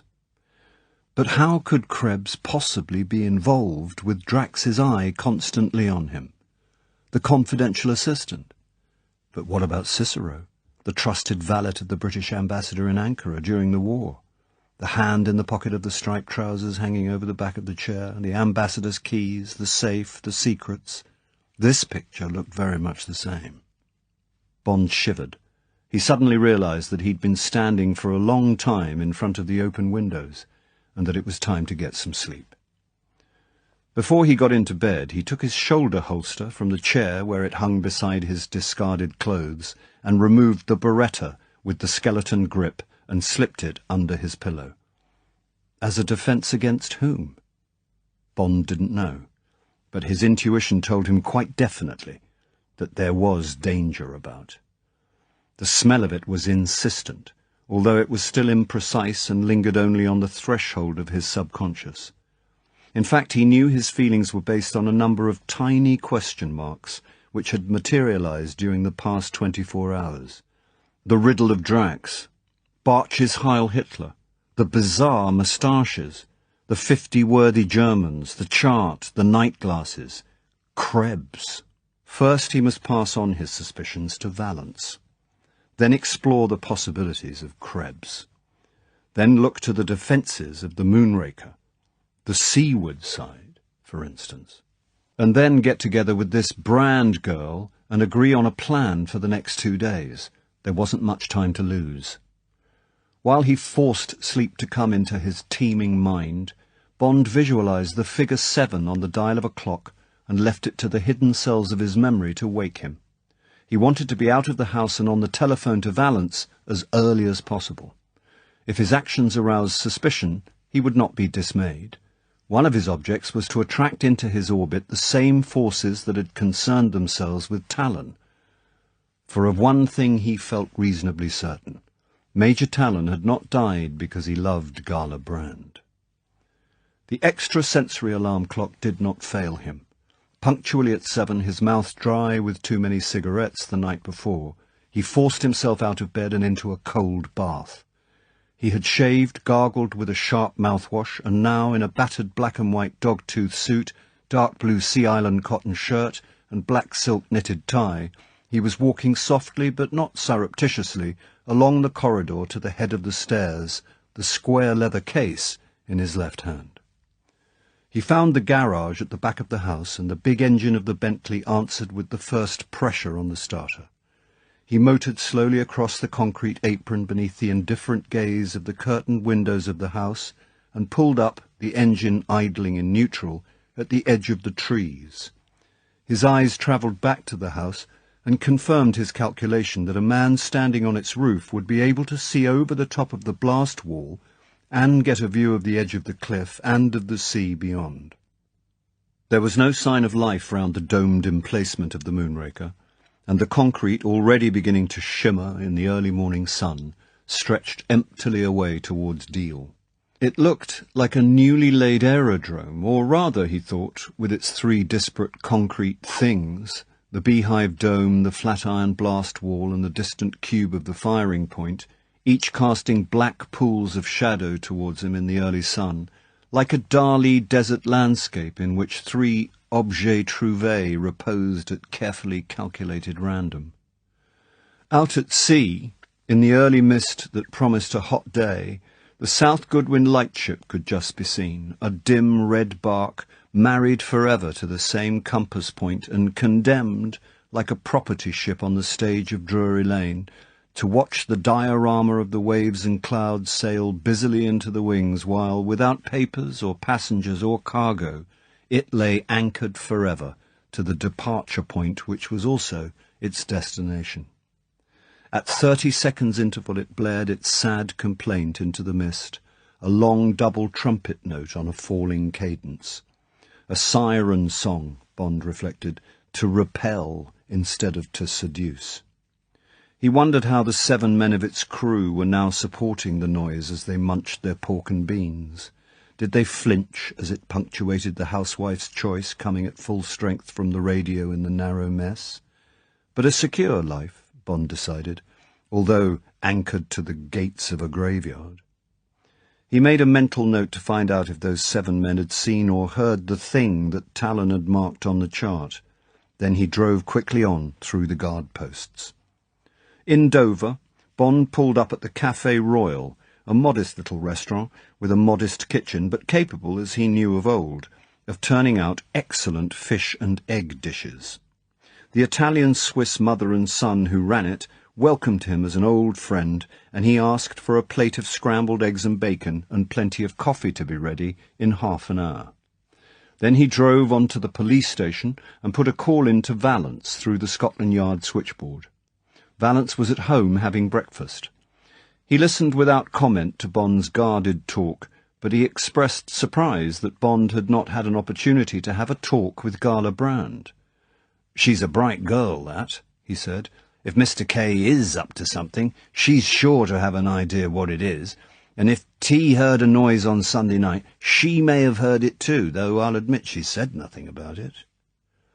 Bond said nothing about the reception he had had from Valance's agent. "Going to talk to her this morning," he said, "and I'll send up the chart and the Leica film for you to have a look at. I'll give them to the inspector. Perhaps one of the road patrols could bring them up. By the way, where did T telephone from when he rang up his employer on Monday?" "I'll have the call traced and let you know," said Vallance, "and I'll have Trinity House ask the South Goodwins and the Coast Guards if they can help. Anything else?" "No," said Bond. The line went through too many switchboards. Perhaps if it had been M, he would have hinted more. It seemed ridiculous to talk to Vallance about moustaches and the creep of danger he had felt the night before, and which the daylight had dissipated. These policemen wanted hard facts. They were better, he decided, at solving crimes than at anticipating them. "No, that's all." He hung up. He felt more cheerful after an excellent breakfast. He read the Express and the Times, and found a bare report of the inquest on Talon. The Express had made a big play with the girl's photograph, and he was amused to see what a neutral likeness Vallance had managed to produce. He decided that he had to try and work with her. He would take her completely into his confidence, whether she was receptive or not. Perhaps she also had her suspicions and intuitions, which were so vague that she was keeping them to herself. Bond drove back fast to the house. It was just 9 o'clock, and as he came through the trees onto the concrete, there was the wail of a siren, and from the woods behind the house a double file of 12 men appeared, running in purposeful unison towards the launching dome. They marked time while one of their number rang the bell, then the door opened and they filed through and out of sight. Scratch a German and you find precision, thought Bond. Chapter 14. Itching Fingers. Half an hour before, Gala Brand had stubbed out her breakfast cigarette, swallowed the remains of her coffee, left her bedroom and walked across to the site, looking very much the private secretary in a spotless white shirt and dark blue pleated skirt. Punctually at 8:30 she was in her office. There was a sheaf of Air Ministry teleprints on her desk, and her first action was to transfer a digest of their contents onto a weather map and walk through the communicating door into Drax's office and pin the map to the board that hung in the angle of the wall beside the blank glass wall. Then she pressed the switch that illuminated the wall map, made some calculations based on the columns of figures revealed by the light, and entered the results on the diagram she had pinned to the board. She had done this with Air Ministry figures that became more and more precise as the practice shoot drew nearer, every day since the site was completed, and the building of the rocket that had begun inside it, and she had become so expert that she now carried in her head the gyro settings for almost every variation in the weather at the different altitudes. So it irritated her all the more that Drax did not seem to accept her figures. Every day, when punctually at 9 the warning bells clanged and he came down the steep iron stairway and into his office, his first action was to call for the insufferable Dr. Walter, and together they would work out all her figures afresh and transfer the results to the thin black notebook that Drax always carried in the hip pocket of his trousers. She knew that this was an invariable routine, and she had become tired of watching it through an inconspicuous hole she had drilled so as to be able to send Vallance a weekly record of Drax's visitors in the thin wall between the two offices. The method was amateurish but effective, and she had slowly built up a complete picture of the daily routine she came to find so irritating. It was irritating for two reasons. It meant that Drax didn't trust her figures, and it undermined her chance of having some part, however modest, in the final launching of the rocket. It was natural that over the months she should have become as immersed in her disguise as she was in her real profession. It was fundamental to the thoroughness of her cover that her personality should be as truly split as possible. And now, while she spied and probed and sniffed the wind around Drax for her chief in London, she was passionately concerned with the success of the Moonraker and had become as dedicated to its service as anyone else on the site. And the rest of her duties as Drax's private secretary were insufferably dull. Every day there was a big post addressed to Drax in London and forwarded down by the ministry, and that morning she had found the usual batch of about 50 letters waiting on her desk. They would be of three kinds: begging letters, letters from rocket cranks, and business letters from Drax's stockbroker and from other commercial agents. To these Drax would dictate brief replies, and the rest of her day would be occupied with typing and filing. So it was natural that her one duty connected with the operation of the rocket should bulk very large in the dull round, and that morning, as she checked and rechecked her flight plan, she was more than ever determined that her figures should be accepted on the day. And yet, as she often reminded herself, perhaps there was no question but that they would be. Perhaps the daily calculations of Drax and Walter for entry in the little black book were nothing but a recheck of her own figures. Certainly Drax had never queried either her weather plan or the gyro settings she calculated from them. And when one day she had asked straight out whether her figures were correct, he had replied with evident sincerity, "Excellent, my dear. Most valuable. Couldn't manage without them." Gala Brand walked back into her own office and started slitting open the letters. Only 2 more flight plans for Thursday and Friday, and then, on her figures or on a different set, the set in Drax's pocket, the gyros would finally be adjusted and the switch would be pulled in the firing point. She absent-mindedly looked at her fingernails and then stretched her 2 hands out with their backs towards her. How often in the course of her training at the police college had she been sent out among the other pupils and told not to come back without a pocketbook, a vanity case, a fountain pen, even a wristwatch? How often during the courses had the instructor whipped round and caught her wrist with a "Now, miss, that won't do at all. Might have been an elephant looking for sugar in the keeper's pocket. Try again."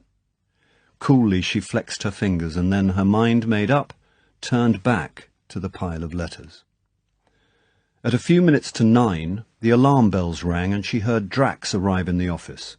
A moment later, she heard him open the double doors again and call for Walter. Then came the usual mumble of voices whose words were drowned by the soft whir of the ventilators.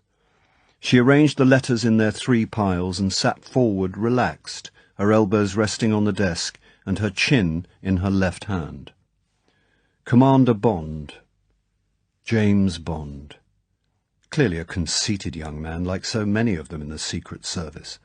And why had he been sent down instead of somebody she could work with, one of her friends from the Special Branch, or even somebody from MI5? The message from the Assistant Commissioner had said that there was no one else available at short notice, that this was one of the stars of the Secret Service, who had the complete confidence of the Special Branch and the blessings of MI5. Even the Prime Minister had had to give permission for him to operate, for just this one assignment inside England. But what use could he be in the short time that was left? He could probably shoot all right and talk foreign languages and do a lot of tricks that might be useful abroad, but what good could he do down here without any beautiful spies to make love to, because he was certainly good-looking? Gala Brand automatically reached into her bag for her vanity case. She examined herself in the little mirror and dabbed at her nose with a powder puff. Rather like Hoagie Carmichael in a way. That black hair falling down over the right eyebrow, much the same bones. But there was something a bit cruel in the mouth, and the eyes were cold. Were they grey or blue? It had been difficult to say last night. Well, at any rate, she'd put him in his place and shown him that she wasn't impressed by dashing young men from the Secret Service, however romantic they might look. There was just as good-looking men in the special branch, and they were real detectives, not just people that Phillips Oppenheim had dreamed up with fast cars and special cigarettes with gold bands on them and shoulder holsters. Oh, she had spotted that all right, and had even brushed against him to make sure. Oh, well, she supposed she would have to make some sort of show of working along with him, though in what direction heaven only knew. If she had been down there ever since the place had been built without spotting anything, what could this Bond man hope to discover in a couple of days? And what was there to find out? Of course there were one or two things she couldn't understand. Should she tell him about Krebs, for instance? The first thing was to see that he didn't blow her cover by doing something stupid. She would have to be cool and firm and extremely careful. But that didn't mean, she decided, as the buzzer went and she collected the letters and her shorthand book, that she couldn't be friendly. Entirely on her own terms, of course. Her second decision made, she opened the communicating door and walked into the office of Sir Hugo Drax. When she came back into her room half an hour later, she found Bond sitting back in her chair with Whitaker's Almanac open on the desk in front of him. She pursed her lips as Bond got up and wished her a cheerful good morning. She nodded briefly and walked round her desk and sat down. She moved the Whitakers carefully aside and put the letters and notebook in its place. "You might have a spare chair for visitors," said Bond, with a grin which she defined as impertinent, "and something better to read than reference books." She ignored him. "Sir Hugo wants you," she said. "I was just going to see if you'd got up yet." "Liar," said Bond. "You heard me go by at 7:30. I saw you peering out between the curtains." "I did nothing of the sort," she said indignantly. "Why should I be interested in a car going by?" "I told you heard the car," said Bond. He pressed home his advantage. "And by the way," he said, "you shouldn't scratch your head with the blunt end of the pencil when you're taking dictation. None of the best private secretaries do." Bond glanced significantly at a point against the jamb of the communicating door. He shrugged his shoulders. Gala's defences dropped. Damn the man, she thought. She gave him a reluctant smile. "Oh, well," she said. "Come on. I can't spend all the morning playing guessing games. He wants both of us, and he doesn't like being kept waiting." She rose and walked over to the communicating door and opened it. Bond followed her through and shut the door behind him. Drax was standing looking at the illuminated wall map. He turned as they came in. "Ah, there you are," he said with a sharp glance at Bond. "Thought you might have left us. Guards reported you out at 7:30 this morning." "I had to make a telephone call," said Bond. "I hope I didn't disturb anyone." "There's a telephone in my study," Drax said curtly. "Talon found it good enough." "Ah, poor Talon," said Bond non-committally. There was a hectoring note in Drax's voice that he particularly disliked, and that made him instinctively want to deflate the man. On this occasion he was successful. Drax shot him a hard glance, which he covered up with a short barking laugh and a shrug of his shoulders. "Ha ha! Do as you please," he said. "You've got your job to do, so long as you don't upset the routines down here. You must remember," he added more reasonably, "all my men are nervous as kittens just now, and I can't have them upset by mysterious goings-on. I hope you're not wanting to ask them a lot of questions today. I'd rather they didn't have anything more to worry about. They haven't recovered from Monday yet. Miss Brand here can tell you all about them, and I believe all their files are in Talon's room. Have you had a look at them yet?" "No key to the filing cabinet," said Bond, truthfully. "Sorry, my fault," said Drax. He went to the desk and opened a drawer from which he took a small bunch of keys and handed them to Bond. "Should have given you these last night. The inspector chap on the case asked me to hand them over to you. Sorry." "Thanks very much," said Bond. He paused. "By the way, how long have you had Krebs?" He asked the question on an impulse. There was a moment's quiet in the room. "Krebs?" repeated Drax thoughtfully. He walked over to his desk and sat down. He reached into his trouser pocket and pulled out a packet of his cork-tipped cigarettes. His blunt fingers scrabbled with its cellophane wrapping. He extracted a cigarette and stuffed it into his mouth under the fringe of his reddish moustache and lit it. Bond was surprised. "I didn't realize one could smoke down here," he said, taking out his own case. Drax's cigarette, a tiny white faggot in the middle of the big red face, waggled up and down as he answered without taking it out of his mouth. "Quite all right in here," he said. "These rooms are airtight, doors lined with rubber, separate ventilation. Have to keep the workshops and generators separate from the shaft, and anyway," his lips grinned round the cigarette, "I have to be able to smoke." Drax took the cigarette out of his mouth and looked at it. He seemed to make up his mind. "You were asking about Krebs," he said. "Well," he looked meaningly up at Bond. "Just between ourselves, I don't entirely trust the fellow." He held up an admonitory hand. "Nothing definite, of course, or I'd have had him put away. But I found him snooping about the house, and once I caught him in my study going through my private papers. He had a perfectly good explanation, and I let him off with a warning, but quite honestly I have my suspicions of the man. Of course he can't do any harm. He's part of the household staff, and none of them are allowed in here, but—" He looked candidly into Bond's eyes. "I would have said you ought to concentrate on him. Bright of you to have bowled him out so quickly," he added with respect. "What put you on to him?" "Oh, nothing much," said Bond. "He's got a shifty look, but what you say is interesting, and I'll certainly keep an eye on him." He turned to Gala Brand, who had remained silent ever since they had entered the room. "And what do you think of Krebs, Miss Brand?" he asked, politely. The girl spoke to Drax. "I don't know much about these things, Sir Hugo," she said with a modesty and a touch of impulsiveness which Bond admired. "But I don't trust the man at all. I hadn't meant to tell you, but he's been poking around my room, opening letters and so forth. I know he has." Drax was shocked. "Has he indeed?" he said. He bashed his cigarette out in the ashtray and killed the glowing fragments one by one. "So much for Krebs," he said, without looking up. Chapter 15. Rough Justice. There was a moment's silence in the room, during which Bond reflected how odd it was that suspicions should have fallen so suddenly and so unanimously on one man. And did that automatically clear all the others? Might not Krebs be the inside man of a gang?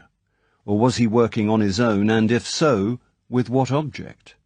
And what did his snooping have to do with the death of Talon and Barch?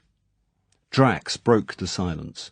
"Well, that seems to settle it," he said, looking to Bond for confirmation.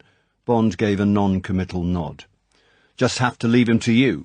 At all events, we must see he's kept well away from the site. As a matter of fact, I shall be taking him to London tomorrow. Last-minute details to be settled with the Ministry, and Walter can't be spared. Krebs is the only man I've got who can do the work of an ADC. That'll keep him out of trouble. We'll all have to keep an eye on him until then, unless, of course, you want to put him under lock and key straight away. I'd prefer not," he said candidly. "Don't want to upset the team any more." "It shouldn't be necessary," said Bond. "Has he got any particular friends among the other men?" "Never seen him speak to any of them except Walter and the household," said Drax. "Dare say he considers himself a cut above the others. Personally, I don't believe there's much harm in the chap, or I wouldn't have kept him. He's left alone in that house all day long, and I expect he's one of those people who like playing the detective and prying into other people's affairs. What do you say? Perhaps we could leave it like that." Bond nodded, keeping his thoughts to himself. "Well then," said Drax, obviously glad to leave a distasteful subject and get back to business, "we've got other things to talk about. 2 more days to go, and I'd better tell you the programme." He got up from his chair and paced heavily up and down the room behind his desk. "Today is Wednesday," he said. "At 1 o'clock the site will be closed for fueling. This will be supervised by Dr. Walter and myself and 2 men from the Ministry. Just in case anything goes wrong, a television camera will record everything we do. Then, if there is an explosion, our successors will know better next time. Ha ha!" He barked a short laugh. "Weather permitting, the roof will be opened tonight to allow the fumes to clear. My men will stand guard in watches at 10-yard intervals 100 yards from the site. There will be 3 armed men on the beach opposite the exhaust hole in the cliff. Tomorrow morning the site will be opened again until midday for a final check, and from that moment, except for the gyro settings, the Moonraker will be ready to go. The guards will be permanently on duty round the site. On Friday morning I shall personally supervise the gyro settings. The men from the Ministry will take over the firing point, and the RAF will man the radar. The BBC will set up their vans behind the firing point and will begin their running commentary at 11:45. At midday exactly, I shall press the plunger. A radio beam will break an electric circuit, and, he smiled broadly, we shall see what we shall see. He paused, fingering his chin. Now, what else? Well now, shipping will be cleared from the target area from midnight on Thursday. The Navy will provide a patrol of the boundaries of the area all through the morning. There will be a BBC commentator in one of the ships.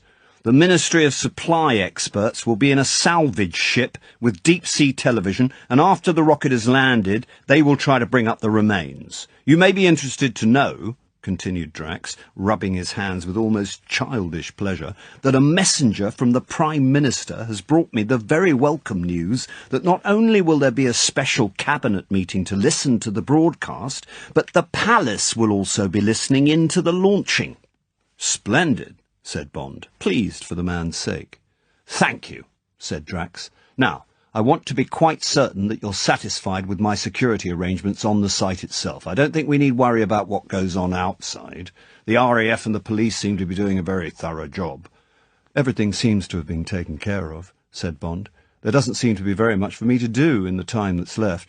Nothing I can think of, agreed Drax, except our friend Krebs. This afternoon he will be in the television van taking notes, so he'll be out of trouble. Why don't you have a look at the beach and the bottom of the cliff while he's out of action?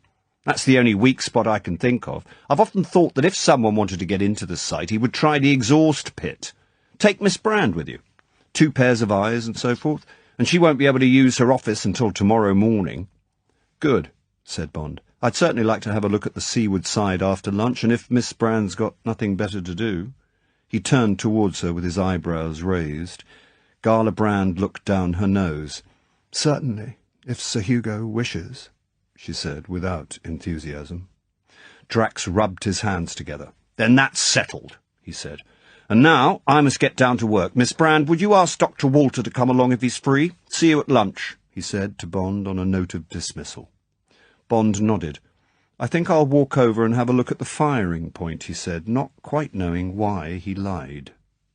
He turned and followed Gala Brand out through the double doors into the base of the shaft.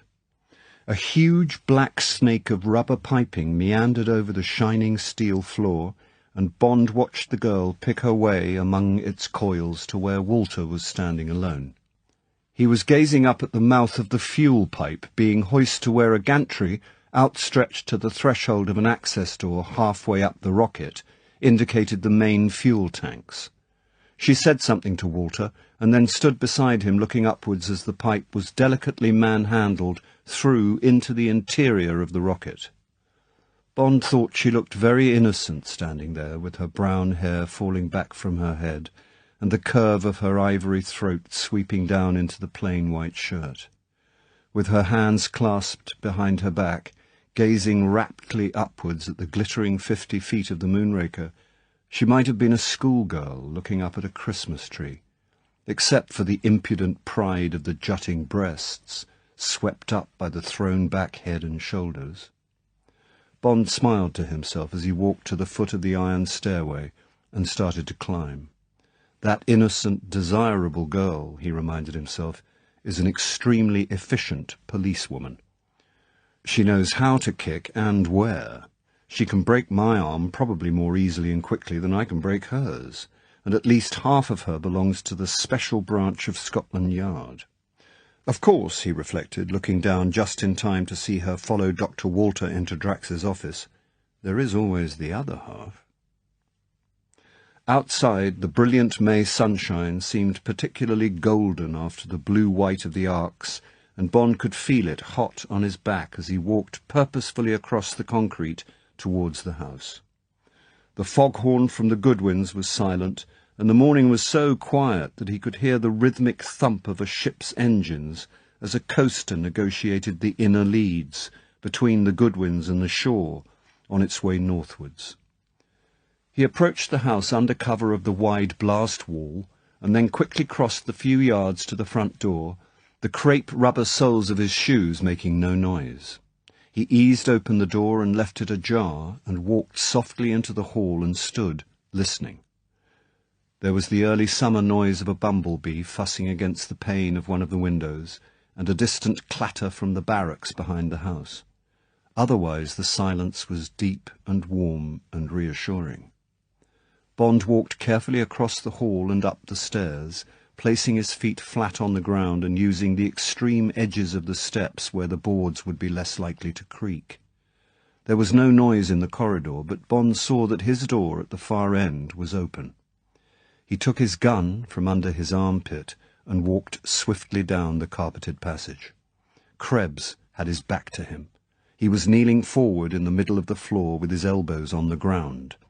His hands were at the wheels of the combination lock on Bond's leather case. His whole attention was focused on the click of the tumblers in the lock. The target was tempting, and Bond didn't hesitate. His teeth showed in a hard smile. He took 2 quick paces into the room, and his foot lashed out. All his force was behind the point of his shoe, and his balance and timing were perfect. The scream of a jay was driven out of Krebs as, like the caricature of a leaping frog, he hurtled over Bond's case, across a yard or so of carpet, and into the front of the mahogany dressing table. His head hit the middle of it so hard that the heavy piece of furniture rocked on its base. The scream was abruptly cut off, and he crashed in an inert spread-eagle on the floor and lay still. Bond stood looking at him and listening for the sound of hurrying footsteps, but there was still silence in the house. He walked over to the sprawling figure and bent down and heaved it over on its back. The face around the smudge of yellow moustache was pale, and some blood had oozed down over the forehead from a cut in the top of the skull. The eyes were closed and the breathing was laboured. Bond knelt down on one knee and went carefully through every pocket of Krebs' neat grey pinstripe suit, laying the disappointingly meagre contents on the carpet beside the body. There was no pocketbook and no papers.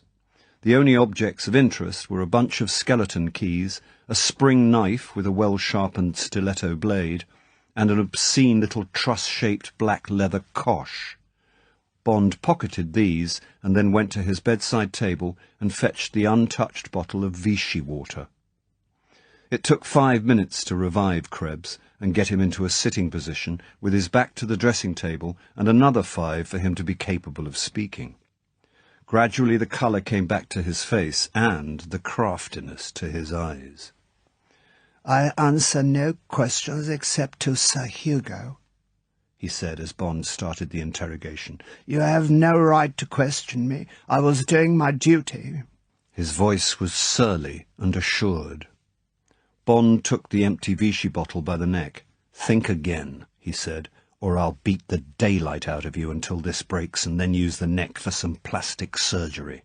Who told you to go over my room?" "Leck mich am Arsch!" Krebs spat the obscene insult at him. Bond bent down and cracked him sharply across the shins. Krebs' body cringed, but as Bond raised his arm again, he suddenly shot up from the floor and dived under the descending bottle. The blow caught him hard on the shoulder, but it didn't check his momentum, and he was out of the door and halfway down the corridor before Bond started in pursuit. Bond stopped outside the door and watched the flying figure swerve down the stairs and out of sight. Then, as he heard the scurrying squeak of the rubber-soled shoes as they fled down the stairs and across the hall, he laughed abruptly to himself and went back into his room and locked the door. Short of beating the man's brains out, it hadn't looked as if he would get much out of Krebs. He had given him something to think about. Crafty little brute. His injuries couldn't have been so bad after all. Well, it would be up to Drax to punish him. Unless, of course, Krebs had been carrying out Drax's orders. Bond cleaned up the mess in his room and sat down on his bed and gazed at the opposite wall with unseeing eyes. It had not been only instinct that made him tell Drax he was going to the firing point instead of to the house. It had seriously crossed his mind that the snooping of Krebs was on Drax's orders, and that Drax ran his own security system. And yet how did that tally with the deaths of Talon and Barch? Or had the double killing been a coincidence unrelated to the marks on the chart and the fingerprints of Krebs? As if summoned by his thoughts, there came a knock on the door, and the butler came in. He was followed by a police sergeant in road patrol uniform, who saluted and handed Bond a telegram. Bond took it over to the window. It was signed Baxter, which meant Valance, and it read, "Firstly, call was from house. Secondly, fog required operation of foghorn, so ship heard, observed nothing. Thirdly, your compass reckoning too near shore, thus out of sight of St. Margaret's or Deal coastguard. Ends." "Thank you," said Bond. No answer. When the door was closed, Bond put his lighter to the telegram and dropped it into the fireplace, scuffing the charred remains into powder with the sole of his shoe. Nothing much there, except that Talon's call to the ministry might indeed have been heard by someone in the house, which might have resulted in the search of his room, which might have resulted in his death. But what about Barsh? If all this was part of something much bigger, how could it be linked up with an attempt to sabotage the rocket? Wasn't it much simpler to conclude that Krebs was a natural snooper? Or more likely that he was operating for Drax, who seemed to be meticulously security-conscious, and who might want to be sure of the loyalty of his secretary, of Talon, and certainly, after their encounter at Blades, of Bond? Wasn't he just acting like the chief, and Bond had known many of them who would fit the picture, of some super-secret project during the war who had reinforced official security with his own private spy system? If that theory was correct, there only remained the double killing. Now that Bond had caught the magic and the tension of the Moonraker, the facts of the hysterical shooting seemed more reasonable. As for the mark on the chart, that might have been made any day in the past year. The night glasses were just night glasses, and the moustaches on the men were just a lot of moustaches. Bond sat on in the silent room, shifting the pieces in the jigsaw so that two entirely different pictures alternated in his mind. In one, the sun shone and all was clear and innocent as the day outside. The other was a dark confusion of guilty motives, obscure suspicions, and nightmare queries. When the gong sounded for lunch, he still did not know which picture to choose. To shelve a decision, he cleared his mind of everything, but the prospect of his afternoon alone with Gala Brand. Chapter 16. A Golden Day. It was a wonderful afternoon of blue and green and gold. When they left the concrete apron through the guard gate near the empty firing point, now connected by a thick cable with the launching site, they stopped for a moment on the edge of the great chalk cliff and stood gazing over the whole corner of England where Caesar had first landed 2,000 years before. To their left, the carpet of green turf, bright with small wildflowers, sloped gradually down to the long pebble beaches of Walmer and Deal, which curved off towards Sandwich and the bay. Beyond, the cliffs of Margate, showing white through the distant haze that hid the North Foreland, guarded the grey scar of Manston Aerodrome, above which American thunderjets wrote their white scribbles in the sky. Then came the Isle of Thanet, and out of sight, the mouth of the Thames. It was low tide, and the Goodwins were golden and tender in the sparkling blue of the straits, with only the smattering of masts and spars that stretched along their length to tell the true story. The white lettering on the South Goodwin's lightship was easy to read, and even the name of her sister ship to the north showed white against the red of her hull. Between the sands of the coast, along the 12-fathom channel of the inner leads, there were half a dozen ships beating up through the downs, the thud of their engines coming clearly off the quiet sea, and between the evil sands and the sharp outline of the French coast, there were ships of all registries going about their business. Liners, merchantmen, ungainly Dutch shoots, and even a slim corvette hastening down south, perhaps to Portsmouth. As far as the eye could reach, the eastern approaches of England were dotted with traffic plying towards near or distant horizons, towards a home port, or towards the other side of the world. It was a panorama full of colour and excitement and romance, and the two people on the edge of the cliff were silent as they stood for a time and watched it all. The peace was broken by two blasts on the siren from the house, and they turned to gaze back at the ugly concrete world that had been cleaned out of their minds. As they watched, a red flag was broken out above the dome of the launching site, and two RAF crash wagons with red crosses on their sides rolled out of the trees to the edge of the blast wall and pulled up. "Fueling's going to begin," said Bond. "Let's get on with our walk. There'll be nothing to see, and if there happened to be something, we probably wouldn't survive it at this range." She smiled at him. "Yes," she said, "and I'm sick of the sight of all this concrete." They walked on down the gentle slope and were soon out of sight of the firing point and the high wire fence. The ice of Gala's reserve melted quickly in the sunshine. The exotic gaiety of her clothes, a black and white striped cotton shirt tucked into a wide hand-stitched black leather belt above a medium-length skirt in shocking pink, seemed to have infected her, and it was impossible for Bond to recognize the chill woman of the night before in the girl who now walked beside him and laughed happily at his ignorance of the names of the wildflowers, the samphire, viper's bugloss, and fumitory round their feet. Triumphantly she found a bee orchis and picked it. "You wouldn't do that if you knew that flowers scream when they're picked," said Bond. Gala looked at him. "What do you mean?" she asked, suspecting a joke. "Didn't you know?" He smiled at her reaction. "There's an Indian called Professor Bose who's written a treatise on the nervous system of flowers. He measured their reaction to pain. He even recorded the scream of a rose being picked. It must be one of the most heart-rending sounds in the world. I heard something like it as you picked that flower." "I don't believe it," she said, looking suspiciously at the torn root. "Anyway," she said maliciously, "I wouldn't have thought you were a person to get sentimental. Don't people in your section of the service make a business of killing? And not just flowers, either. People." "Flowers can't shoot back," said Bond. She looked at the orchis. "Now you've made me feel like a murderer. It's very unkind of you, but," she admitted reluctantly, "I shall have to find out about this Indian, and if you're right, I shall never pick a flower again as long as I live." "What am I going to do with this one? You make me feel it's bleeding all over my hands." "Give it to me," said Bond. "According to you, my hands are dripping with blood already. A little more won't hurt." She handed it to him, and their hands touched. "You can stick it in the muzzle of your revolver," she said to cover the flash of contact. Bond laughed. "So the eyes aren't only for decoration," he said. "Anyway, it's an automatic, and I left it in my room." He drew the stalk of the flower through one of the buttonholes in his blue cotton shirt. "I thought a shoulder holster would look a bit conspicuous without a coat to cover it, and I don't think anyone will be going over my room this afternoon." By tacit agreement they edged away from the moment of warmth. Bond told her of his discovery of Krebs and of the scene in his bedroom. "Serves him right," she said. "I've never trusted him.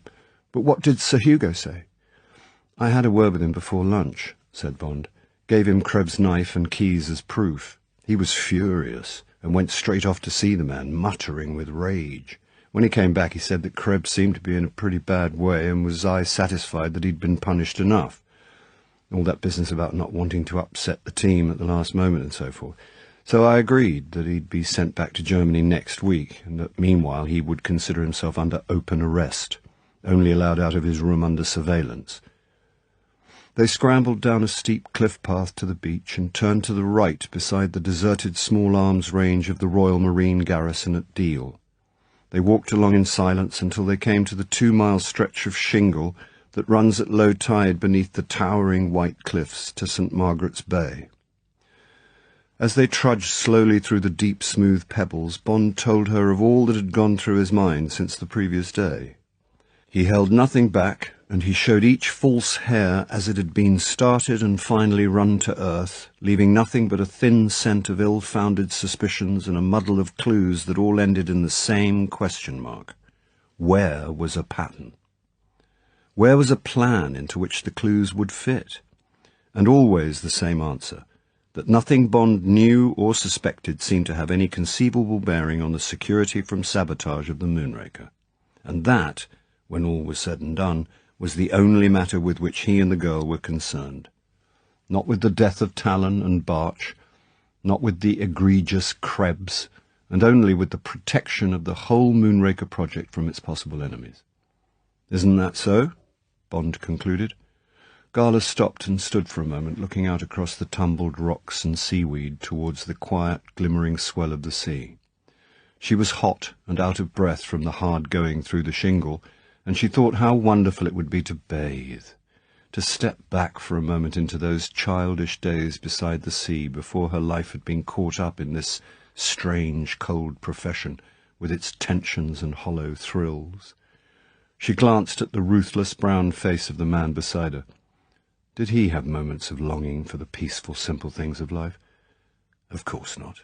He liked Paris and Berlin and New York and trains and aeroplanes and expensive food and, yes, certainly, expensive women. Well, said Bond, wondering if she was going to come out with some piece of evidence that he'd overlooked. What do you think? I'm sorry, said Gala. I was dreaming.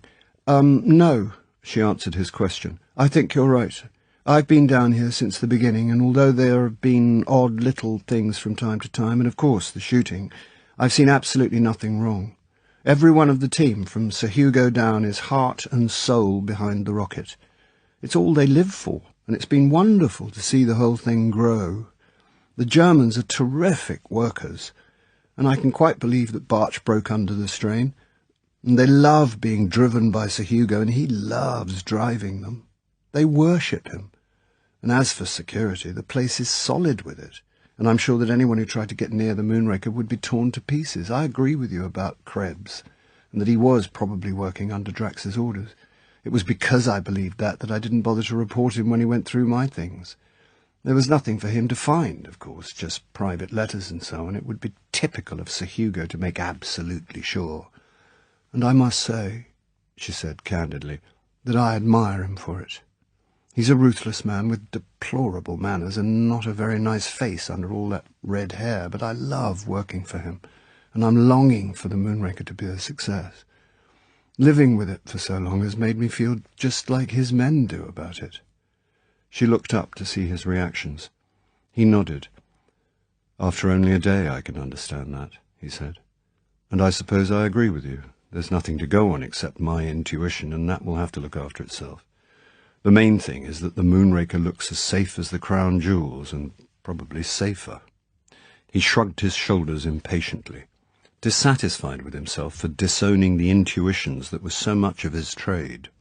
"Come on," he said, almost roughly. "We're wasting time." Understanding, she smiled to herself and followed. Round the next bend of the cliff, they came up with the base of the hoist, encrusted with seaweed and barnacles. 50 yards further on, they reached the jetty, a strong tubular iron frame paved with latticed iron strips that ran out over the rocks and beyond. Between the two, and perhaps 20 feet up the cliff face, yawned the wide black mouth of the exhaust tunnel, which slanted up inside the cliff to the steel floor beneath the stern of the rocket. From the underlip of the cave, melted chalk drooled like lava, and there were splashes of the stuff all over the pebbles and rocks below. In his mind's eye, Bond could see the blazing white shaft of flame come howling out of the face of the cliff, and he could hear the sea hiss and bubble as the liquid chalk poured into the water. He looked up at the narrow section of the launching dome that showed above the edge of the cliff 200 feet up in the sky, and imagined the 4 men in their gas masks and asbestos suits watching the gauges as the terrible liquid explosive pulsed down the black rubber tube into the stomach of the rocket. He suddenly realized that they were in range if anything went wrong with the fueling. "Let's get away from here," he said to the girl. When they had put 100 yards between themselves and the cave, Bond stopped and looked back. He imagined himself with 6 tough men and all the right gear, and he wondered how he would set about attacking the site from the sea. Kayaks to the jetty at low tide, a ladder to the lip of the cave, and then what? Impossible to climb the polished steel walls of the exhaust tunnel. It would be a question of firing an anti-tank weapon through the steel floor beneath the rocket, following up with some phosphorus shells and hoping that something would catch fire. Untidy business, but it might be effective. Getting away afterwards would be nasty. Sitting targets from the top of the cliff, but that wouldn't worry a Russian suicide squad. It was all quite feasible. Gala had been standing beside him, watching the eyes that measured and speculated. "It's not as easy as you might think," she said, seeing the frown on his face. "Even when it's high tide and very rough, they have guards along the top of the cliff at night, and they've got searchlights and Brens and grenades. Their orders are to shoot and ask questions afterwards. Of course, it would be better to floodlight the cliff at night, but that would only pinpoint the site. I really believe they've thought of everything." Bond was still frowning. If they had covering fire from a submarine or an X-craft, a good team could still do it, he said. "It'll be hell, but I'm going for a swim. The Admiralty chart says there's a 12-fathom channel out there, but I'd like to have a look. There must be plenty of water at the end of the jetty, but I'll be happier when I've seen it for myself." He smiled at her. "Why don't you have a bathe too? It's going to be damn cold, but it would do you good after stewing inside that concrete dome all the morning." Gala's eyes lit up. "Do you think I could?" she asked doubtfully. "I'm frightfully hot. But what are we going to wear?" She blushed at the thought of her brief and almost transparent nylon pants and brassiere. "To hell with that," said Bond airily. "You must have got some bits and pieces on underneath, and I've got pants on. We shall be perfectly respectable, and there's no one to see. And I promise not to look," he lied cheerfully, leading the way round the next bend in the cliff. "You undress behind that rock, and I'll use this one," he said. "Come on, don't be a goose. It's all in the line of duty." Without waiting for her to answer, he moved behind the tall rock, taking off his shirt as he did so. "Oh, well," said Gala, relieved to have the decision taken out of her hands. She went behind her rock and slowly unbuttoned her skirt. When she peered nervously out, Bond was already halfway down the strip of coarse brown sand that led out among the pools to where the incoming tide eddied through the green and black moraine of the rocks. He looked lithe and brown. The blue pants were reassuring. Gingerly she followed him, and then suddenly she was in the water. At once nothing else mattered but the velvet ice of the sea and the beauty of the patches of sand between the waving hair of the seaweed that she could see in the clear green depths below her as she buried her head and swam along parallel with the shore in a fast crawl. When she was level with the jetty, she stopped for a moment to get her breath.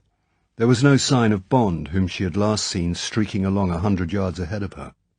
She trod water hard to keep up her circulation and then started back again, unwillingly thinking of him, thinking of the hard brown body that must be somewhere near her, among the rocks, perhaps, or diving to the sand to gauge the depth of water that would be available to an enemy. She turned back to look for him again, and it was then that he suddenly surged up from the sea beneath her. She felt the quick, tight clasp of his arms round her, and the swift, hard impact of his lips on hers. "Damn you!" she said furiously, but already he had dived again, and by the time she'd spat out a mouthful of seawater and got her bearings, he was swimming blithely 20 yards away. She turned and swam aloofly out to sea, feeling rather ridiculous, but determined to snub him. It was just as she had thought. These Secret Service people always seemed to have time for sex, however important their jobs might be. But her body obstinately tingled with the shock of the kiss, and the golden day seemed to have taken on a new beauty. As she swam further out to sea and then turned back and looked along the snarling milk-white teeth of England to the distant arm of Dover, and at the black and white confetti of the ravens and gulls tossed against the vivid backcloth of green fields, she decided that anything was permissible on such a day, and that just this once she would forgive him. Half an hour later they were lying, waiting for the sun to dry them, separated by a respectable yard of sand at the foot of the cliff. The kiss had not been mentioned, but Gala's efforts to preserve an atmosphere of aloofness had collapsed under the excitement of examining a lobster that Bond had dived for and caught with his hands. Reluctantly, they put it back into one of the rock pools and watched it scuttle backwards into the shelter of the seaweed. And now they lay, tired and exhilarated by their icy swim, and prayed that the sun would not slip behind the cliff top high above their heads before they were warm and dry enough to get back into their clothes. But those were not Bond's only thoughts. The beautiful, strapping body of the girl beside him, incredibly erotic in the tight emphasis of the clinging brassiere and pants, came between him and his concern about the Moonraker. And anyway, there was nothing he could do about the Moonraker for another hour. It was not yet 5 o'clock, and the fueling would not be finished until after 6.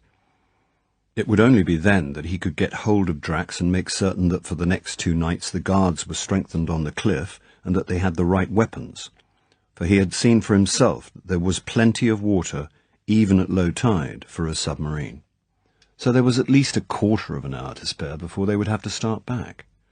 Meanwhile, this girl... The half-stripped body splayed above him on the surface as he swam up from below. The soft, hard, quick kiss with his arms about her, the pointed hillocks of her breasts so close to him, and the soft, flat stomach descending to the mystery of her tightly closed thighs. To hell with it. He wrenched his mind out of its fever and gazed straight up into the endless blue of the sky, forcing himself to watch the soaring beauty of the herring gulls as they ranged effortlessly among the air currents that fountained up over the high cliff top above them. But the soft down of the birds' white underbellies seduced his thoughts back to her and gave him no rest. "Why are you called Gala?" he said to break his hot, crouching thoughts. She laughed. "I was teased about it all through school," she said, and Bond was impatient at the easy, clear voice. "And then through the Wrens, and then by half the police force of London. But my real name's even worse. It's Galatea. She was a cruiser my father was serving in when I was born. I suppose Gala's not too bad.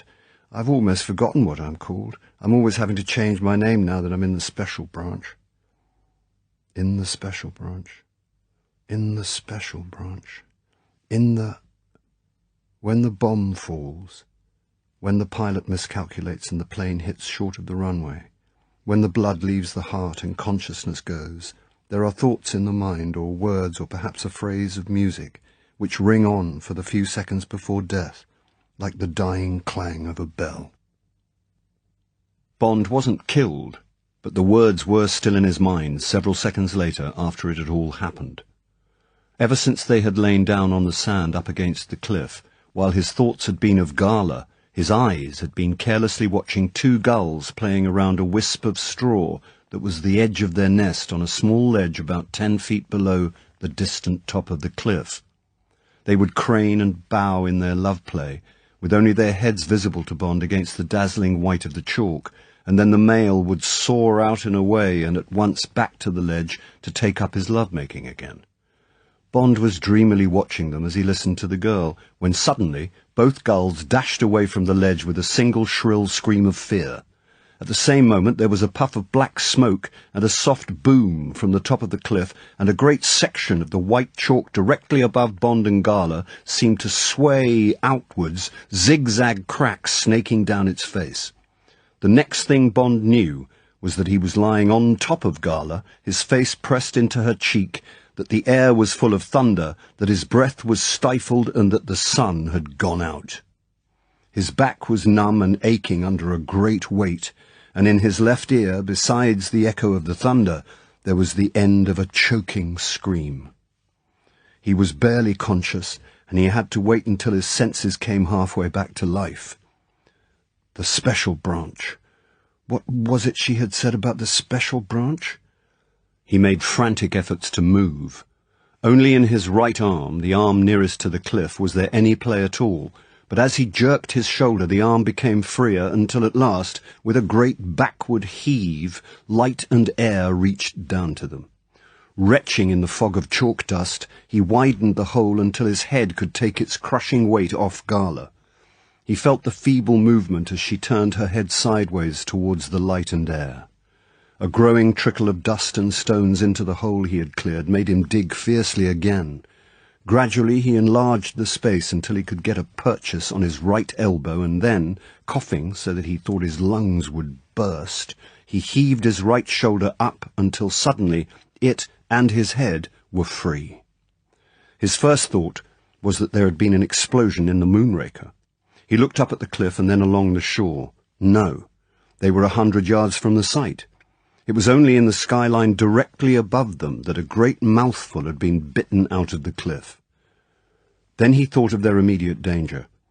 Gala moaned, and he could feel the frantic thud of her heart against his chest. But the ghastly white mask of her face was now free to the air, and he wrenched his body from side to side on top of her to try and ease the pressure on her lungs and stomach. Slowly, inch by inch, his muscles cracking under the strain, he worked his way under the pile of dust and rubble towards the cliff face where he knew the weight would be less. And then at last his chest was free, and he could snake his body into a kneeling position beside her. Blood dripped from his cut back and arms and mingled with the chalk dust that continually poured down the sides of the hole he had made. But he could feel that no bones were broken, and, in the rage of the rescue work, he felt no pain. Grunting and coughing and without a pause to take breath, he heaved her up into a sitting position and with a bleeding hand wiped some of the chalk dust from her face. Then, freeing his legs from the tomb of chalk, he somehow manhandled her up onto the top of the mound with her back against the cliff. He knelt and looked at her, at the terrible white scarecrow that minutes before had been one of the most beautiful girls he had ever seen. And as he looked at her and at the streaks of his blood down her face, he prayed that her eyes would open. When seconds later they did, the relief was so great that Bond turned away and was rackingly sick. Chapter 17. Wild Surmises. When the paroxysm was over, he felt Gala's hand in his hair. He looked round and saw her wince at the sight of him. She tugged at his hair and pointed up the cliffs. As she did so, a shower of small pieces of chalk rattled down beside them. Weakly he got to his knees and then to his feet, and together they scrambled and slid down off the mountain of chalk and away from the crater against the cliff from which they had escaped. The harsh sand under their feet was like velvet. They both collapsed full length and lay clutching at it with their horrible white hands, as if its rough gold would wash the filthy whiteness away. Then Gala too was mercifully sick, and Bond crawled a few paces away to leave her alone. He hauled himself to his feet against a single lump of chalk as big as a small motor-car, and at last his bloodshot eyes took in the hell that had almost engulfed them. Down to the beginning of the rocks, now lapped by the incoming tide, sprawled the debris of the cliff face, an avalanche of chalk blocks and shapes. The white dust of its collapse covered nearly an acre. Above it, a jagged rent had appeared in the cliff, and a wedge of blue sky had been bitten out of the distant top where before the line of the horizon had been almost straight. There were no longer any seabirds near them, and Bond guessed that the smell of disaster would keep them away from the place for days. The nearness of their bodies to the cliff was what had saved them. That, and the slight protection of the overhang below which the sea had bitten into the base of the cliff. They had been buried by the deluge of smaller stuff. The heavier chunks, any one of which would have crushed them, had fallen outwards, the nearest missing them by a few feet. And their nearness to the cliff was the reason for Bond's right arm having been comparatively free, so that they had been able to burrow out of the mound before they were stifled. Bond realized that if some reflex had not hurled him on top of Gala at the moment of the avalanche, they would now both be dead. He felt her hand on his shoulder. Without looking at her, he put his arm round her waist, and together they got down to the blessed sea, and let their bodies fall weakly, thankfully into the shallows. 10 minutes later, it was two comparatively human beings who walked back up the sand to the rocks where their clothes lay, a few yards away from the cliff fall. They were both completely naked. The rags of their underclothing lay somewhere under the pile of chalk dust, torn off in their struggle to escape. But like survivors from a shipwreck, their nakedness meant nothing. washed clean of the cloying, gritty chalk dust, and with their hair and mouths scoured with the salt water. They felt weak and bedraggled, but by the time they'd got their clothes on and had shared Gala's comb, there was little to show what they had been through. They sat with their backs to a rock, and Bond lit a first delicious cigarette, drinking the smoke deeply into his lungs and expelling it slowly through his nostrils. When Gala had done the best she could with her powder and lipstick, he lit a cigarette for her, and as he handed it to her, for the first time, they looked into each other's eyes and smiled. Then they sat and looked silently out to sea, at the golden panorama that was the same, and yet entirely new. Bond broke the silence. "Well, by God," he said, "that was close." "I still don't know what happened," said Gala, "except that you saved my life." She put her hand on his and then took it away. "If you hadn't been there, I should be dead," said Bond. "If I'd stayed where I was—" He shrugged his shoulders. Then he turned and looked at her. "I suppose you realize," he said flatly, "that someone pushed the cliff down on us." She looked back at him with wide eyes. "If we searched around in all that," he gestured towards the avalanche of chalk, "we would find the marks of 2 or 3 drill holes and traces of dynamite. I saw the smoke, and I heard the bang of the explosion a split second before the cliff came down. And so did the gulls," he added. "And what's more," continued Bond after a pause, "it can't have been only Krebs. It was done in full view of the site. And it was done by several people, well organised, with spies on us from the moment we went down the cliff path to the beach." There was comprehension in Gala's eyes, and a flash of fear. "What are we to do?" she asked anxiously. "What's it all about?" "They want us dead," said Bond calmly. "So we have to stay alive. As to what it's all about, we'll just have to find that out. You see," he went on, "I'm afraid even Valence isn't going to be much help. When they made up their minds we were properly buried, they'll have got away from the top of the cliff as fast as they could. They'd know that even if someone saw the cliff fall or heard it, they wouldn't get very excited. There are 20 miles of these cliffs, and not many people come here until the summer. If the Coast Guards heard it, they may have made a note in the log, but in the spring I expect they get plenty of falls. The winter frosts thaw out in cracks that may be hundreds of years old, so our friends would wait until we didn't turn up tonight and then get the police and Coast Guards to search for us. They'd keep quiet until the high tide had made porridge out of a good deal of this." He gestured towards the shambles of fallen chalk.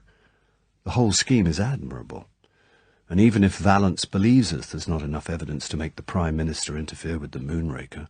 The damn thing's so infernally important. All the world's waiting to see if it'll work or not. And anyway, what's our story? What the hell's it all about? Some of those bloody Germans up there seem to want us dead before Friday, but what for?" He paused. "It's up to us, Gala. It's a lousy business, but we've simply got to solve it ourselves." He looked into her eyes. "What about it?" Gala laughed abruptly. Don't be ridiculous," she said. "It's what we're paid for. Of course we'll take them on. And I agree, we'd get nowhere with London. We'd look absolutely ridiculous telephoning reports about cliffs falling on our heads. What are we doing down here anyway, fooling around without any clothes on instead of getting on with our jobs?" Bond grinned. "We only lay down for 10 minutes to get dry," he protested mildly. "How do you think we ought to have spent the afternoon, taking everybody's fingerprints all over again? That's about all you police think about." He felt ashamed when he saw her stiffen. He held his hands up. "I didn't really mean that," he said. "But can't you see what we've done this afternoon? Just what had to be done. We've made the enemy show his hand. Now we've got to take the next step and find out who the enemy is and why he wanted us out of the way. And then if we've got enough evidence that someone's trying to sabotage the Moonraker, we'll have the whole place turned inside out, the practice shoot postponed, and to hell with politics." She jumped to her feet. "Oh, of course, you're right," she said impatiently. "It's just that I want to do something about it in a hurry." She looked for a moment out to sea, away from Bond. "You've only just come into the picture. I've been living with this rocket for more than a year, and I can't bear the idea that something may happen to it. So much seems to depend on it.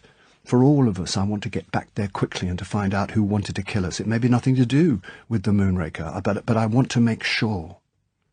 Bond stood up, showing nothing of the pain from the cuts and bruises on his back and legs. "Come on," he said. "It's nearly 6 o'clock. The tide's coming in fast, but we can get to St. Margaret's before it catches us. We'll clean up at the Granville there and have a drink and some food, and then we'll go back to the house in the middle of dinner. I shall be interested to see what sort of reception we get. After that, we'll have to concentrate on staying alive and seeing what we can see. Can you make it to St. Margaret's?" "Don't be silly," said Gala. "Policewomen aren't made of gossamer." She gave a reluctant smile at Bond's ironically respectful, "Oh, of course not," and they turned towards the distant tower of the South Foreland lighthouse and set off through the shingle. At 8:30, the taxi from St. Margaret's dropped them at the second guard gate, and they showed their passes and walked quietly up through the trees onto the expanse of concrete. They both felt keyed up and in high spirits. A hot bath and an hour's rest at the accommodating Granville had been followed by 2 stiff brandies and sodas for Gala and 3 for Bond, followed by delicious fried soles and Welsh rabbits and coffee. And now, as they confidently approached the house, it would have needed second sight to tell that they were both dead tired and that they were naked and bruised under their walking clothes. They let themselves quietly in through the front door and stood for a moment in the lighted hall. A cheerful mumble of voices came from the dining room. There was a pause, followed by a burst of laughter which was dominated by the harsh bark of Sir Hugo Drax. Bond's mouth twisted wryly as he led the way across the hall to the door of the dining room. He then fixed a cheerful smile on his face and opened the door for Gala to pass through. Drax sat at the head of the table, festive in his plum-coloured smoking jacket. A forkful of food, halfway to his open mouth, had stopped in mid-air as they appeared in the doorway. Unnoticed, the food slid off the fork and fell with a soft, distinct plep onto the edge of the table. Krebs had been in the act of drinking a glass of red wine, and the glass, frozen against his mouth, poured a thin trickle down his chin and thence onto his brown satin tie and yellow shirt. Dr. Walter had had his back to the door, and it was not until he observed the unusual behaviour of the others, the bulging eyes, the gape of the mouths, and the blood-drained faces, that he whipped his head round towards the door. His reactions, thought Bond, were slower than the others, or else his nerves were steadier. "Ach so," he said softly. "De Englander." Drax was on his feet. "My dear chap," he said thickly. "My dear chap, we were really very worried, just wondering whether to send out a search party. Few minutes ago one of the guards came in and reported there seemed to have been a cliff fall." He came round towards them, his napkin in one hand and the fork still erect in the other. With the movement, the blood surged back into his face, which became first mottled and then its usual red. "You really might have let me know," he spoke to the girl, anger rising in his voice. "Most extraordinary behaviour." "It was my fault," said Bond, moving forward into the room so that he could keep them all in view. "The walk was longer than I expected. I thought we might get caught by the tide, so we went on to St. Margaret's and had something to eat there and took a taxi. Miss Brand wanted to telephone, but I thought we would be back before 8. You must put the blame on me, but please, go ahead with your dinner. Perhaps I might join you for coffee and dessert. I expect Miss Brand would prefer to go to her room. She must be tired after her long day." Bond walked deliberately round the table and took the chair next to Krebs. Those pale eyes, he noticed, after the first shock, had been fixed firmly on his plate. As Bond came up behind him, he was delighted to see a large mound of elastoplast on the crown of Krebs' head. "Yes, go to bed, Miss Brand. I will talk to you in the morning," said Drax testily. Gala obediently left the room, and Drax went to his chair and sat heavily down. "Most remarkable, those cliffs," said Bond blithely. "Quite awe-inspiring walking along, wondering if they're going to choose just that moment to collapse on one. Reminded me of Russian roulette. And yet one never reads of people being killed by cliffs falling on them. The odds against getting hurt must be terrific." He paused. "By the way, what was that you were saying about a cliff fall just now?" There was a faint groan on Bond's right, followed by a crash of glass and china as Krebs' head fell forward onto the table. Bond looked at him with polite curiosity. "Walter," said Drax sharply, "can't you see that Krebs is ill? Take the man out and put him to bed, and don't be too soft with him. The man drinks too much. Hurry up." Walter, his face crumpled and angry, strode round the table and jerked Krebs' head out of the debris. He took him by his coat collar and hauled him to his feet and away from his chair. "Du Scheißkerl!" hissed Walter at the mottled, vacant face. "Marsch!"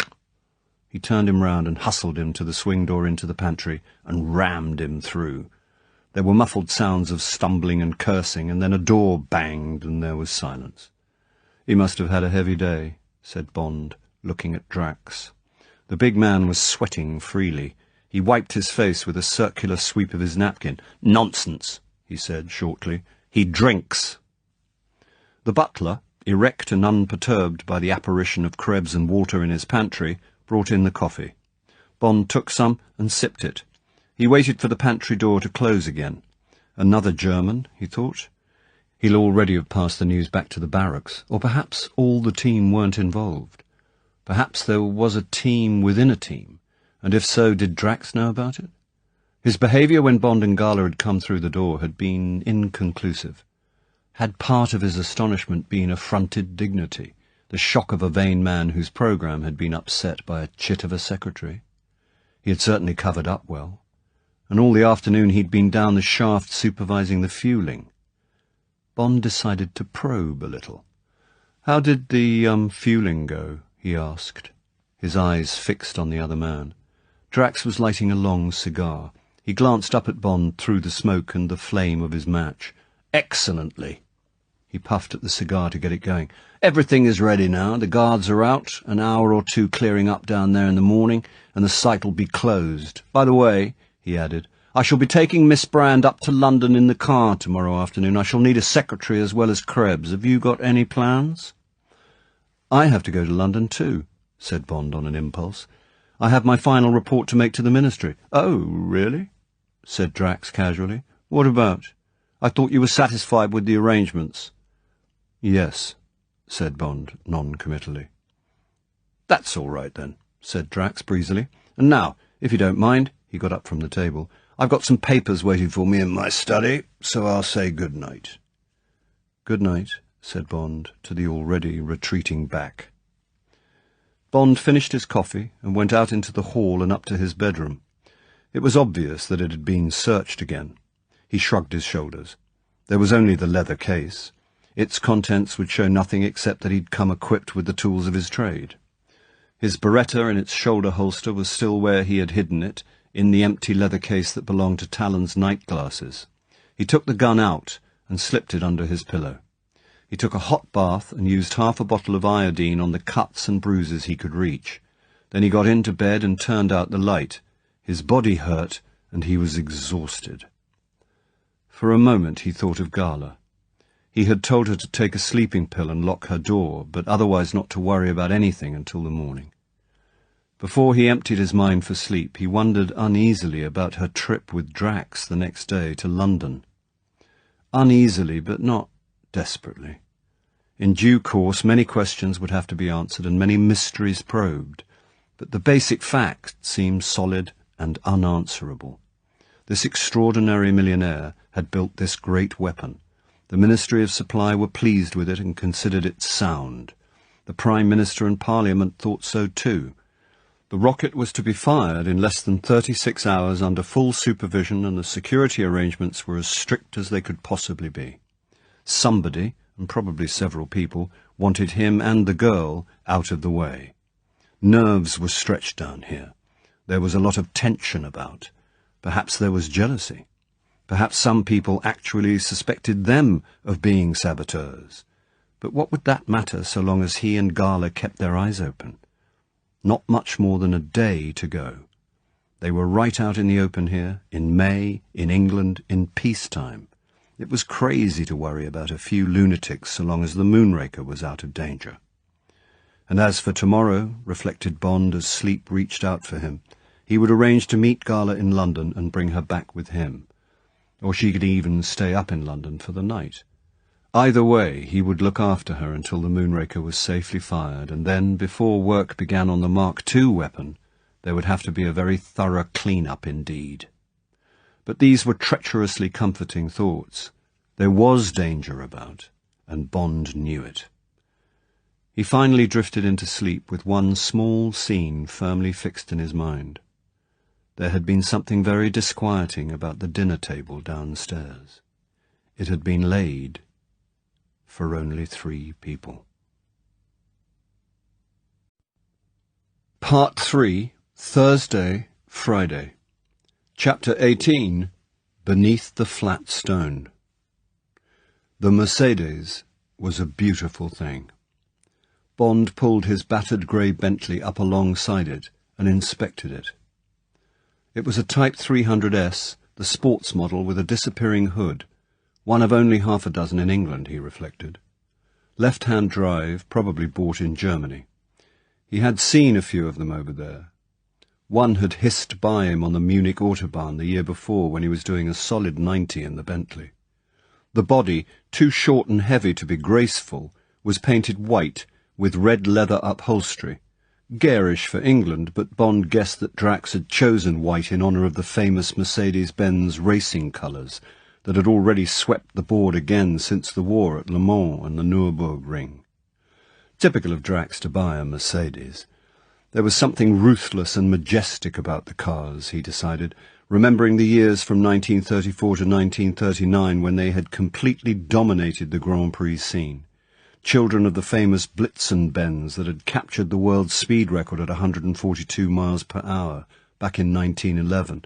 Bond recalled some of their famous drivers, Caracciola, Lang, Seaman, Braukitsch, and the days when he had seen them drifting the fast, sweeping bends of Tripoli at 190, or screaming along the tree-lined straight at Bern with the auto unions on their tails. And yet, Bond looked across at his supercharged Bentley, nearly 25 years older than Drax's car and still capable of beating 100, and yet when Bentleys were racing, before Rolls had tamed them into sedate town carriages, they had whipped the blown SSKs almost as they wished. Bond had once dabbled on the fringe of the racing world, and he was lost in his memories, hearing again the harsh scream of Caracciola's great white beast of a car as it howled past the grandstands at Le Mans, when Drax came out of the house, followed by Gala Brand and Krebs. "Fast car," said Drax, pleased with Bond's look of admiration. He gestured towards the Bentley. "They used to be good in the old days," he added with a touch of patronage. "Now they're only built for going to the theatre, too well-mannered. Even the Continental. Now then, you, get in the back." Krebs obediently climbed into the narrow back seat behind the driver. He sat sideways, his mackintosh up around his ears, his eyes fixed enigmatically on Bond. Gala Brand, smart in a dark grey tailor-made and black beret and carrying a lightweight black raincoat and gloves, climbed into the right half of the divided front seat. The wide door closed with the rich double click of a Fabergé box. No sign passed between Bond and Gala. They had made their plans at a whispered meeting in his room before lunch. Dinner in London at 7:30, and then back to the house in Bond's car. She sat demurely, her hands in her lap and her eyes to the front, as Drax climbed in, pressed the starter, and pulled the gleaming lever on the steering wheel back into third. The car surged away with hardly a purr from the exhaust, and Bond watched it disappear into the trees before he climbed into the Bentley and moved off in leisurely pursuit. In the hastening Mercedes, Gala busied herself with her thoughts. The night had been uneventful, and the morning had been devoted to clearing the launching site of everything that might possibly burn when the Moonraker was fired. Drax had not referred to the events of the previous day, and there had been no change in his usual manner. She had prepared her last firing plan. Drax himself was to do it on the morrow, and as usual Walter had been sent for, and through her spy hole she had seen the figures being entered in Drax's black book. It was a hot, sunny day, and Drax was driving in his shirt-sleeves. She glanced down and to the left, at the top of the little book protruding from his hip pocket. This drive might be her last chance. Since the evening before, she had felt a different person. Perhaps Bond had aroused her competitive spirit. Perhaps it was revulsion from playing the secretary too long. Perhaps it was the shock of the cliff fall and the zest of realizing that after so many quiet months that she was playing a dangerous game. But now she felt the time had come to take risks. Discovery of the Moonraker's flight plan was a routine affair, and it would give her personal satisfaction to find out the secret of the black notebook. It would be easy. Casually, she laid her folded coat over the space between herself and Drax. At the same time, she made a show of arranging herself comfortably, during the course of which she drew an inch or two nearer Drax, and her hand came to rest in the folds of the coat between them. Then she settled herself to wait. Her chance came, as she had thought it might, in the congested traffic of Maidstone. Drax, intent, was trying to beat the traffic lights at the corner of King Street and Gabriel's Hill, but the line of traffic was too slow, and he was checked behind a battered family saloon. Gala could see that when the lights changed, he was determined to cut in front of the car in front and teach it a lesson. He was a brilliant driver, but a vindictive and impatient one who was always anxious for any car that held him up to be given something to remember. As the lights went green, he gave a blast on his triple horns, pulled out to the right at the intersection, accelerated brutally and got by, shaking his head angrily at the driver of the saloon as he passed it. In the middle of this harsh manoeuvre, it was natural for Gala to allow herself to be thrown towards him. At the same time, her left hand dived under the coat and her fingers touched, felt, and extracted the book in one flow of motion. Then the hand was back in the folds of the coat again, and Drax, all his feeling in his feet and hands, was seeing nothing but the traffic ahead and the chances of getting across the zebra outside the Royal Star without hitting 2 women and a boy who were nearly halfway across it. Now it was a question of facing Drax's growl of rage as, with a maidenly but urgent voice, she asked him if she could possibly stop for a moment to powder her nose. A garage would be dangerous. He might decide to fill up with petrol, and perhaps he also carried his money in his hip pocket. But was there a hotel? Yes, she remembered, the Thomas Wyatt, just outside Maidstone. And it had no petrol pumps. She started to fidget slightly. She pulled the coat back onto her lap. She cleared her throat. "Oh, excuse me, Sir Hugo," she said in a strangled voice. "Yes, what is it?" "I'm terribly sorry, Sir Hugo, but could you possibly stop for just a moment? I'm terribly sorry, but I'd like to powder my nose. It's terribly stupid of me. I'm so sorry." "Christ," said Drax. "Why the hell didn't you—" "Oh, yes, well, all right, find a place." He grumbled on into his moustache, but brought the big car down into the 50s. "There's a hotel just around this bend," said Gala nervously. "Thank you so much, Sir Hugo. It was stupid of me. I won't be a moment. Yes, here it is." The car swerved up to the front of the inn and stopped with a jerk. Hurry up, said Drax, as Gala, leaving the door of the car open, sped obediently across the gravel, her coat with its precious secret held tightly in front of her body. She locked the door of the lavatory and snatched open the notebook. There they were, just as she had thought. On each page, under the date, the neat columns of figures, the atmospheric pressure, the wind velocity, the temperature, just as she had recorded them from the Air Ministry figures. And at the foot of each page, the estimated settings for the gyro compasses. Gala frowned. At a glance she could see that they were entirely different from hers. Drax's figures simply bore no relation to hers whatsoever. She turned to the last completed page containing the figures for that day. Why? She was wrong by nearly 90 degrees on the estimated course. If the rocket were fired on her flight plan, it would land somewhere in France. She looked wildly at her face in the mirror over the wash basin. How could she have gone so monstrously wrong? And why hadn't Drax ever told her? Why, she ran quickly through the book again, every day she had been 90 degrees out, firing the Moonraker at right angles to its true course, and yet she simply couldn't have made such a mistake. Did the Ministry know these secret figures, and why should they be secret? Suddenly her bewilderment turned to fright. She must somehow get safely, quietly to London and tell somebody, even though she might be called a fool and a meddler. Coldly she turned back several pages in the book, took her nail file out of her bag, and, as neatly as she could, cut out a specimen page, rolled it up into a tight ball and stuffed it into the tip of a finger of one of her gloves. She glanced at her face in the mirror. It was pale, and she quickly rubbed her cheeks to bring back the colour. Then she put back the look of an apologetic secretary and hurried out and ran across the gravel to the car, clutching the notebook among the folds of her coat. The engine of the Mercedes was turning over. Drax glowered at her impatiently as she scrambled back into her seat. "Come on," he said, putting the car into third and taking his foot off the clutch so that she nearly caught her ankle in the heavy door.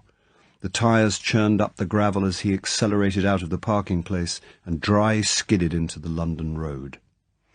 Gala was jerked back, but she remembered to let the coat with her guilty hand in its folds fall on the seat between her and the driver. And now the book back into the hip pocket. She watched the speedometer hovering in the 70s as Drax flung the heavy car along the crown of the road.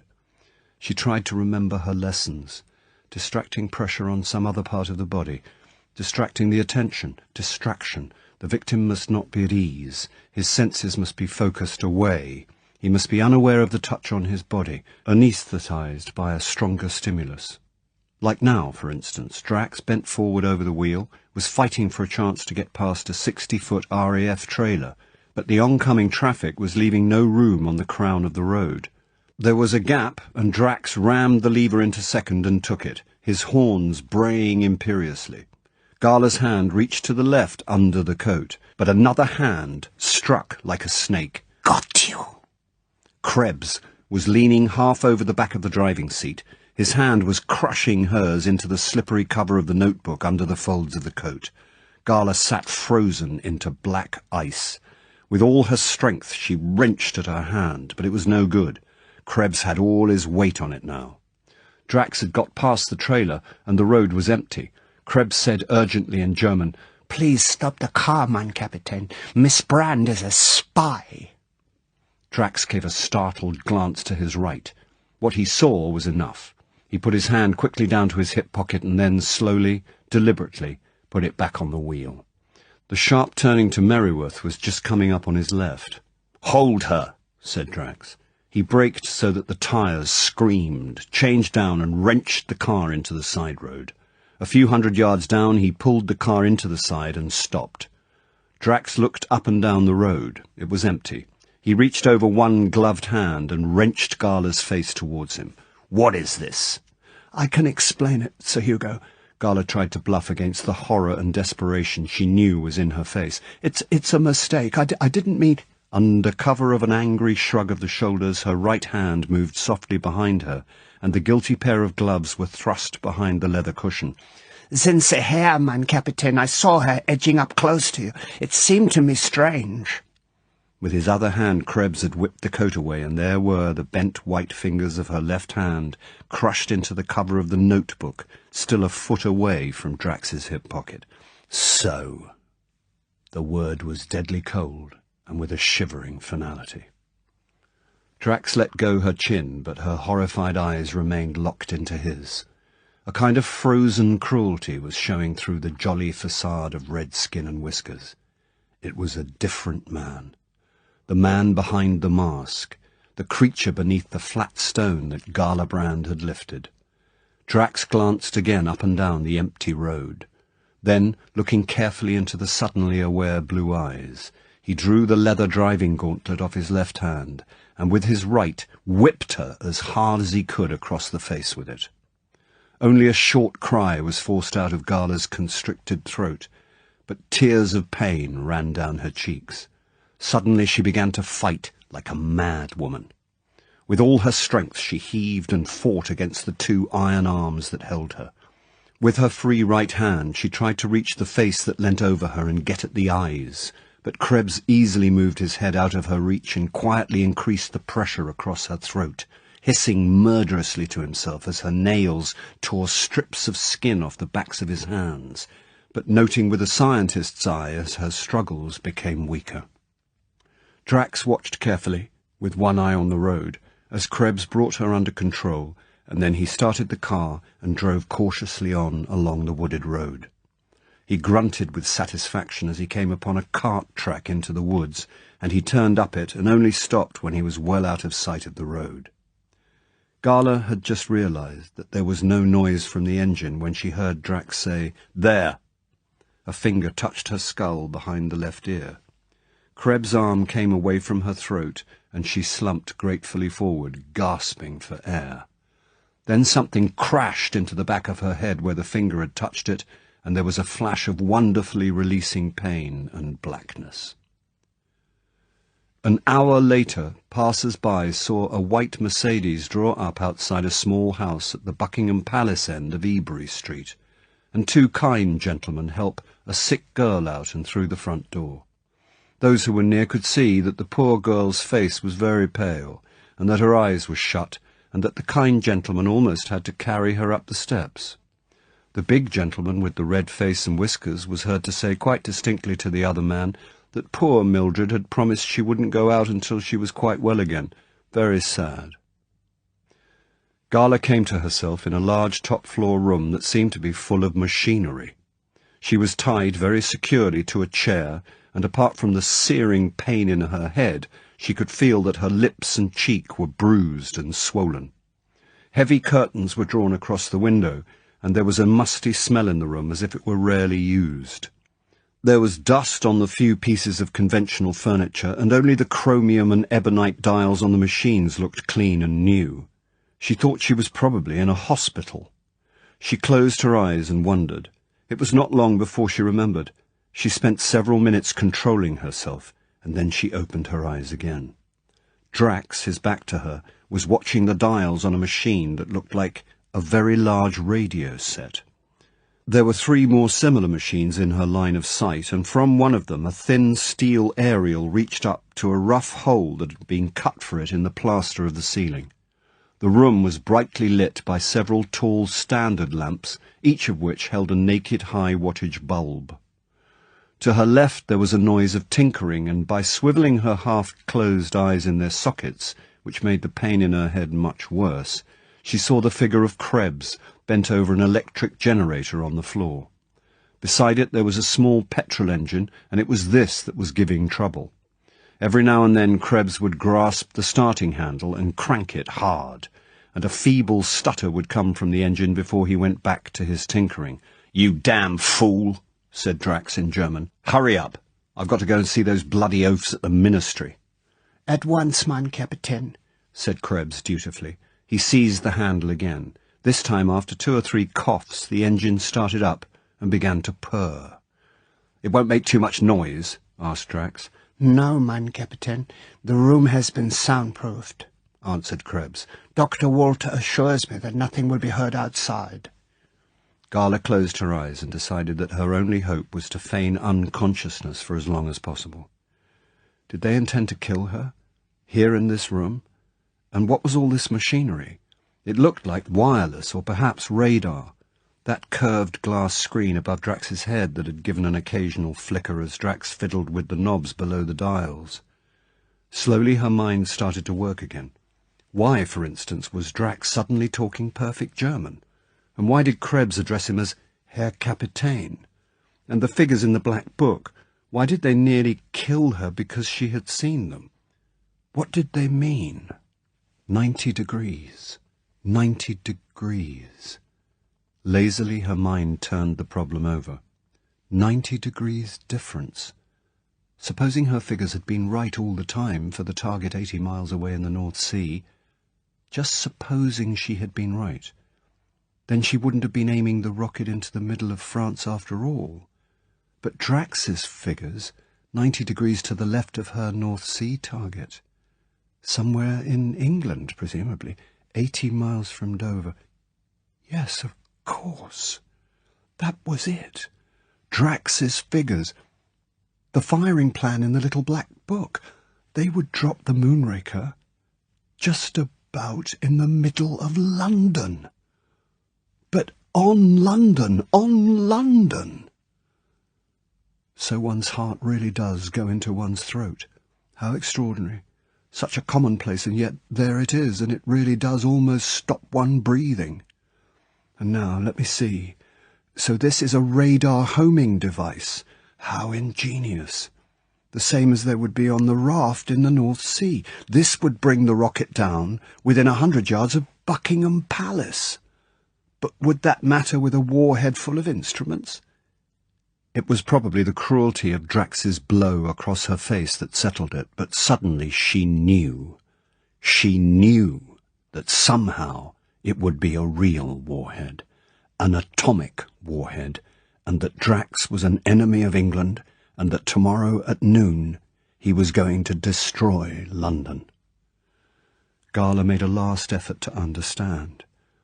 Through this ceiling, through this chair, into the ground. The thin needle of the rocket dropping fast as light out of a clear sky. The crowds in the street, the palace, the nursemaids in the park, the birds in the trees, the great bloom of flame a mile wide. And then the mushroom cloud, and nothing left. Nothing. Nothing. Nothing. No! Oh, no! But the scream was only in her mind, and Gala, her body a twisted black potato crisp amongst a million others, had already fainted. Chapter 19. Missing Person. Bond sat at his favourite restaurant table in London, the right-hand corner table for two on the first floor, and watched the people and the traffic in Piccadilly and down the Haymarket. It was 7:45, and his second vodka dry martini with a large slice of lemon peel had just been brought to him by Baker, the head waiter. He sipped it, wondering idly why Gala was late. It was not like her. She was the sort of girl who would telephone if she'd been kept at the Yard. Vallance, whom he'd visited at 5, had said that Gala was due with him at 6. Vallance had been very anxious to see her. He was a worried man, and when Bond reported briefly on the security of the Moonraker, Vallance seemed to be listening with only half his mind. It appeared that all that day there had been heavy selling of sterling. It had started in Tangier and quickly spread to Zurich and New York. The pound had been fluctuating wildly in the money markets of the world, and the arbitrage dealers had made a killing. The net result was that the pound was a whole 3 cents down on the day, and the forward rates were still weaker.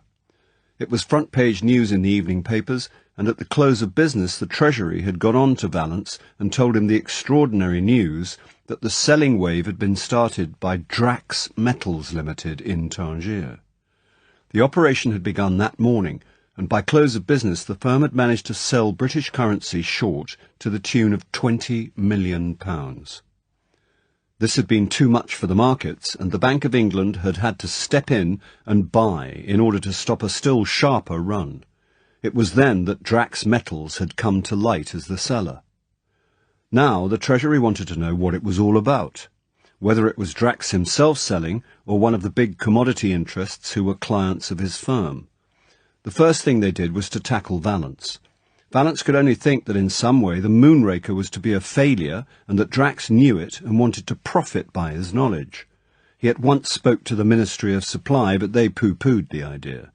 There was no reason to think the Moonraker would be a failure, and even if its practice flight was not successful, the fact would be covered up with talk of technical hitches and so forth. In any case, whether the rocket was a success or not, there could be no possible reaction on British financial credit. No, they certainly wouldn't think of mentioning the matter to the Prime Minister. Drax Metals was a big trading organisation. They were probably acting for some foreign government, the Argentine, perhaps even Russia. Someone with big sterling balances. Anyway, it was nothing to do with the Ministry or with the Moonraker, which would be launched punctually at noon the next day. This had made sense to Vallance, but he was still worried. He didn't like mysteries, and he was glad to share his concern with Bond. Above all, he wanted to ask Gala if she'd seen any Tangier cables, and if so, whether Drax had made any comment on them. Bond was sure Gala would have mentioned anything of the sort to him, and he said so to Vallance. They had talked some more, and then Bond had left for his headquarters, where M was expecting him. M had been interested in everything, even the shaven heads and moustaches of the men. He questioned Bond minutely, and when Bond finished his story with the gist of his last conversation with Vallance, M sat for a long time, lost in thought. 007, he said at last. I don't like any part of this. There's something going on down there, but I can't for the life of me make any sense out of it. And I don't see where I can possibly interfere. All the facts are known to the Special Branch and to the Ministry, and God knows I've got nothing to add to them. Even if I had a word with the PM, which would be damned unfair on Valance, what am I to tell him?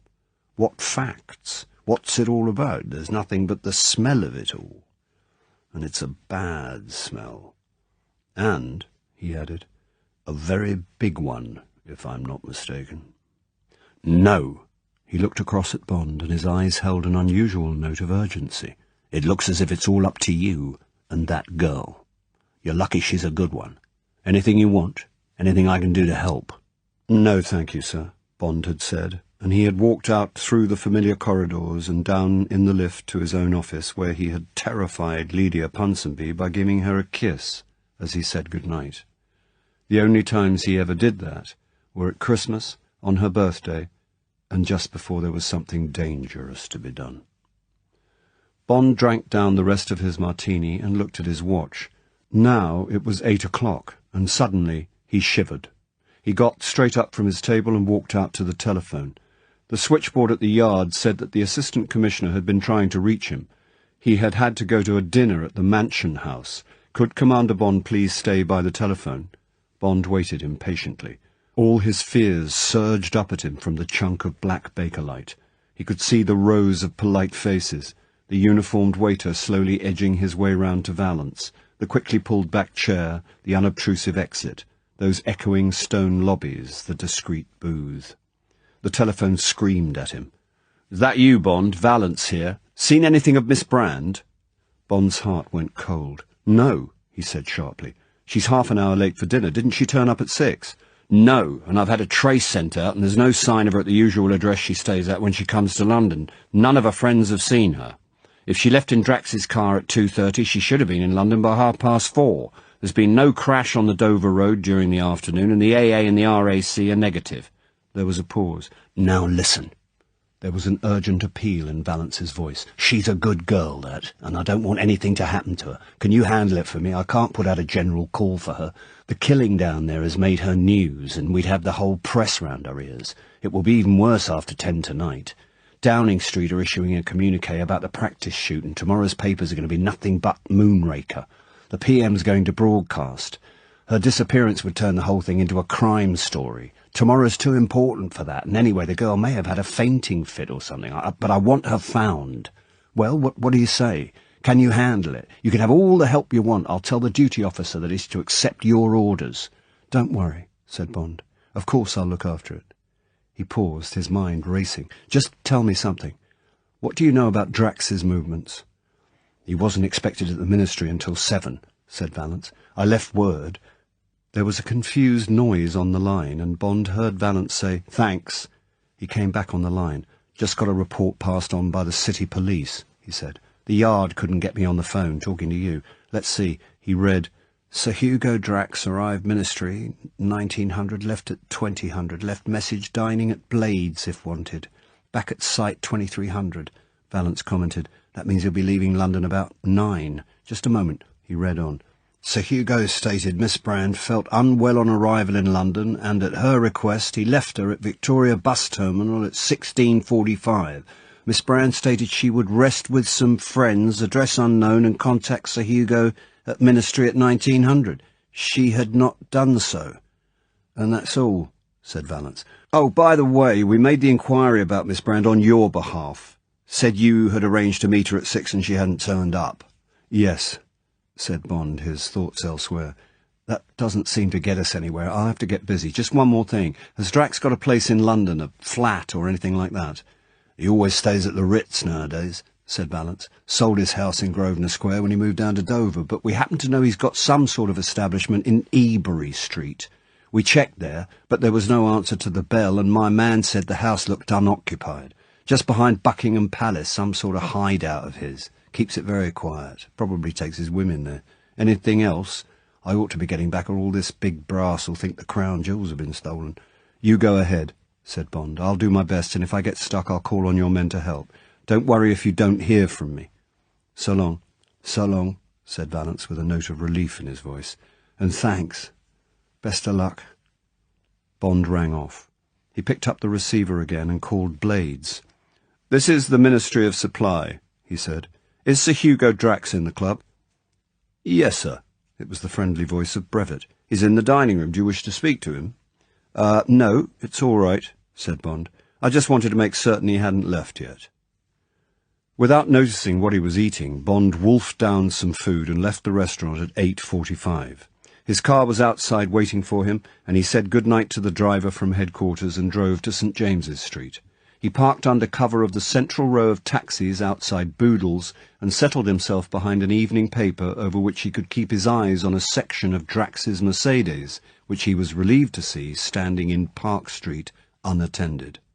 He had not long to wait. Suddenly a broad shaft of yellow light shone out from the doorway of Blades, and the big figure of Drax appeared. He wore a heavy ulster up round his ears and a cap pulled down over his eyes. He walked quickly to the white Mercedes, slammed the door, and was away across to the left-hand side of St. James's Street and breaking to turn opposite St. James's Palace, while Bond was still in third. God, the man moves quickly, thought Bond, doing a racing change round the island in the Mall, with Drax already passing the statue in front of the palace. He kept the Bentley in third and thundered in pursuit.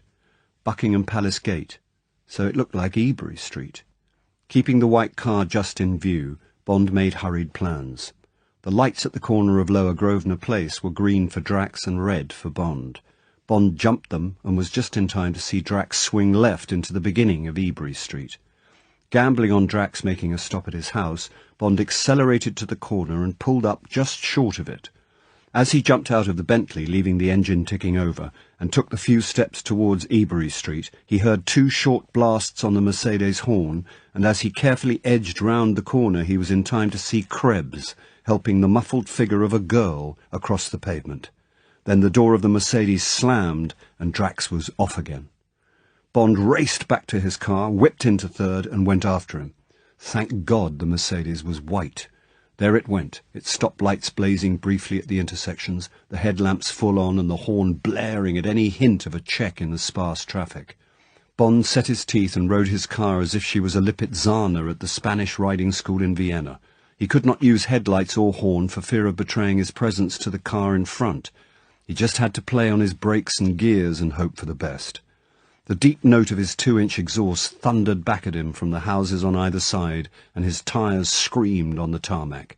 He thanked heavens for the new set of racing Michelins that were only a week old. If only the lights would be kind.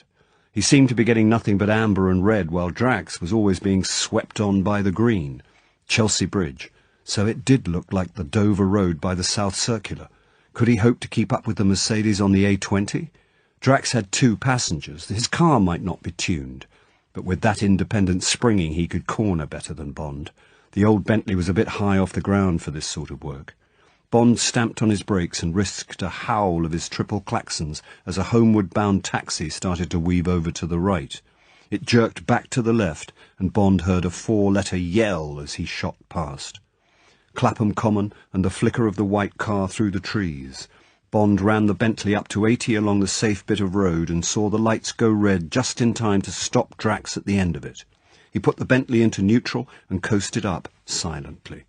50 yards away, 40, 30, 20. The lights changed and Drax was over the crossing and away again, and not before Bond had seen that Krebs was beside the driver, and there was no sign of Gala except the hump of a rug over the narrow back seat. So there was no question.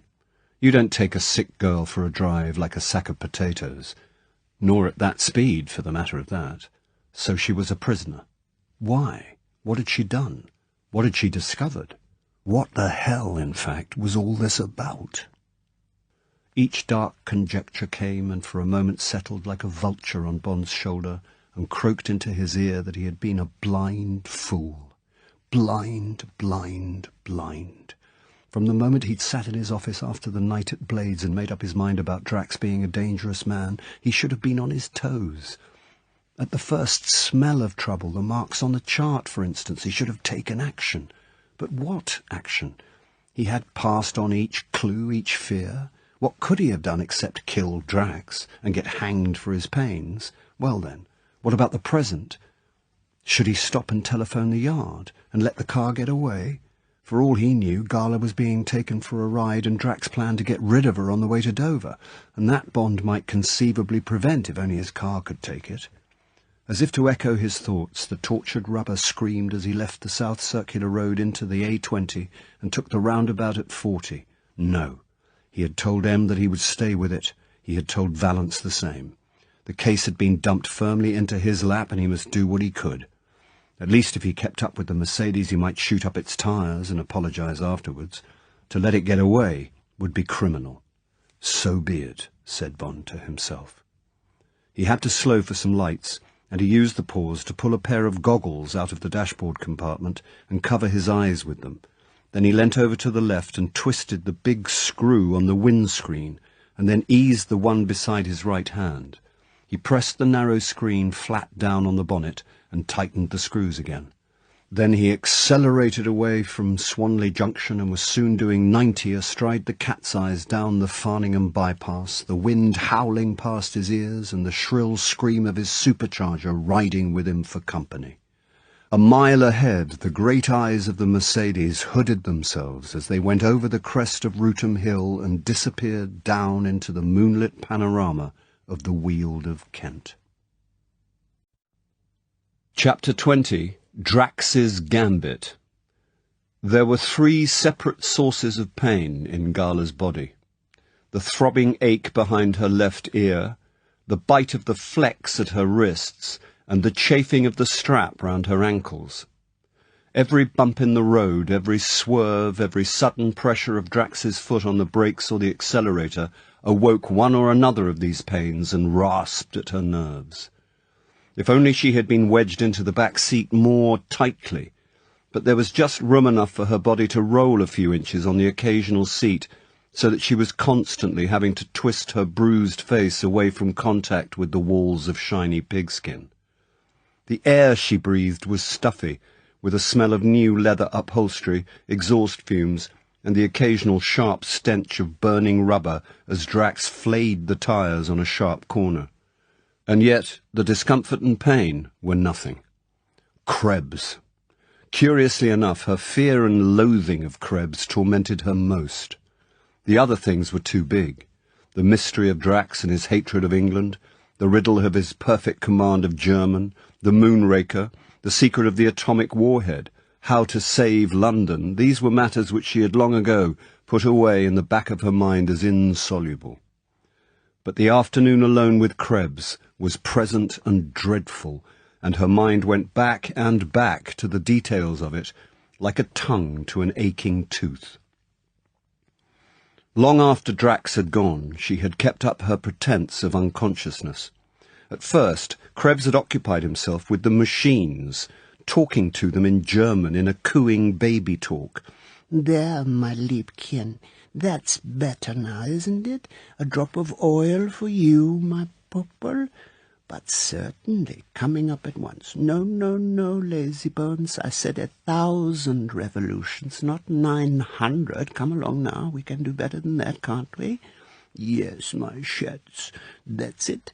Round and round we go. Up and down, round and round. Let me wipe your pretty face for you so that we can see what the little dial is saying. Jesu Maria, bist du ein braves Kind. And so it had gone on, with intervals of standing in front of Gala, picking his nose and sucking his teeth in a horribly ruminative way, until he stayed longer and longer in front of her, forgetting the machines, wondering, making up his mind. And then she had felt his hand undo the top button of her dress, and the automatic recoil of her body had had to be covered by a realistic groan and a pantomime of consciousness returning. She had asked for water, and he had gone into a bathroom and fetched some for her in a tooth-glass. Then he had pulled a kitchen chair up in front of her and had sat down astride it, his chin resting on the top rail of its back, and had gazed at her speculatively from under his pale, drooping lids. She had been the first to break the silence. "Why have I been brought here?" she asked. "What are all those machines?" He licked his lips, and the little pouting red mouth opened under the smudge of yellow moustache, and formed itself slowly into a rhomboid-shaped smile. "That is a lure for little birds," he said. "Soon it will lure a little bird into this warm nest. Then the little bird will lay an egg. Oh, such a big round egg, such a beautiful fat egg." The lower half of his face giggled with delight while his eyes mooned. "And the pretty girl is here because otherwise she might frighten the little bird away. And that would be so sad, wouldn't it?" He spat out the next 3 words. "Filthy English bitch." His eyes became intent and purposeful. He hitched his chair nearer so that his face was only a foot away from hers, and she was enveloped in the miasma of his breath. "Now, English bitch, who are you working for?" He waited. "You must answer me, you know," he said softly. "We are all alone here. There is no one to hear you scream." "Don't be stupid," said Gala desperately. "How could I be working for anyone except Sir Hugo?" Krebs smiled at the name. "I was just curious about the flight plan." She went into a rambling explanation about her figures and Drax's figures and how she had wanted to share in the success of the Moonraker. "Try again," whispered Krebs when she'd finished. "You must do better than that." And suddenly his eyes had turned hot with cruelty, and his hands had reached towards her from behind the back of his chair. In the rear of the hurtling Mercedes, Gala ground her teeth together and whimpered at the memory of the soft, crawling fingers on her body, probing, pinching, pulling, while all the time the hot, vacant eyes gazed curiously into hers until finally she gathered the saliva in her mouth and spat, full in his face. He hadn't even paused to wipe his face, but suddenly he had really hurt her, and she'd screamed once and then mercifully fainted. And then she had found herself being pushed into the back of the car. A rug was thrown over her, and they were hurtling through the streets of London, and she could hear other cars near them, the frantic ringing of a bicycle bell, an occasional shout, the animal growl of an old klaxon, the whirring putter of a motor scooter, a scream of brakes, and she had realized that she was back in the real world, that English people, friends, were all around her. She had struggled to get to her knees and scream, but Krebs must have felt her movement because his hands were suddenly at her ankles, strapping them to the footrail along the floor, and she knew that she was lost. And suddenly the tears were pouring down her cheeks, and she was praying that somehow, somebody would be in time. That had been less than an hour ago, and now she could tell from the slow pace of the car and the noise of the other traffic that they had reached a large town, Maidstone, if she was being taken back to the site. In the comparative silence of their progress through the town, she suddenly heard Krebs' voice. There was a note of urgency in it. "Mein Kapitän," he said, "I have been watching a car for some time. It's certainly following us. It has seldom been using its lights. It is only 100 meters behind us now. I think it is the car of Commander Bond." Drax grunted with surprise, and she could hear his big body shift round to get a quick look. He swore sharply, and then there was silence, and she could feel the big car weaving and straining in the thin traffic. "Ja, sowas," said Drax finally. His voice was thoughtful. "So that old museum piece of his can still move. So much the better, my dear Krebs. He seems to be alone. Ha, ha, ha. So we will give him a run for his money, and if he survives it, we will get him in the bag with the woman. Turn on the radio. Home service. We'll soon find out if there's a hitch." There was a short crackle of static, and then Gala could hear the voice of the Prime Minister, the voice of all the great occasions in her life, coming through in broken fragments as Drax put the car into third and accelerated out of the town. Weapon devised by the ingenuity of man, 1,000 miles into the firmament, area patrolled by Her Majesty's ships, designed exclusively for the defence of our beloved island, a long era of peace, development for man's great journey away from the confines of this planet, Sir Hugo Drax, that great patriot and benefactor of our country. Gala heard Drax's roar of laughter above the howling of the wind, a great scornful bray of triumph, and then the set was switched off. "James," whispered Gala to herself, "there's only you left. Be careful, but make haste."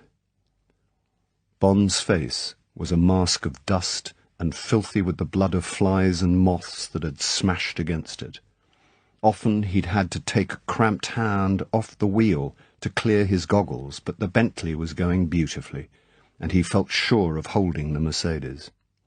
He was touching 95 on the straight just before the entrance to Leeds Castle, when great lights were suddenly switched on behind him, and a 4-tone wind horn sounded its impudent brr almost in his ear. The apparition of a third car in the race was almost unbelievable. Bond had hardly troubled to look in his driving mirror since he left London.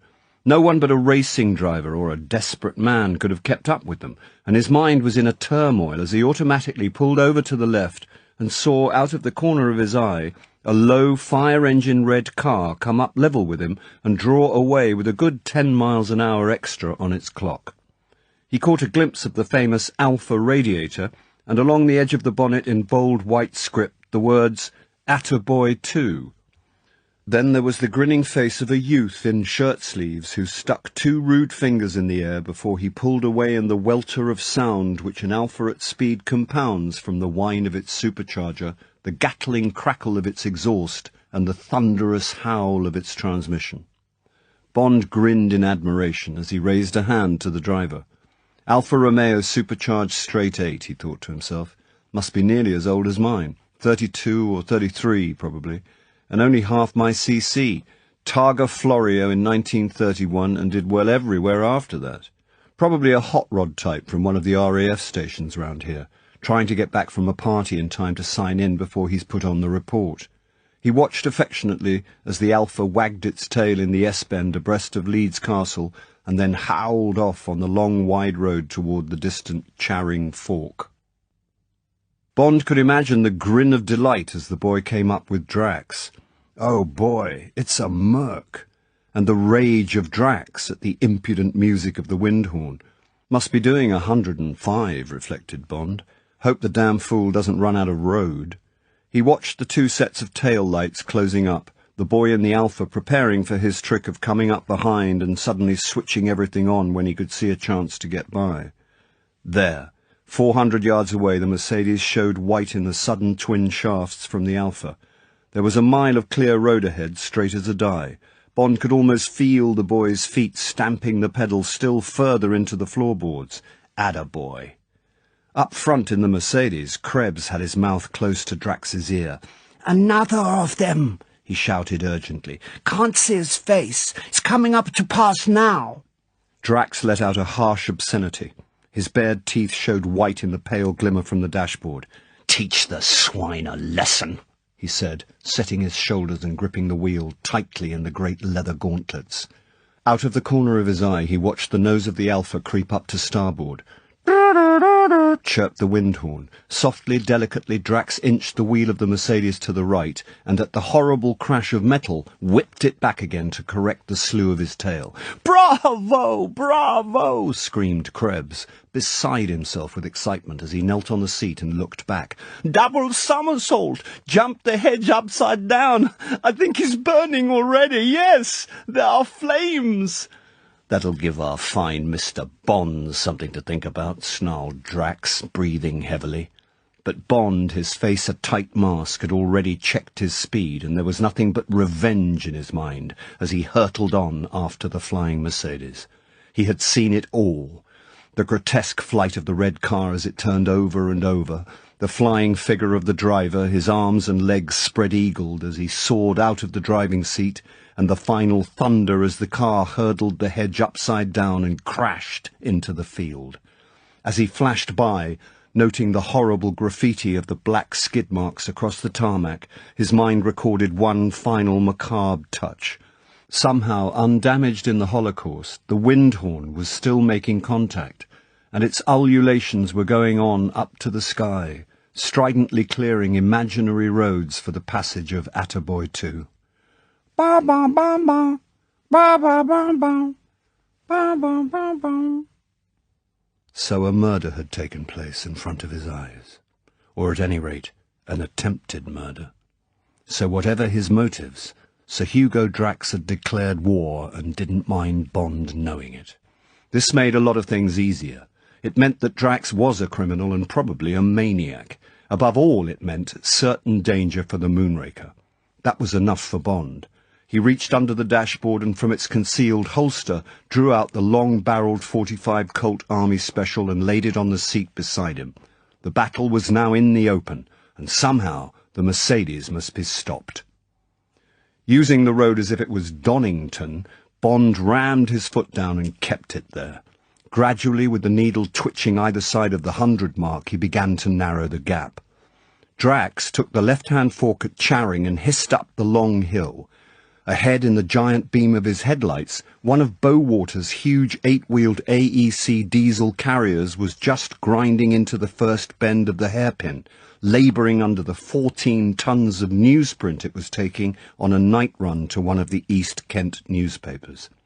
Drax cursed under his breath as he saw the long carrier with the 20 gigantic rolls, each containing 5 miles of newsprint, roped to its platform.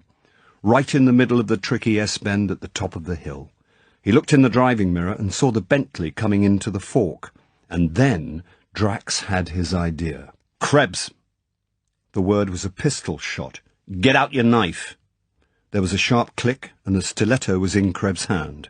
One didn't dawdle when there was that note in the master's voice. "I am going to slow down behind this lorry. Take your shoes and socks off and climb out onto the bonnet, and when I come up behind the lorry, jump onto it. I shall be going at walking pace. It will be safe. Cut the ropes that hold the rolls of paper. The left ones first, then the right. I shall have pulled up level with the lorry, and when you have cut the second lot, jump into the car. Be careful you're not swept off with the paper. Verstanden? Also, Hals and Beinbruch." Drax doused his headlights and swept round the bend at 80. The lorry was 20 yards ahead, and Drax had to brake hard to avoid crashing into its tail. The Mercedes executed a dry skid until its radiator was almost underneath the platform of the carrier. Drax changed down to second. "Now!" He held the car steady as a rock as Krebs, with bare feet, went over the windscreen and scrambled along the shining bonnet, his knife in his hand. With a leap he was up and hacking at the left-hand ropes. Drax pulled away to the right and crawled up level with the rear wheels of the diesel, the oily smoke from its exhaust in his eyes and nostrils. Bond's lights were just showing round the bend. There was a series of huge thuds as the left-hand rolls poured off the back of the lorry into the road and went hurtling off into the darkness, and more thuds as the right-hand ropes parted. One roll burst as it landed, and Drax heard a tearing rattle as the unwinding paper crashed back down the 1 in 10 gradient. Released of its load, the lorry almost bounded forward, and Drax had to accelerate a little to catch the flying figure of Krebs, who landed half across Gala's back and half in the front seat. Drax stamped his foot into the floor and sped off up the hill, ignoring a shout from the lorry driver above the clatter of the diesel pistons as he shot ahead. As he hurtled round the next bend, he saw the shaft of 2 headlights curve up into the sky above the tops of the trees until they were almost vertical. They wavered there for an instant, and then the beams whirled away across the sky and went out. A great barking laugh broke out of Drax, as for a split second he took his eyes off the road and raised his face triumphantly towards the stars. Chapter 21. The Persuader. Krebs echoed the maniac laugh with a high giggle. A master stroke, mein Captain. You should have seen them charge off down the hill. The one that burst, wunderschön, like the lavatory paper of a giant. That one will have made a pretty parcel of him. He was just coming round the bend, and the second salvo was as good as the first. Did you see the driver's face? Zum Kotzen! And the firma Bowater, a fine paper chase they have got on their hands. "You did well," said Drax briefly, his mind elsewhere. Suddenly he pulled into the side of the road with a scream of protest from the tyres. "Donnerwetter!" he said angrily, as he started to turn the car. "But we can't leave the man there. We must get him." The car was already hissing back down the road. "Gun!" ordered Drax briefly. They passed the lorry at the top of the hill. It was stopped, and there was no sign of the driver. Probably telephoning to the company, thought Drax, slowing up as they went round the first bend. There were lights on in the 2 or 3 houses, and a group of people were standing round one of the rolls of newsprint that lay amongst the ruins of their front gate. There were more rolls in the hedge on the right side of the road. On the left, a telegraph pole leant drunkenly, snapped in the middle. Then at the next bend was the beginning of a great confusion of paper stretching away down the long hill, festooning the hedges and the road like the sweepings of some elephantine fancy-dress ball. The Bentley had nearly broken through the railings that fenced off the right of the bend from a steep bank. Amidst a puzzle of twisted iron stanchions it hung, nose down, with one wheel still attached to the broken back axle, poised crookedly over its rump like a surrealist umbrella. Drax pulled up, and he and Krebs got out and stood quietly, listening. There was no sound except the distant rumination of a car travelling fast on the Ashford Road and the chirrup of a sleepless cricket. With their guns out, they walked cautiously over to the remains of the Bentley, their feet crunching the broken glass on the road. Deep furrows had been cut across the grass verge, and there was a strong smell of petrol and burnt rubber in the air. The hot metal of the car ticked and crackled softly, and steam was still fountaining from the shattered radiator. Bond was lying face downwards at the bottom of the bank, 20 feet away from the car. Krebs turned him over. His face was covered with blood, but he was breathing. They searched him thoroughly, and Drax pocketed the slim Beretta. Then together they hauled him across the road and wedged him into the back seat of the Mercedes, half on top of Gala. When she realized who it was, she gave a cry of horror. "Halt's Maul!" snarled Drax. He got into the front seat, and while he turned the car, Krebs leant over from the front seat and busied himself with a long piece of flex. "Make a good job of it," said Drax. "I don't want any mistakes." He had an afterthought. "And then go back to the wreck and get the number plates. Hurry. I'll watch the road." Krebs pulled the rug over the 2 inert bodies and jumped out of the car. Using his knife as a screwdriver, he was soon back with the plates, and the big car started to move, just as a group of the local residents appeared, walking nervously down the hill, shining their torches over the scene of devastation. Krebs grinned happily to himself at the thought of the stupid English having to clean up all this mess.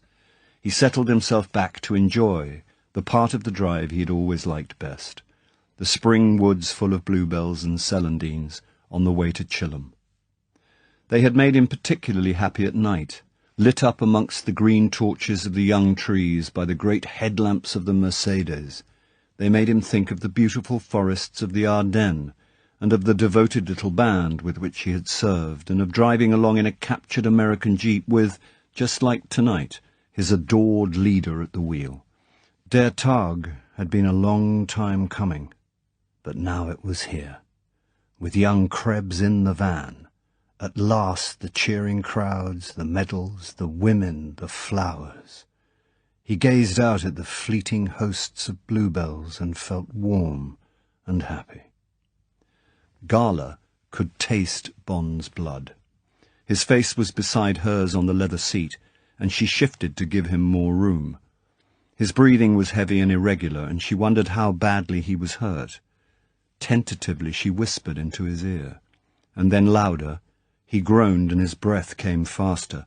"James," she whispered urgently. "James." He mumbled something, and she pushed hard against him. He uttered a string of obscenities, and his body heaved. He lay still again, and she could almost feel him exploring his sensations. "It's me, Gala." She felt him stiffen. "Christ," he said. "Hell of a mess." "Are you all right? Is anything broken?" She felt him tense his arms and legs. "Seems all right," he said. "Crack on the head. Am I talking sense?"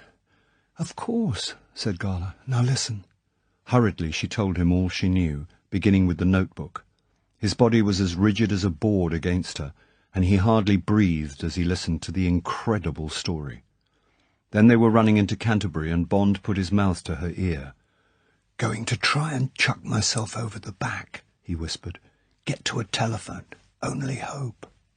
He started to heave himself up on his knees, his weight almost grinding the breath out of the girl. There was a sharp crack, and he fell back on top of her. "Another move out of you and you're dead," said the voice of Krebs, coming softly between the front seats. Only another 20 minutes to the site. Gala gritted her teeth and set about bringing Bond back to consciousness again. She had only just succeeded when the car drew up at the door of the launching dome, and Krebs, a gun in his hand, was undoing the bonds round their ankles. They had a glimpse of the familiar moonlit cement and of the semicircle of guards some distance away before they were hustled through the door and, when their shoes had been torn off by Krebs, out onto the iron catwalk inside the launching dome. There the gleaming rocket stood, beautiful, innocent, like a new toy for Cyclops. But there was a horrible smell of chemicals in the air, and to Bond the Moonraker was a giant hypodermic needle ready to be plunged into the heart of England. Despite a growl from Krebs, he paused on the stairway and looked up at its glittering nose. 1,000,000 deaths. 1,000,000. 1,000,000. 1,000,000. On his hands. For God's sake, on his hands. With Krebs' gun prodding him, he went slowly down the steps on the heels of Gala. As he turned through the doors of Drax's office, he pulled himself together. Suddenly his mind was clear, and all the lethargy and pain had left his body. Something, anything, must be done. Somehow he would find a way. His whole body and mind became focused and sharp as a blade. His eyes were alive again, and defeat sloughed off him like the skin of a snake. Drax had gone ahead and was sitting at his desk. He had a Luger in his hand. It was pointing at a spot halfway between Bond and Gala, and it was as steady as a rock. Behind him, Bond heard the double doors thud shut. "I was one of the best shots in the Brandenburg Division," said Drax conversationally. "Tie her to that chair, Krebs. Then the man." Gala looked desperately at Bond. "You won't shoot," said Bond. "You'd be afraid of touching off the fuel." He walked slowly towards the desk. Drax smiled cheerfully and looked along the barrel at Bond's stomach. "Your memory is bad, Englishman," he said flatly. "I told you this room is cut off from the shaft by the double doors. Another step, and you will have no stomach." Bond looked at the confident, narrowed eyes and stopped.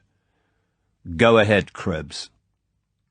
When they were both tied securely and painfully to the arms and legs of two tubular steel chairs a few feet apart beneath the glass wall map, Krebs left the room.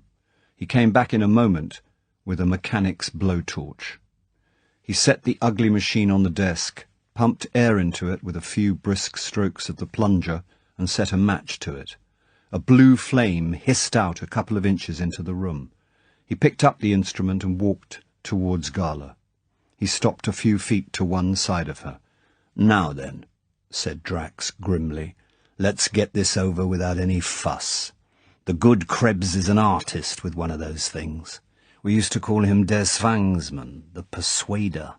I shall never forget the way he went over the last spy we caught together. Just south of the Rhine, wasn't it, Krebs?" Bond pricked up his ears. "Yes, mein Captain," Krebs chuckled reminiscently. "It was a pick off of Beltran."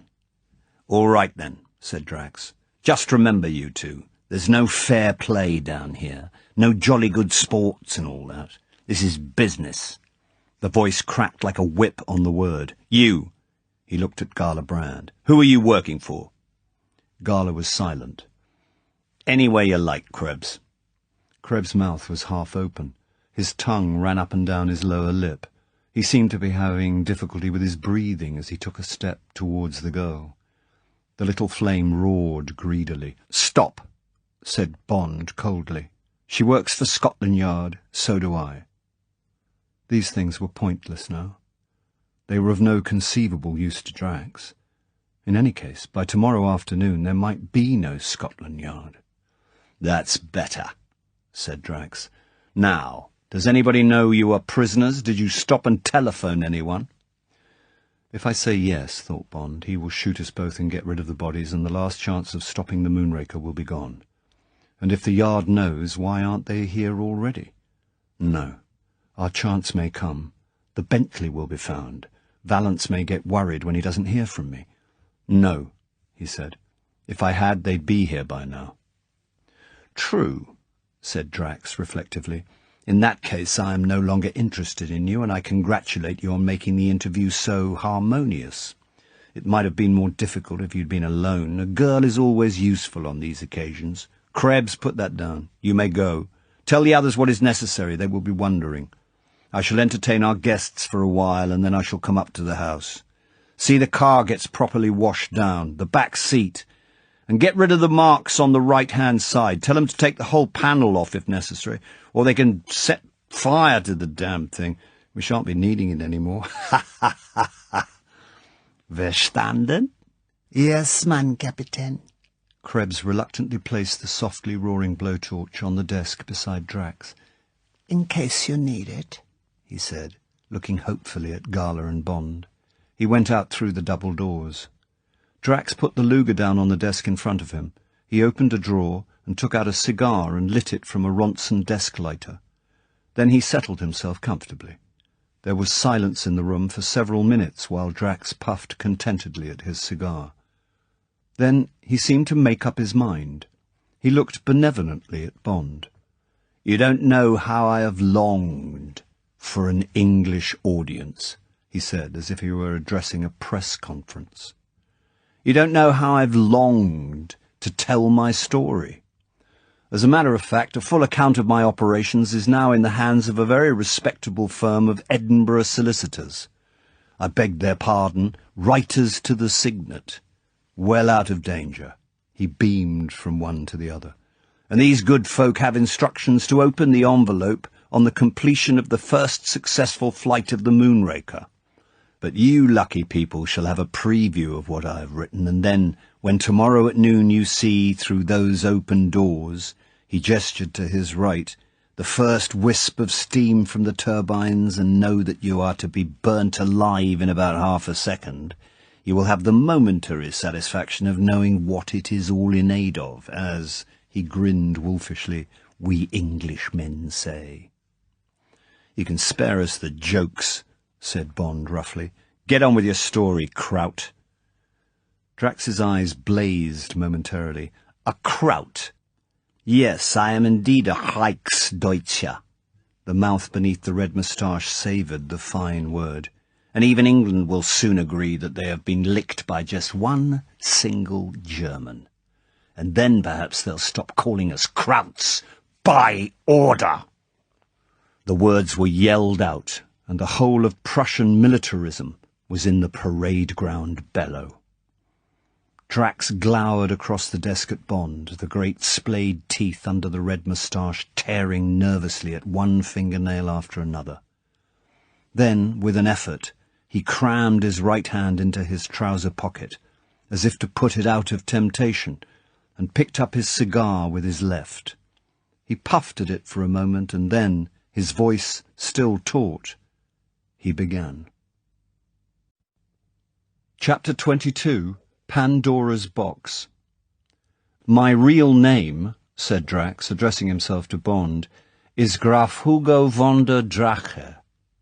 My mother was English, and because of her I was educated in England until I was 12.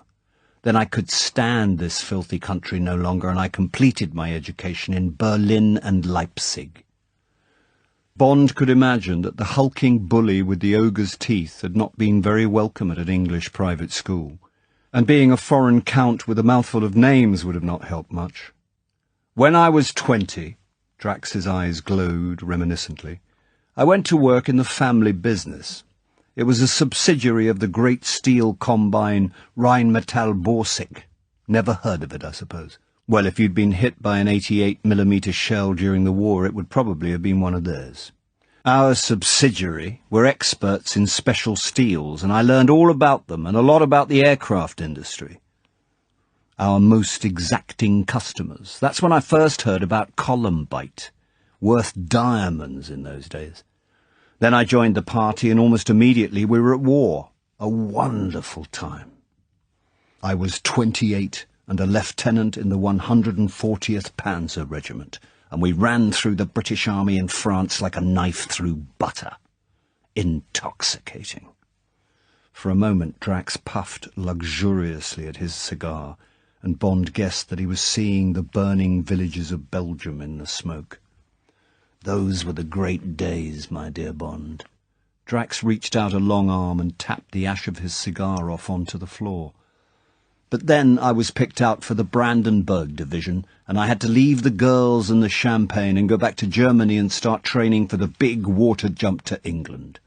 My English was needed in the division.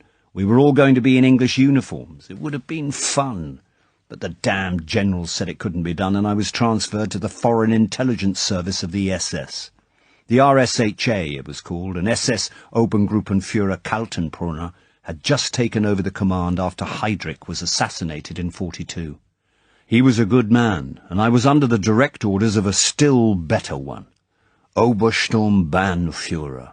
He rolled out the delicious title with relish, Otto Skorzeny.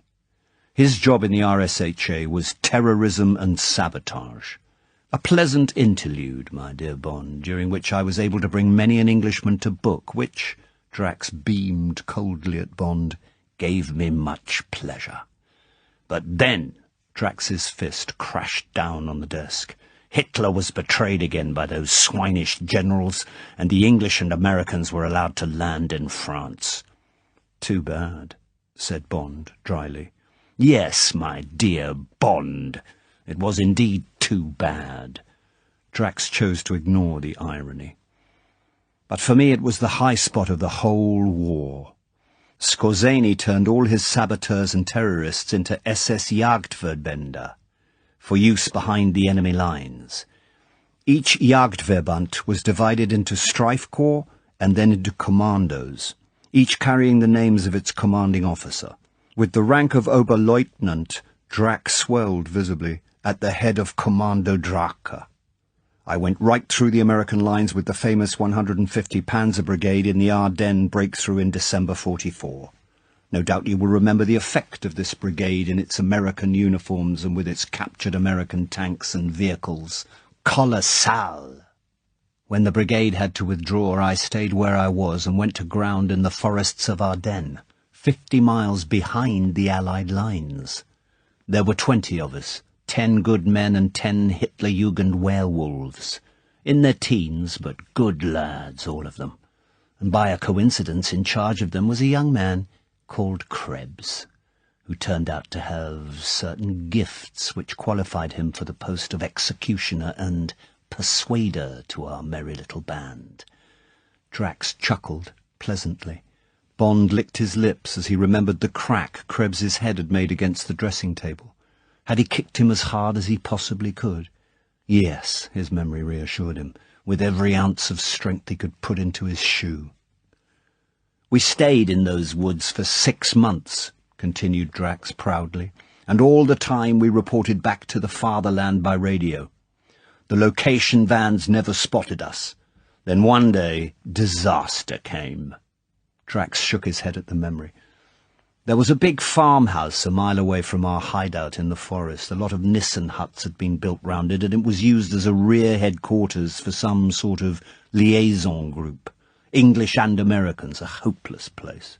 No discipline, no security, and full of hangers-on and shirkers from all over the place.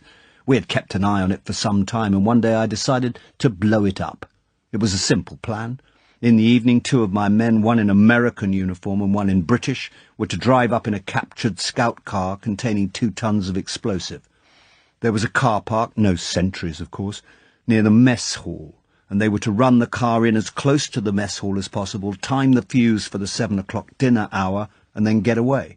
All quite easy, and I went off that morning on my own business and left the job to my second-in-command.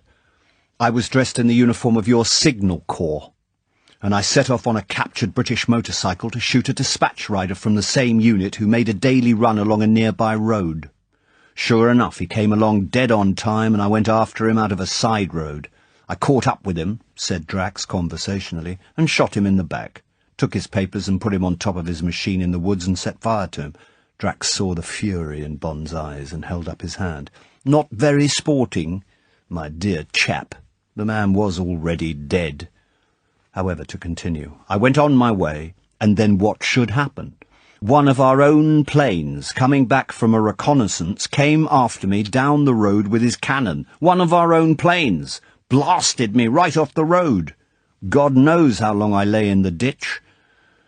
Sometime in the afternoon I came to for a bit and had the sense to hide my cap and jacket and the dispatches in the hedge. They're probably still there. I must go and collect them one day. Interesting souvenirs. Then I set fire to the remains of the motorcycle, and I must have fainted again, because the next thing I knew, I'd been picked up by a British vehicle, and we were driving into that damned liaison headquarters, believe it or not. And there was the scout car, right up alongside the mess hall. It was too much for me. I was full of shell splinters, and my leg was broken. Well, I fainted, and when I came round, there was half the hospital on top of me, and I only had half a face. He put up his hand and stroked the shiny skin on his left temple and cheek. After that it was just a question of acting a part. They had no idea who I was. The car that had picked me up had gone or been blown to pieces. I was just an Englishman in an English shirt and trousers who was nearly dead. Drax paused and took out another cigar and lit it. There was silence in the room, save for the soft, diminished roar of the blowtorch. Its threatening voice was quieter, pressure running out, reflected Bond. He turned his head and looked at Gala. For the first time he saw the ugly bruise behind her left ear. He gave her a smile of encouragement, and she smiled wryly back.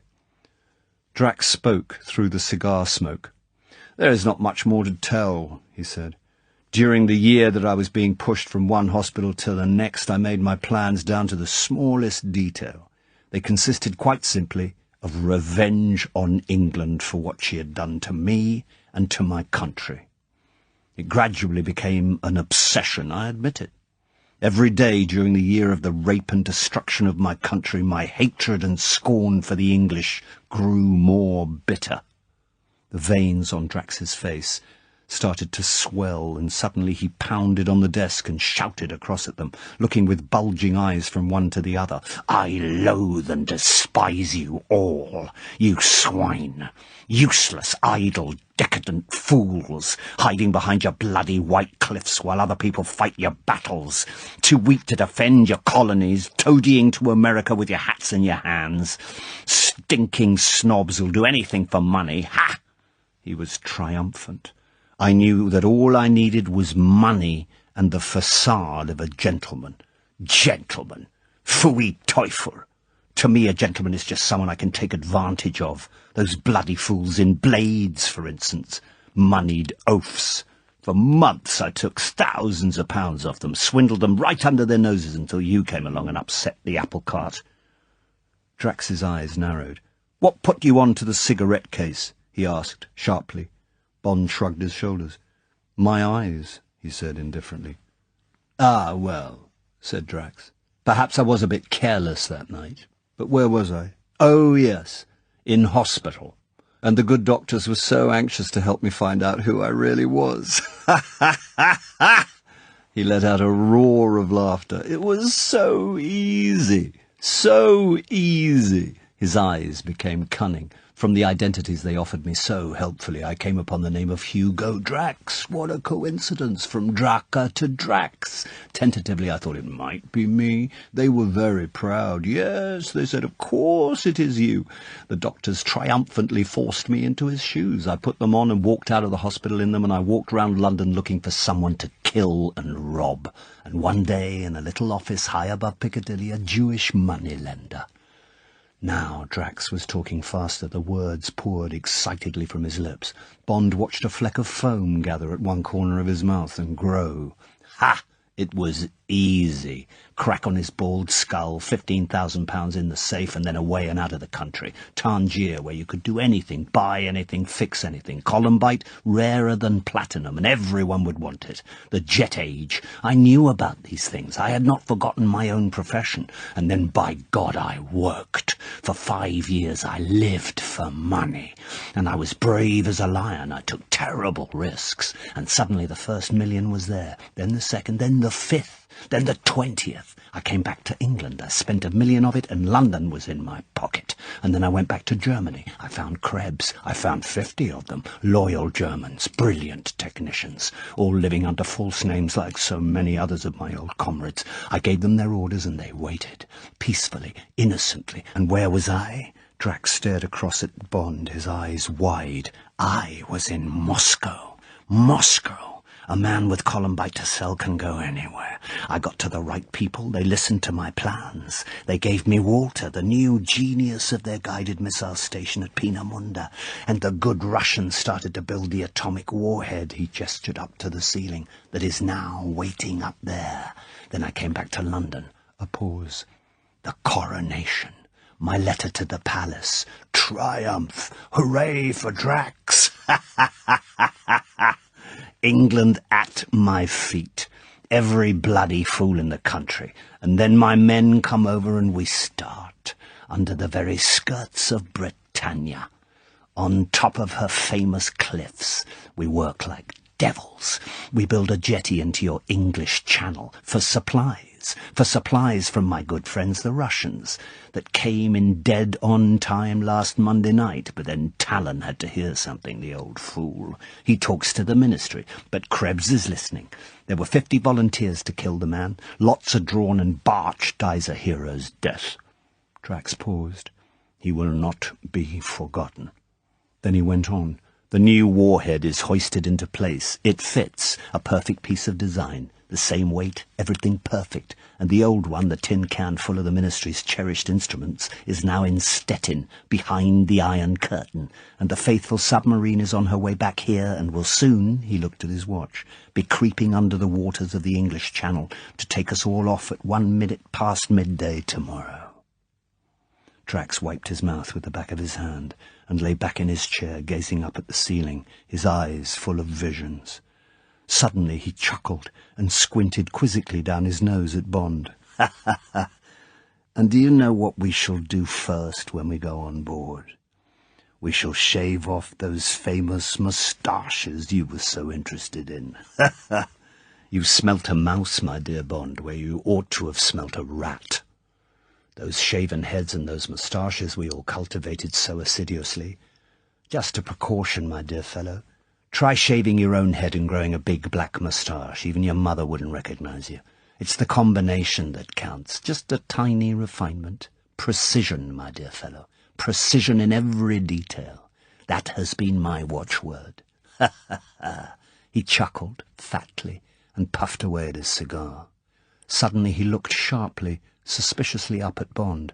"Well, say something. Don't sit there like a dummy. What do you think of my story? Don't you think it's extraordinary? Remarkable? For one man to have done all that? Come on, come on!" A hand came up to his mouth and he started tearing furiously at his nails.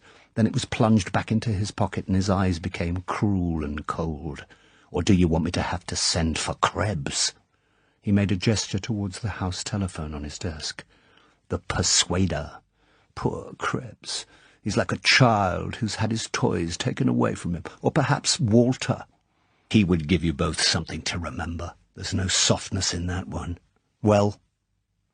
"Yes," said Bond. He looked levelly at the great red face across the desk. "It's a remarkable case history. Galloping paranoia, delusions of jealousy and persecution, megalomaniac hatred and desire for revenge. Curiously enough," he went on conversationally, "it may have something to do with your teeth. Diastema, they call it. Comes from sucking your thumb when you're a child. Yeah, I expect that's what the psychologists will say when they get you into the lunatic asylum. Ogre's teeth, being bullied at school and so on. Extraordinary the effect it has on a child. Then Nazism helped to fan the flames, and then came the crack on your ugly head, the crack you engineered yourself. I expect that settled it. From then on you were really mad. Same sort of thing as people who think they're God. Extraordinary what tenacity they have. Absolute fanatics. You're almost a genius. Lombroso would have been delighted with you. As it is, you're just a mad dog that'll have to be shot. Or else you'll commit suicide. Paranoiacs generally do. Too bad. Sad business. Bond paused and put all the scorn he could summon into his voice. And now let's get on with this farce, you great, hairy-faced lunatic. It worked. With every word, Drax's face had become more contorted with rage. His eyes were red with it. The sweat of fury was dripping off his jowls onto his shirt. The lips were drawn back from the gaping teeth, and a string of saliva had crept out of his mouth and was hanging down from his chin.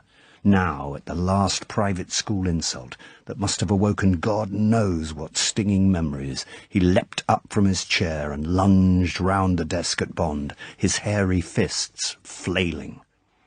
Bond gritted his teeth and took it. When Drax had twice had to pick the chair up with Bond in it, the tornado of rage suddenly passed. He took out his silk handkerchief and wiped his face and hands. Then he walked quietly to the door and spoke across the lolling head of Bond to the girl. "I don't think you two will give me any more trouble," he said, and his voice was quite calm and certain. "Krebs never makes a mistake with his knots." He gesticulated towards the bloody figure in the other chair. "When he wakes up," he said, "you can tell him that these doors will open once more, just before noon tomorrow. A few minutes later, there will be nothing left of either of you. Not even," he added as he wrenched open the inner door, "the stoppings in your teeth." The outer door slammed. Bond slowly raised his head and grinned painfully at the girl with his blood-stained lips. "Had to get him mad," he said with difficulty. "Didn't want to give him time to think. Had to work up a brainstorm." Gala looked at him uncomprehendingly, her eyes wide at the terrible mask of his face. "It's all right," said Bond thickly. "Don't worry. London's okay. Got a plan." Over on the desk, the blowtorch gave a quiet plop and went out. Chapter 23, 0-. Through half-closed eyes, Bond looked intently at the torch, while for a few precious seconds he sat and let life creep back into his body. His head felt as if it had been used as a football, but there was nothing broken. Drax had hit him unscientifically and with the welter of blows of a drunken man. Gala watched him anxiously. The eyes in the bloody face were almost shut, but the line of the jaw was taut with concentration, and she could feel the effort of will he was making. He gave his head a shake, and when he turned towards her, she could see that his eyes were feverish with triumph. He nodded towards the desk. "The lighter," he said urgently. "I had to try to make him forget it. Follow me. I'll show you." He started to rock the light steel chair inch by inch towards the desk. "For God's sake, don't tip over or we've had it. But make it fast or the blow lamp will get cold." Uncomprehendingly, and feeling almost as if they were playing some ghastly children's game, Gala carefully rocked her way across the floor in his wake. Seconds later, Bond told her to stop beside the desk while he went rocking on round to Drax's chair. Then he manoeuvred himself into position opposite his target, and with a sudden lurch heaved himself and the chair forward so that his head came down. There was a painful crack as the Ronson desk lighter connected with his teeth, but his lips held it, and the top of it was in his mouth as he heaved the chair back with just enough force to prevent it spilling over. Then he started his patient journey back to where Gala was sitting at the corner of the desk on which Krebs had left the blow lamp. He rested until his breath was steady again. "Now we come to the difficult part," he said grimly. "While I try to get this torch going, you get your chair round so that your right arm is as close in front of me as possible. Obediently she edged herself round, while Bond swayed his chair so that it leant against the edge of the desk, and allowed his mouth to reach forward and grip the handle of the blowtorch between his teeth. Then he eased the torch towards him, and after minutes of patient work he had the torch and the lighter arranged to his liking at the edge of the desk. After another rest, he bent down, closed the valve of the torch with his teeth, and proceeded to get pressure back by slowly and repeatedly pulling up the plunger with his lips and pressing it back with his chin. His face could feel the warmth in the preheater, and he could smell the remnants of gas in it. If only it hadn't cooled off too much. He straightened up. "Last lap, Gala," he said, smiling crookedly at her. "I may have to hurt you a bit. All right?" "Of course," said Gala. "Then here goes," said Bond, and he bent forward and released the safety valve on the left of the canister. Then he quickly bent forward over the Ronson, which was standing at right angles and just below the neck of the torch, and with his two front teeth pressed down sharply on the ignition lever. It was a horrible manoeuvre, and though he whipped back his head with the speed of a snake, he let out a gasp of pain as the jet of blue fire from the torch seared across his bruised cheek and the bridge of his nose. But the vaporized paraffin was hissing out its vital tongue of flame, and he shook the water out of his streaming eyes and bent his head almost at right angles and again got his teeth to the handle of the blowtorch. He thought his jaw would break with the weight of the thing, and the nerves of his front teeth screamed at him. But he swayed his chair carefully upright away from the desk, and then strained his bent neck forward until the tip of blue fire from the torch was biting into the flex that bound Gala's right wrist to the arm of her chair. He tried desperately to keep the flame steady, but the breath rasped through the girl's teeth as the handle shifted between his jaws and the flame of the torch brushed her forearm. But then it was over. Melted by the fierce heat, the copper strands parted one by one, and suddenly Gala's right arm was free, and she was reaching to take the torch out of Bond's mouth. Bond's head fell back onto his shoulders, and he twisted his neck luxuriously to get the blood moving in the aching muscles. Almost before he knew it, Gala was bending over his arms and legs, and he too was free. As he sat still for a moment, his eyes closed, waiting for the life to come back into his body, he suddenly, delightedly felt Gala's soft lips on his mouth. He opened his eyes. She was standing in front of him, her eyes shining. "That's for what you did," she said seriously. "You're a wonderful girl," he said simply. But then, knowing what he was going to have to do, knowing that while she might conceivably survive, he had only another few minutes to live, he closed his eyes so that she should not see the hopelessness in them. Gala saw the expression on his face, and she turned away. She thought it was only exhaustion and the cumulative effect of what his body had suffered, and she suddenly remembered the peroxide in the washroom next to her office. She went through the communicating door. How extraordinary it was to see her familiar things again. It must be someone else who had sat at that desk and typed letters and powdered her nose. She shrugged her shoulders and went into the little washroom. God, what a sight! And God, how tired she felt. But first she took a wet towel and some peroxide and went back and spent 10 minutes attending to the battlefield which was Bond's face.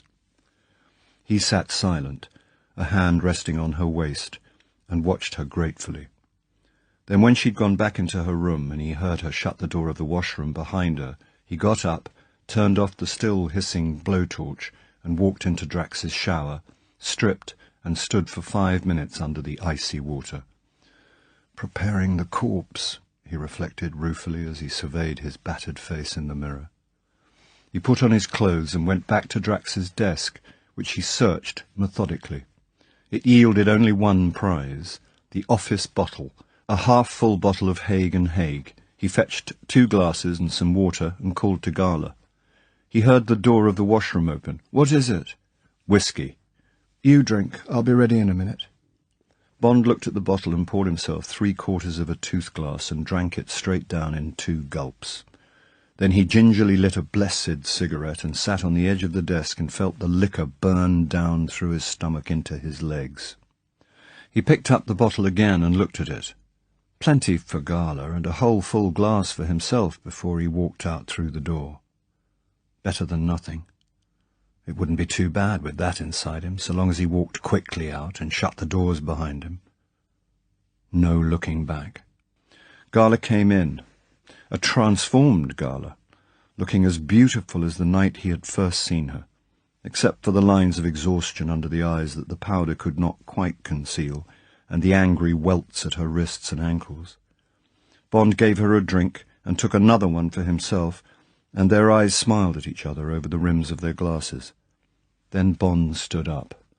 "Listen, Gala," he said in a matter-of-fact voice. "We've got to face it and get it over, so I'll make it short and then we'll have another drink." He heard her catch her breath, but he went on.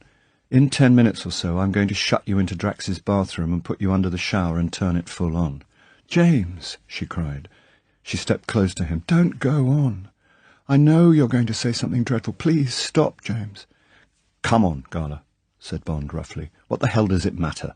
It's a bloody miracle we've got the chance." He moved away from her. He walked to the doors leading out into the shaft. "And then," he said, and he held up the precious lighter in his right hand, "I shall walk out of here and shut the doors and go and light a last cigarette under the tail of the Moonraker." "God," she whispered, "what are you saying? You're mad." She looked at him through eyes wide with horror. "Don't be ridiculous," said Bond impatiently. "What the hell else is there to do? The explosion will be so terrific that one won't feel anything, and it's bound to work with all that fuel vapour hanging around. It's me or 1,000,000 people in London. The warhead won't go off. Atom bombs don't explode like that. It'll be melted, probably. There's just a chance you may get away. Most of the explosion will take the line of least resistance through the roof and down the exhaust pit if I can work the machinery that opens up the floor." He smiled. "Cheer up," he said, walking over to her and taking one of her hands. "The boy stood on the burning deck. I've wanted to copy him since I was 5. Gala pulled her hand away. "I don't care what you say," she said angrily. "We've got to think of something else. You don't trust me to have any ideas. You just tell me what you think we've got to do." She walked over to the wall map and pressed down the switch. "Of course, if we have to use the lighter, we have to." She gazed at the map of the false flight plan, barely seeing it. "But the idea of you walking in there alone and standing in the middle of all those ghastly fumes from the fuel and calmly flicking that thing and then being blown to dust. And anyway, if we have to do it, we'd do it together. I'd rather that than be burnt to death in here. And anyway," she paused, "I'd like to go with you. We're in this together." Bond's eyes were tender as he walked towards her and put an arm round her waist and hugged her to him. "Gala, you're a darling," he said simply, "and if there's any other way, we'll take it, but—" He looked at his watch. "It's past midnight, and we've to decide quickly. At any moment it may occur to Drax to send guards down to see that we're all right, and God knows what time he'll be coming down to set the gyros." Gala twisted her body round like a cat. She gazed at him with her mouth open, her face taut with excitement. "The gyros," she whispered. "To set the gyros." She leant weakly back against the wall, her eyes searching Bond's face. "Don't you see?" Her voice was on the edge of hysteria. "After he's gone, we could alter the gyros back to the old flight plan. Then the rocket will simply fall into the North Sea where it's supposed to go."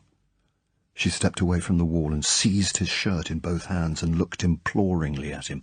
"Can't we?" she said. "Can't we?" "Do you know the other settings?" Bond asked sharply. "Of course I do," she said urgently. "I've been living with them for a year. We won't have a weather report, but we'll just have to chance that. The forecast this morning said we would have the same conditions as today." "By God," said Bond, "we might do it. If only we can hide somewhere and make Drax think we've escaped. What about the exhaust pit? If I can work the machine to open the floor—" "It's a straight 100-foot drop," said Gala, shaking her head. "And the walls are polished steel, just like glass, and there's no rope or anything down there. They cleared everything out of the workshop yesterday. And anyway, there are guards on the beach." Bond reflected. Then his eyes brightened. "I've got an idea," he said. "But first of all, what about the radar, the homing device in London? Won't that pull the rocket off its course and back on to London?" Gala shook her head. "It's only got a range of about 100 miles, she said. "The rocket won't even pick up its signal. If it's aimed into the North Sea, it will get into the orbit of the transmitter on the raft. There's absolutely nothing wrong with my plan. But where can we hide? One of the ventilator shafts, said Bond. Come on. He gave a last look round the room. The lighter was in his pocket. That would still be the last resort. There was nothing else they would want. He followed Gala out into the gleaming shaft and made for the instrument panel which controlled the steel cover to the exhaust pit. After a quick examination, he threw over a heavy lever from XIII to AUF. There was a soft hiss from the hydraulic machinery behind the wall, and the two semicircles of steel opened beneath the tail of the rocket and slid back into their grooves. He walked over and looked down. The arcs in the roof above glinted back at him from the polished walls of the wide steel funnel until they curved away out of sight towards the distant hollow boom of the sea. Bond went back into Drax's office and pulled down the shower curtain in the bathroom. Then Gala and he tore it into strips and tied them together. He made a jagged rent at the end of the last strip so as to give an impression that the escape rope had broken. Then he tied the other end firmly round the pointed tip of one of the Moonraker's 3 fins and dropped the rest so that it hung down the shaft. It was not much of a false scent, but it might gain some time. The big round mouths of the ventilator shafts were spaced about 10 yards apart and about 4 feet off the floor. Bond counted. There were 50 of them. He carefully opened the hinged grating that covered one of them and looked up. 40 feet away there was a faint glimmer from the moonlight outside. He decided that they were tunnelled straight up inside the wall of the site until they turned at right angles towards the gratings in the outside walls. Bond reached up and ran his hand along the surface. It was unfinished, rough-cast concrete, and he grunted with satisfaction as he felt first one sharp protuberance and then another. They were the jagged ends of the steel rods reinforcing the walls, cut off where the shafts had been bored.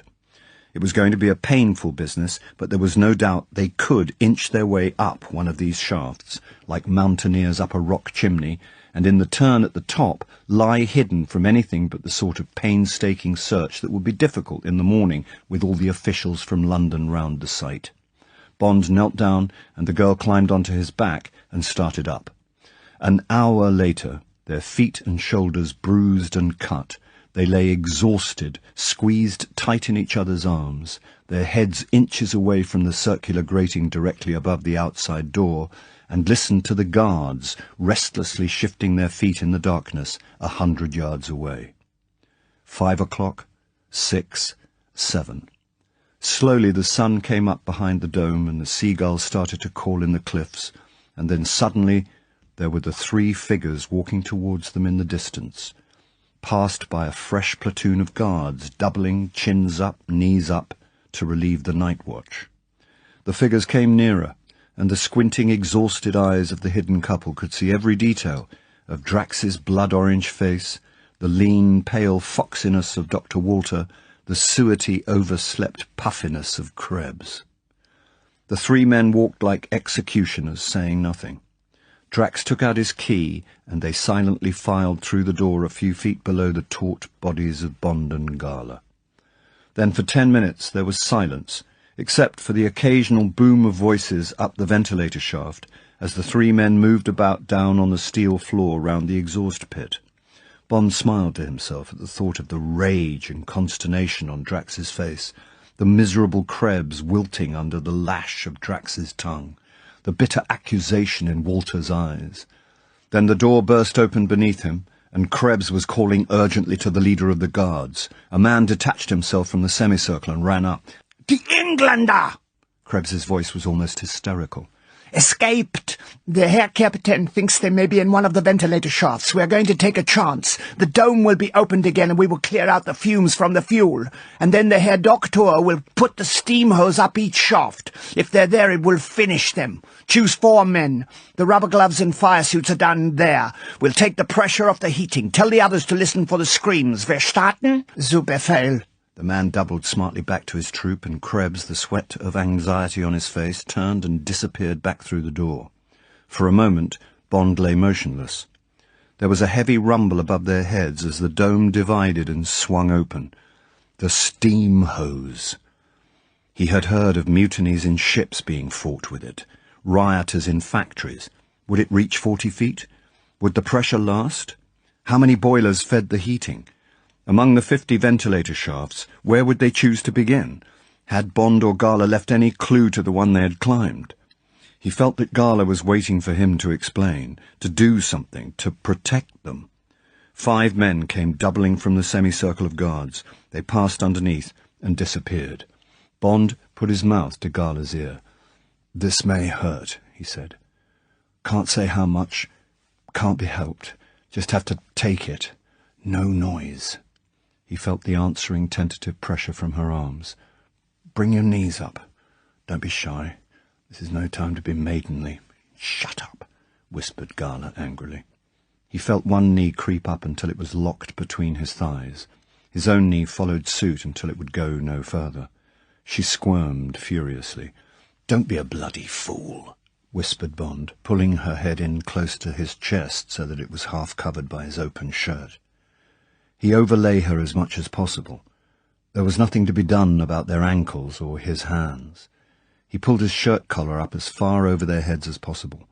They held tightly to each other. Hot, cramped, breathless.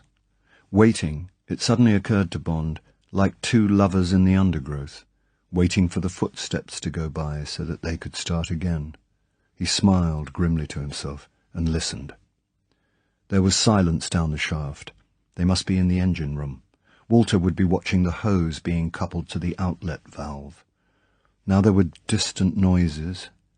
Where would they start? Somewhere, not far away, there was a soft, long-drawn-out whisper, like the inefficient whistle of a distant train. He drew his shirt collar back and stole a look out through the grating at the guards. Those he could see were looking straight at the launching dome somewhere to his left. Again, the long, harsh whisper, and again. It was getting louder. He could see the heads of the guards pivoting towards the grating in the wall which hid him and Gala. They must be watching, fascinated, as the thick white jets of steam shot out through the gratings high up in the cement wall, wondering if this one or that one or that one would be accompanied by a double scream. He could feel Gala's heart beating against his. She didn't know what was coming. She trusted him. "It may hurt," he whispered to her again. "It may burn. It won't kill us. Be brave. Don't make a sound." "I'm all right," she whispered angrily. But he could feel her body press closer into his. Whoosh! It was getting closer. Whoosh! 2 away. Whoosh! Next door. A suspicion of the wet smell of steam came to him. "Hold tight," Bond said to himself. He smothered her in towards him and held his breath. "Now! Quick! Get it over, damn you!" And suddenly there was a great pressure and heat and a roaring in the ears and a moment of blazing pain. Then dead silence. A mixture of sharp cold and fire on the ankles and hands, a feeling of soaking wet, and a desperate choking effort to get pure air into the lungs. Their bodies automatically fought to withdraw from each other, to capture some inches of space and air for the areas of skin that were already blistering. The breath rattled in their throats, and the water poured off the cement into their open mouths until they bent sideways and choked the water out to join the trickle that was oozing under their soaking bodies and along past their scalded ankles and then down the vertical walls of the shaft up which they had come. And the howl of the steam pipe drew away from them until it became a whisper and finally stopped. And there was silence in their narrow cement prison, except for their stubborn breathing and the ticking of Bond's watch. And the 2 bodies lay and waited, nursing their pain. Half an hour, half a year later, Walter and Krebs and Drax filed out below them. But, as a precaution, the guards had been left behind in the launching dome. Chapter 24. 0. "Then we're all agreed?" "Yes, Sir Hugo." It was the Minister of Supply speaking. Bond recognised the dapper, assured figure. "Those are the settings. My people have checked them independently with the Air Ministry this morning. Then, if you'll allow me the privilege..." Drax held up the slip of paper and made to turn towards the launching dome. "Hold it, Sir Hugo, just like that, please. Arm in the air." The bulbs flashed, and the bank of cameras whirred and clicked for the last time, and Drax turned and walked the few yards towards the dome, almost, it seemed to Bond, looking him straight in the eye through the grating above the door of the site. The small crowd of reporters and cameramen dissolved and straggled off across the concrete apron, leaving only a nervously chatting group of officials to wait for Drax to emerge. Bond looked at his watch. 11:45. Hurry up, damn you, he thought. For the 100th time he repeated to himself the figures Gala had taught him during the hours of cramped pain that had followed their ordeal by steam, and for the 100th time he shifted his limbs to keep the circulation going. "Get ready," he whispered into Gala's ear. "Are you all right?" He could feel the girl smile. Fine. She shut her mind to the thought of her blistered legs and the quick, rasping descent back down the ventilator shaft. The door clanged shut beneath them, followed by the click of the lock, and preceded by the 5 guards, the figure of Drax appeared below, striding masterfully towards the group of officials, the slip of lying figures in his hand. Bond looked at his watch. 11:47. "Now," he whispered. "Good luck," she whispered back. Slither, scrape, rip. His shoulders carefully expanding and contracting, blistered, blood-stained feet scrabbling for the sharp knobs of iron, Bond, his lacerated body tearing its way down the 40 feet of shaft, prayed that the girl would have the strength to stand it when she followed. A last 10-foot drop that jarred his spine, a kick at the grating, and he was out onto the steel floor and running for the stairs, leaving a trail of red footprints and a spray of blood drops from his raw shoulders. The arcs had been extinguished, but the daylight streamed down through the open roof, and the blue from the sky mingling with the fierce glitter of the sunshine gave Bond the impression that he was running up inside a huge sapphire. The great deadly needle in the centre might have been made of glass. Looking above him as he sweated and panted up the endless sweep of the iron stairway, it was difficult for him to see where its tapering nose ended and the sky began. Behind the crouching silence that enveloped the shimmering bullet, Bond could hear a quick, deadly ticking, the hasty tripping of tiny metal feet somewhere in the body of the Moonraker. It filled the great steel chamber like the beating heart of Poe's story, and Bond knew that directly Drax at the firing point pressed the switch that sent the radio beam zinging over 200 yards to the waiting rocket, the ticking would suddenly cease, there would be the soft whine of the lighted pinwheel, a wisp of steam from the turbines, and then the howling jet of flame on which the rocket would slowly rise and sweep majestically out on the start of its gigantic acceleration curve. And then in front of him there was the spidery arm of the gantry, folded back against the wall, and Bond's hand was at the lever, and the arm was slowly stretching down and out towards the square hairline on the glittering skin of the rocket that was the door of the gyro chamber. Bond, on hands and knees, was along it even before the rubber pads came to rest against the polished chrome. There was the flush disc the size of a shilling, just as Gala had described. Press, click, and the tiny door had flicked open on its hard spring. Inside, careful not to cut your head, the gleaming handles beneath the staring compass roses. Turn, twist, steady. That's for the roll. Now the pitch and yaw. Turn, twist, ever so gently, and steady. A last look, a glance at his watch. 4 minutes to go. Don't panic. Back out, door click, a cat-like scurry, don't look down, gantry up, clang against the wall, and now for the stairs. Tick, tick, tick, tick. As Bond shot down, he caught a glimpse of Gala's tense white face as she stood holding open the outer door of Drax's office. God, how his body hurt. A final leap and a clumsy swerve to the right. Clang as Gala slammed the outer door. Another clang, and they were across the room and into the shower, and the water was hissing down on their clinging, panting bodies. Through the noise of it all, above the beating of his heart, Bond heard the sudden crackle of static, and then the voice of the BBC announcer coming from the big set in Drax's room, a few inches away through the thin wall of the bathroom. It had been Gala again who had remembered Drax's wireless and who had found time to throw the switches while Bond was working on the gyros. "Be 5 minutes delay," said the breezy, excited voice. "Sir Hugo has been persuaded to say a few words into the microphone." Bond turned off the shower and the voice came to them more clearly. "He looks very confident. Just saying something into the minister's ear. They're both laughing. Wonder what it was. Ah, here's my colleague with the latest weather report from the Air Ministry. What's that? Perfect at all altitudes. Good show. It certainly is a wonderful day down here. Ha ha! Those crowds in the distance by the Coast Guard station will be getting quite a sunburn. There must be thousands. What's that you say? 20,000? Well, it certainly looks like it. And warmer beaches black with them, too. The whole of Kent seems to be out. Terrible crick in the neck we're all going to get, I'm afraid. Worse than Wimbledon. Ha ha! Hello, what's going on down there by the jetty? By Jove, there's a submarine just surfaced alongside. I say, what a sight. One of our biggest, I should say. And Sir Hugo's team is down there too, lined up on the jetty as if they were on parade. Magnificent body of men. Now they're filing on board. Perfect discipline.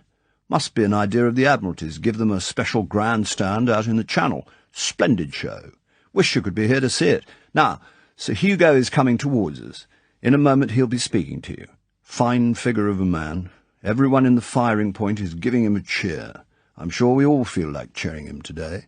He's coming into the firing point. I can see the sun glinting on the nose of the Moonraker way over there behind him, just showing out of the top of the launching dome. Hope somebody's got a camera. Now, here he is. A pause. Sir Hugo Drax. Bond looked into Gala's dripping face. Soaked and bleeding, they stood in each other's arms, speechless and trembling slightly with the storm of their emotions. Their eyes were blank and fathomless as they met and held each other's gaze. "Your Majesty, men and women of England," the voice was a velvet snarl, "I am about to change the course of England's history." A pause. "In a few minutes' time, the lives of all of you will be altered, in some cases drastically, by the impact of the Moonraker. I am very proud and pleased that fate has singled me out from amongst all my fellow countrymen to fire this great arrow of vengeance into the skies, and thus to proclaim for all time and for all the world to witness the might of my fatherland. I hope that this occasion will be forever a warning that the fate of my country's enemies will be written in dust, in ashes, in tears, and," a pause, "in blood. And now thank you all for listening, and I sincerely hope that those of you who are able will repeat my words to your children, if you have any, tonight." A rattle of rather hesitant applause sounded out of the machine, and then came the breezy voice of the announcer. "And that was Sir Hugo Drax saying a few words to you before he walks across the floor of the firing point to the switch on the wall which will fire the Moonraker. The first time he has spoken in public. Very, forthright. Doesn't mince his words. However, a lot of us will say there's no harm in that. And now it's time for me to hand over to the expert, Group Captain Tandy of the Ministry of Supply, who will describe to you the actual firing of the Moonraker. After that, you will hear Peter Trimble in one of the naval security patrols, HMS Merganser, describe the scene in the target area. Group Captain Tandy. Bond glanced at his watch. "Only a minute more," he said to Gala. "God, I'd like to get my hands on Drax. Here." He reached for the cake of soap and gouged some pieces off it. "Stuff this in your ears when the time comes. The noise is going to be terrific. I don't know about the heat. It won't last long, and the steel walls may stand up to it." Gala looked at him. She smiled. "If you hold me, it won't be too bad," she said. "And now Sir Hugo has his hand on the switch, and he's watching the chronometer." 10, broke in another voice, heavy and sonorous as the toll of a bell. Bond turned on the shower, and the water hissed down on their clinging bodies. 9, told the voice of the timekeeper. "The radar operators are watching the screens. There's nothing but a mass of wavy lines. 8, all wearing earplugs. Blockhouse should be indestructible. Concrete walls are 12 feet thick. Pyramid roof, 27 feet thick at the point. 7. First, the radio beam will stop the time mechanism alongside the turbines, set the pinwheel going. Flaming thing like a Catherine wheel. 6. Valves will open. Liquid fuel, secret formula, terrific stuff, dynamite. Pours down from the fuel tanks. 5. Ignited by the pinwheel when the fuel gets to the rocket motor. 4. Meanwhile, the peroxide and permanganate have mixed, made steam, and the turbine pumps begin to turn. 3. Pumping the flaming fuel through the motor out of the stern of the rocket into the exhaust pit. Gigantic heat. 3,500 degrees. 2. Sir Hugo is about to press the switch. He's staring out through the slit, perspiration on his forehead. Absolute silence in here. Terrific tension. 1. Nothing but the noise of the water steadily pouring down on the two clinging bodies. Fire! Bond's heart jumped into his throat at the shout. He felt Gala shudder. Silence. Nothing but the hissing of the water. Sir Hugo's left the firing point, walking calmly over to the edge of the cliff, so confident. He's stepped onto the hoist.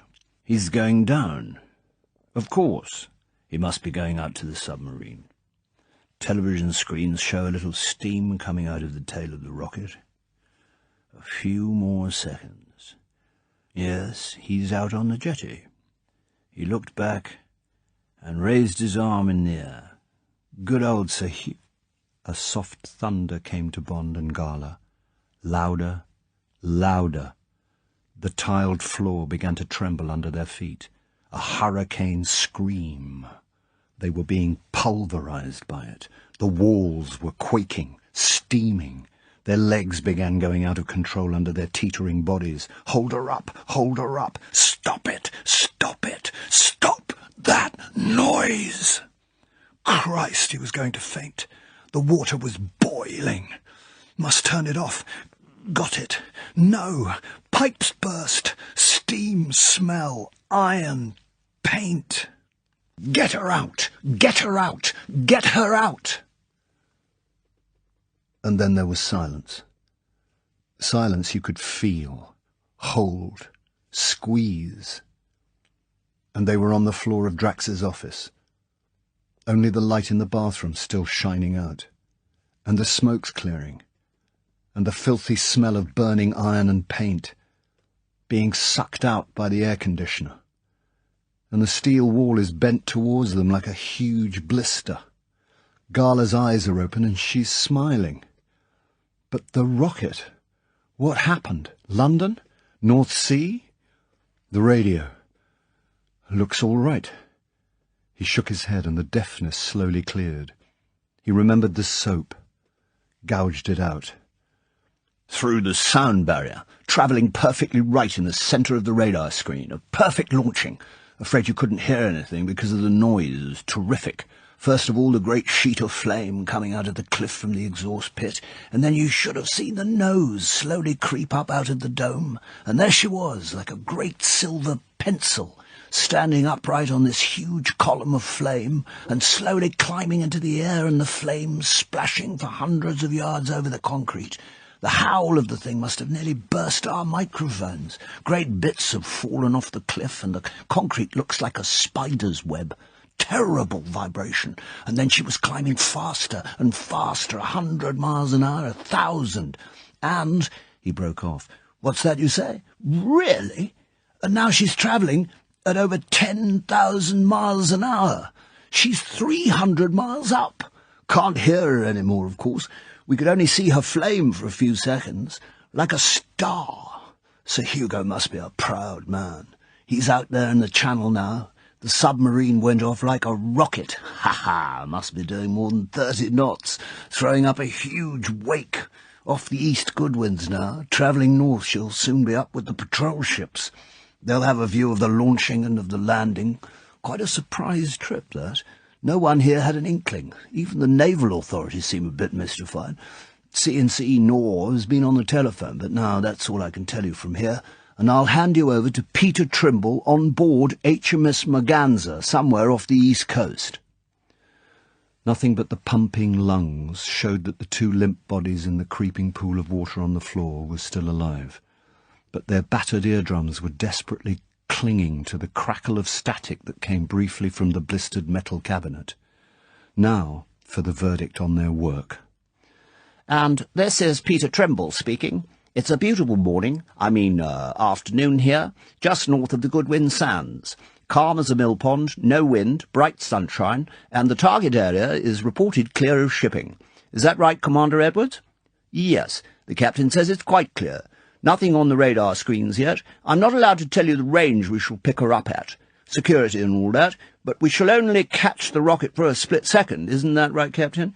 But the target's just showing on the screen. Out of sight from the bridge, of course.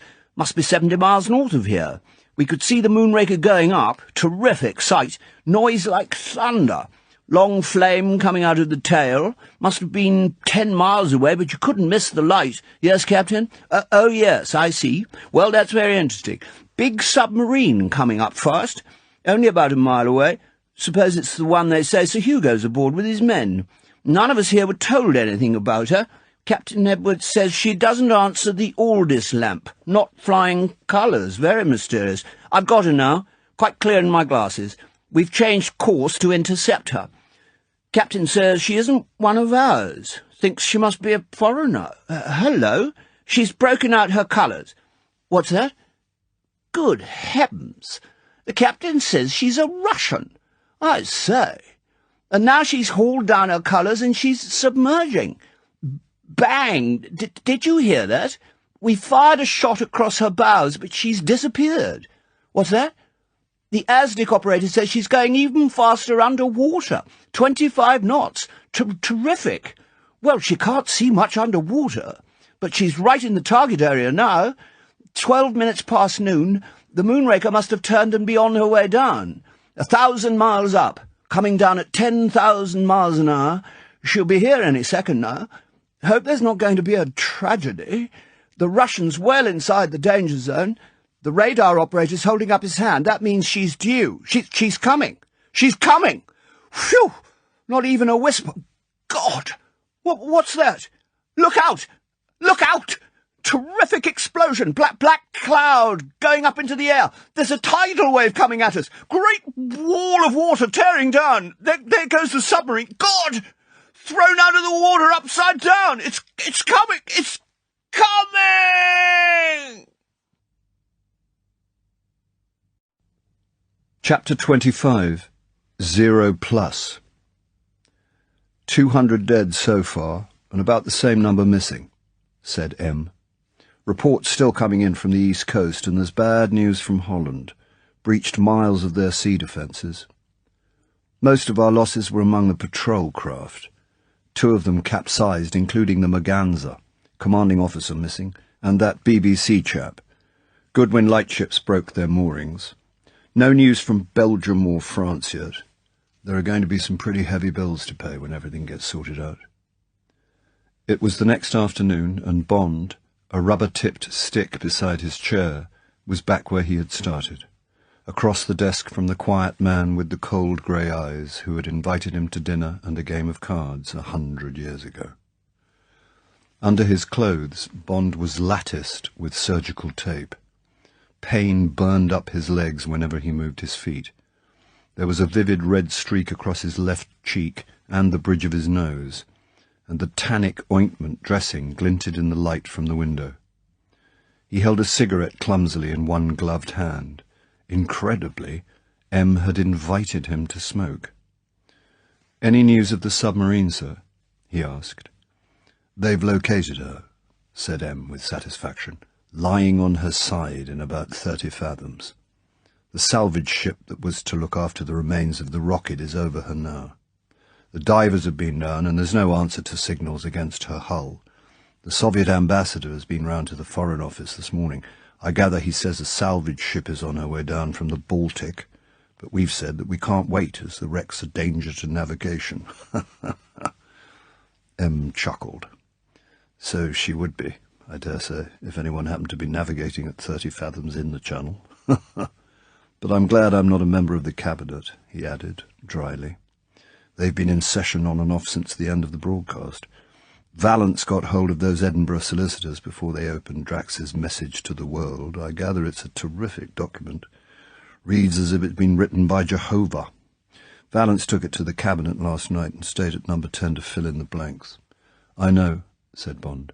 He kept on telephoning me at the hospital for details until after midnight. I could hardly think straight for all the dope they pushed into me. What's going to happen? They're going to try the biggest cover-up job in history, said M. A lot of scientific twaddle about the fuel having been only half used up. Unexpectedly powerful explosion on impact. Full compensation will be paid. Tragic loss of Sir Hugo Drax and his team. Great patriot. Tragic loss of one of Her Majesty's submarines. Latest experimental model. Orders misunderstood. Very sad. Fortunately only a skeleton crew. Next of kin will be informed. Tragic loss of BBC man. Unaccountable error in mistaking white ensign for Soviet naval colours. Very similar design. White ensign recovered from the wreck. But what about the atomic explosion? Asked Bond. Radiation and atomic dust and all that. The famous mushroom-shaped cloud. Surely that's going to be a bit of a problem. Apparently it's not worrying them too much, said M. The cloud is going to be passed off as the normal formation after an explosion of that size. The Ministry of Supply know the whole story. Had to be told. Their men were down on the East Coast all last night with Geiger counters, and there's not been a positive report yet. M smiled coldly. The cloud's got to come down somewhere, of course. But by a happy chance, such wind as there is drifting it up north. Back home, as you might say. Bond smiled painfully. I see, he said. How very appropriate. Of course, continued M, picking up his pipe and starting to fill it, there are going to be some nasty rumours. They've begun already. A lot of people saw you and Miss Brand being brought out of the site on stretchers. Then there's the Bowwaters case against Drax for the loss of all that newsprint. There'll be the inquest on the young man who was killed in the Alfa Romeo. And somebody's got to explain away the remains of your car, amongst which, he looked accusingly at Bond, a long-barrel Colt was found. And then there's the Ministry of Supply. Vallance had to call some of their men yesterday to help clean out that house in Ebury Street. But those people are trained to keep secrets. You won't get a leak there.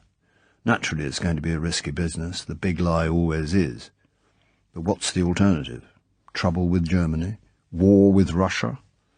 Lots of people on both sides of the Atlantic would be only too glad of an excuse. M paused and put a match to his pipe. If the story holds, he continued reflectively, we shan't come out of this too badly. We've wanted one of their high-speed U-boats, and we'll be glad of the clues we can pick up about their atom bombs. The Russians know that their gamble failed. Malenkov's none too firmly in the saddle, and this may mean another Kremlin revolt.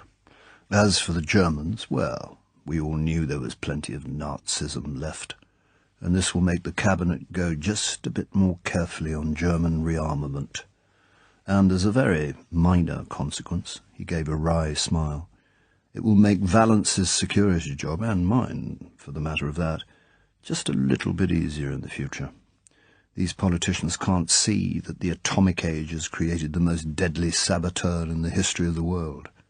The little man with the heavy suitcase. Will the press wear the story?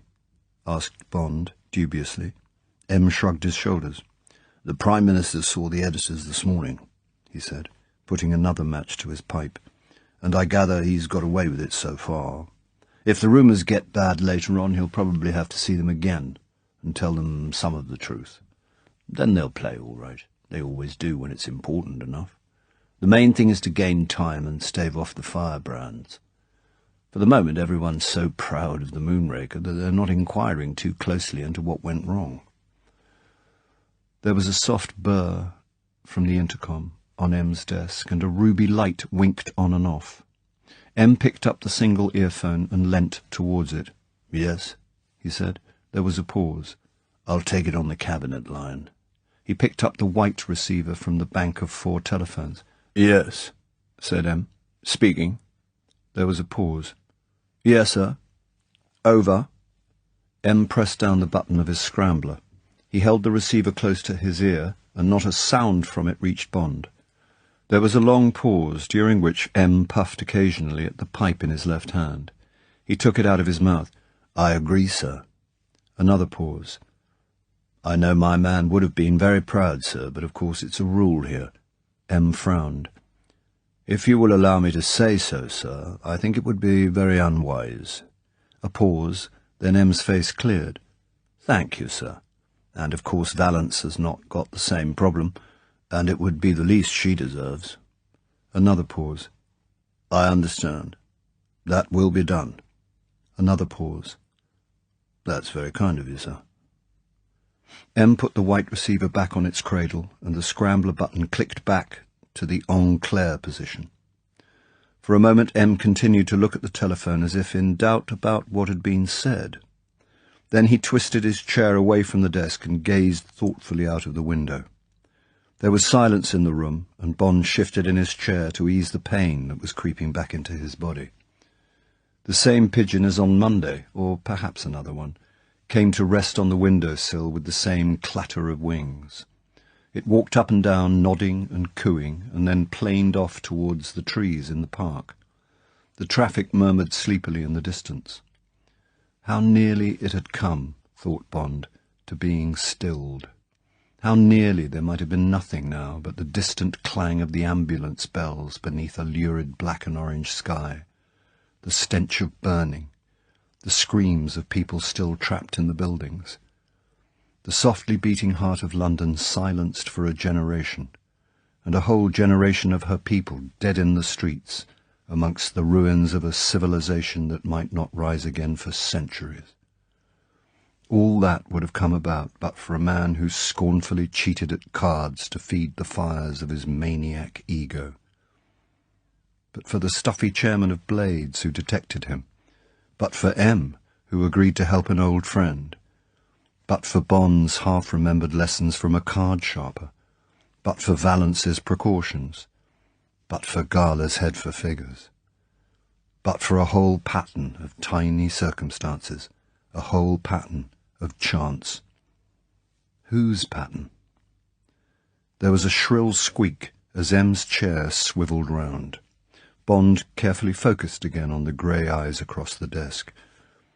"That was the Prime Minister," M said gruffly. "Says he wants you and Miss Brand out of the country." M lowered his eyes and looked stolidly into the bowl of his pipe.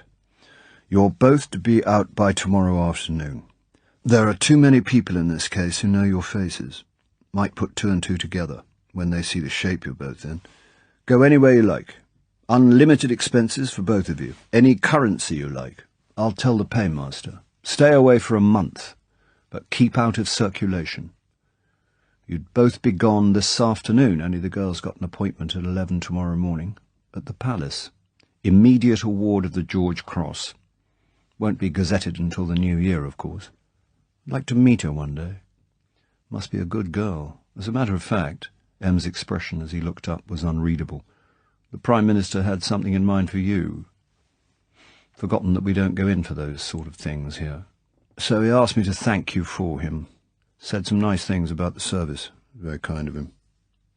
M gave one of the rare smiles that lit up his face with quick brightness and warmth. Bond smiled back. They understood the things that had to be left unsaid.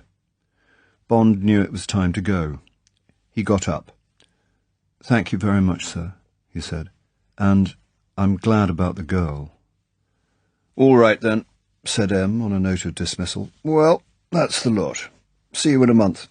Oh, and by the way," he added casually, "call in at your office. You'll find something there from me, little memento." James Bond went down in the lift and limped along the familiar corridor to his office. When he walked through the inner door, he found his secretary arranging some papers on the next desk to his.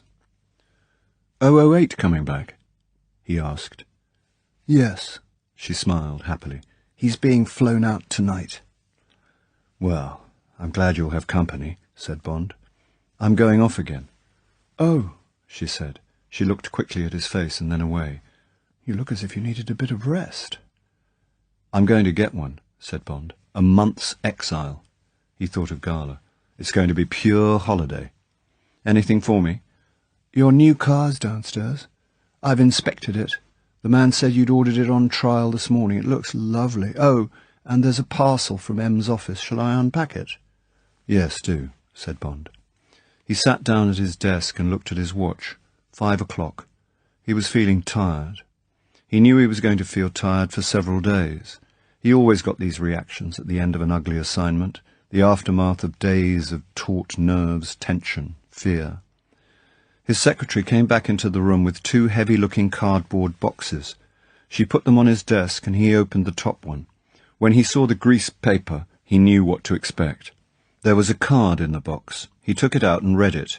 In M's green ink it said, "You may be needing these." There was no signature. Bond unwrapped the grease paper and cradled the shining new Beretta in his hand. A memento. No, a reminder. He shrugged his shoulders and slipped the gun under his coat into the empty holster. He got clumsily to his feet. "There'll be a long-barrel Colt in the other box," he said to his secretary. "Keep it until I get back. Then I'll take it down to the range and fire it in." He walked to the door. "So long, Lil," he said. "Regards to 008 and tell him to be careful of you. I'll be in France. Station F will have the address, but only in an emergency." She smiled at him. "How much of an emergency?" she asked. Bond gave a short laugh. "Ha! Any invitation to a quiet game of bridge," he said. He limped out and shut the door behind him. The 1953 Mark VI had an open touring body. It was battleship grey, like the old 4.5 litre that had gone to its grave in a Maidstone garage, and the dark blue leather upholstery gave a luxurious hiss as he climbed awkwardly in beside the test driver. Half an hour later the driver helped him out at the corner of Birdcage Walk and Queen Anne's Gate. "We could get more speed out of her if you want, sir," he said. "If we could have her back for a fortnight, we could tune her to do well over the 100. "Later," said Bond. "She's sold. On one condition, that you get her over to the ferry terminal at Calais by tomorrow evening." The test driver grinned. "Roger," he said. "I'll take her over myself. I'll see you on the pier, sir." "Fine," said Bond. "Go easy on the A20. The Dover Road's a dangerous place these days." "Don't worry, sir," said the driver, thinking this man must be a bit of a sissy for all that he seemed to know plenty about motor cars. "Piece of cake." "Not every day," said Bond with a smile. "See you at Calais." Without waiting for a reply, he limped off with his stick through the dusty bars of evening sunlight that filtered down through the trees in the park. Bond sat down on one of the seats opposite the island in the lake and took out his cigarette case and lit a cigarette. He looked at his watch. 5 minutes to 6. He reminded himself that she was the sort of girl who would be punctual. He had reserved the corner table for dinner. And then? But first, there would be the long, luxurious planning. What would she like? Where would she like to go? Where had she ever been? Germany, of course. France? Miss out Paris. They could do that on their way back. Get as far as they could the first night, away from the Pas de Calais. There was that farmhouse with the wonderful food between Montreuil and Étaples. Then the fast sweep down to the Loire, the little places near the river for a few days. Not the chateau towns. Places like Beaugency, for instance. Then slowly south, always keeping to the western roads, avoiding the five-star life. Slowly exploring. Bond pulled himself up. Exploring what? Each other? Was he getting serious about this girl? "James?" It was a clear, high, rather nervous voice, not the voice he'd expected. He looked up. She was standing a few feet away from him. He noticed that she was wearing a black beret at a rakish angle, and that she looked exciting and mysterious, like someone you see driving by abroad, alone in an open car, someone unattainable and more desirable than anyone you've ever known, someone who is on her way to make love to somebody else, someone who is not for you. He got up and they took each other's hands. It was she who released herself. She didn't sit down. "I wish you were going to be there tomorrow, James." Her eyes were soft as she looked at him, soft he thought, somehow evasive. He smiled. "Tomorrow morning or tomorrow night?" "Don't be ridiculous," she laughed, blushing. "I meant at the palace." "What are you going to do afterwards?" asked Bond. She looked at him carefully. What did the look remind him of? The Morphy look? The look he had given Drax on that last hand at Blades? No, not quite. There was something else there. Tenderness? Regret? She looked over his shoulder. Bond turned round. 100 yards away there was the tall figure of a young man with fair hair trimmed short. His back was towards them, and he was idling along, killing time. Bond turned back, and Gala's eyes met his squarely. "I'm going to marry that man," she said quietly. "Tomorrow afternoon." And then, as if no other explanation was needed, "His name's Detective Inspector Vivian." "Oh," said Bond. He smiled stiffly. "I see." There was a moment of silence during which their eyes slid away from each other. And yet why should he have expected anything else? A kiss. The contact of two frightened bodies clinging together in the midst of danger.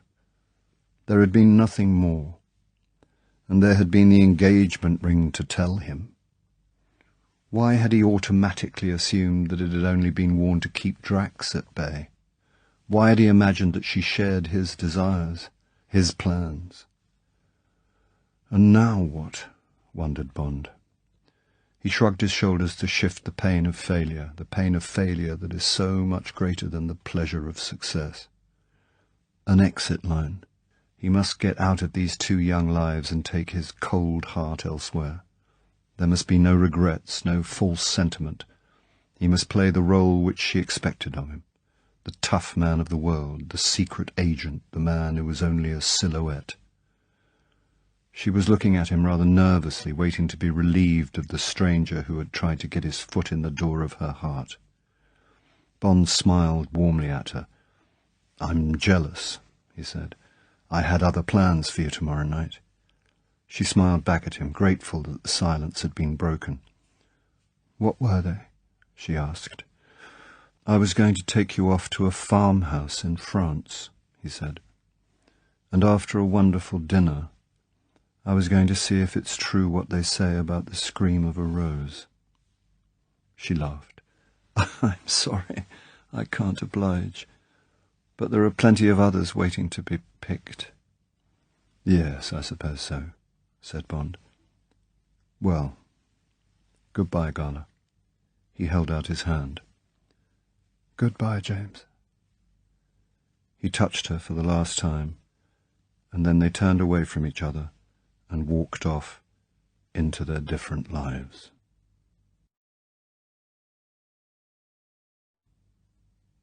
Moonraker by Ian Fleming was read by Bill Nighy. It was produced by Lucy Fleming and directed by Enid Williams. The book was first published in 1955. Bill Nighy talks about his audio recording of Moonraker. I hadn't read the book before. I'm surprised that I hadn't read the book before. I sort of imagined that I had, but I hadn't. It was a surprise to me how well written it was. I don't know why. I suppose because I made a familiar, lazy assumption that if it were a genre novel, broadly speaking, that it might not be of the first rank in terms of writing. I was mistaken. It's an assumption one should never make. And Ian Fleming writes beautifully, and in every department he makes it thrilling, and the adventure side of things is very satisfactory, as are the romantic elements also. What I found interesting, and again surprising, was how delicately and how marvellously the romantic elements of the book were dealt with, and I was pleasantly surprised that James Bond wasn't as casual or sort of callous in his contact with the woman in the book as I'd kind of been led to believe. It was a proper kind of tender experience that they shared. Obviously, I don't want Krebs moving in next door and marrying my daughter. That's pretty well established. And Drax, the physical description of Drax, just reading it made me physically uncomfortable. He is so minutely described, and with such glee, I would suggest, from the writer, and is such a deeply unpleasant creation. I loved, not to surprise anybody, I don't suppose, Gala Brand. I like everything about Gala. I like her hair, I like her skirts, I like her shirts, and I like her throat.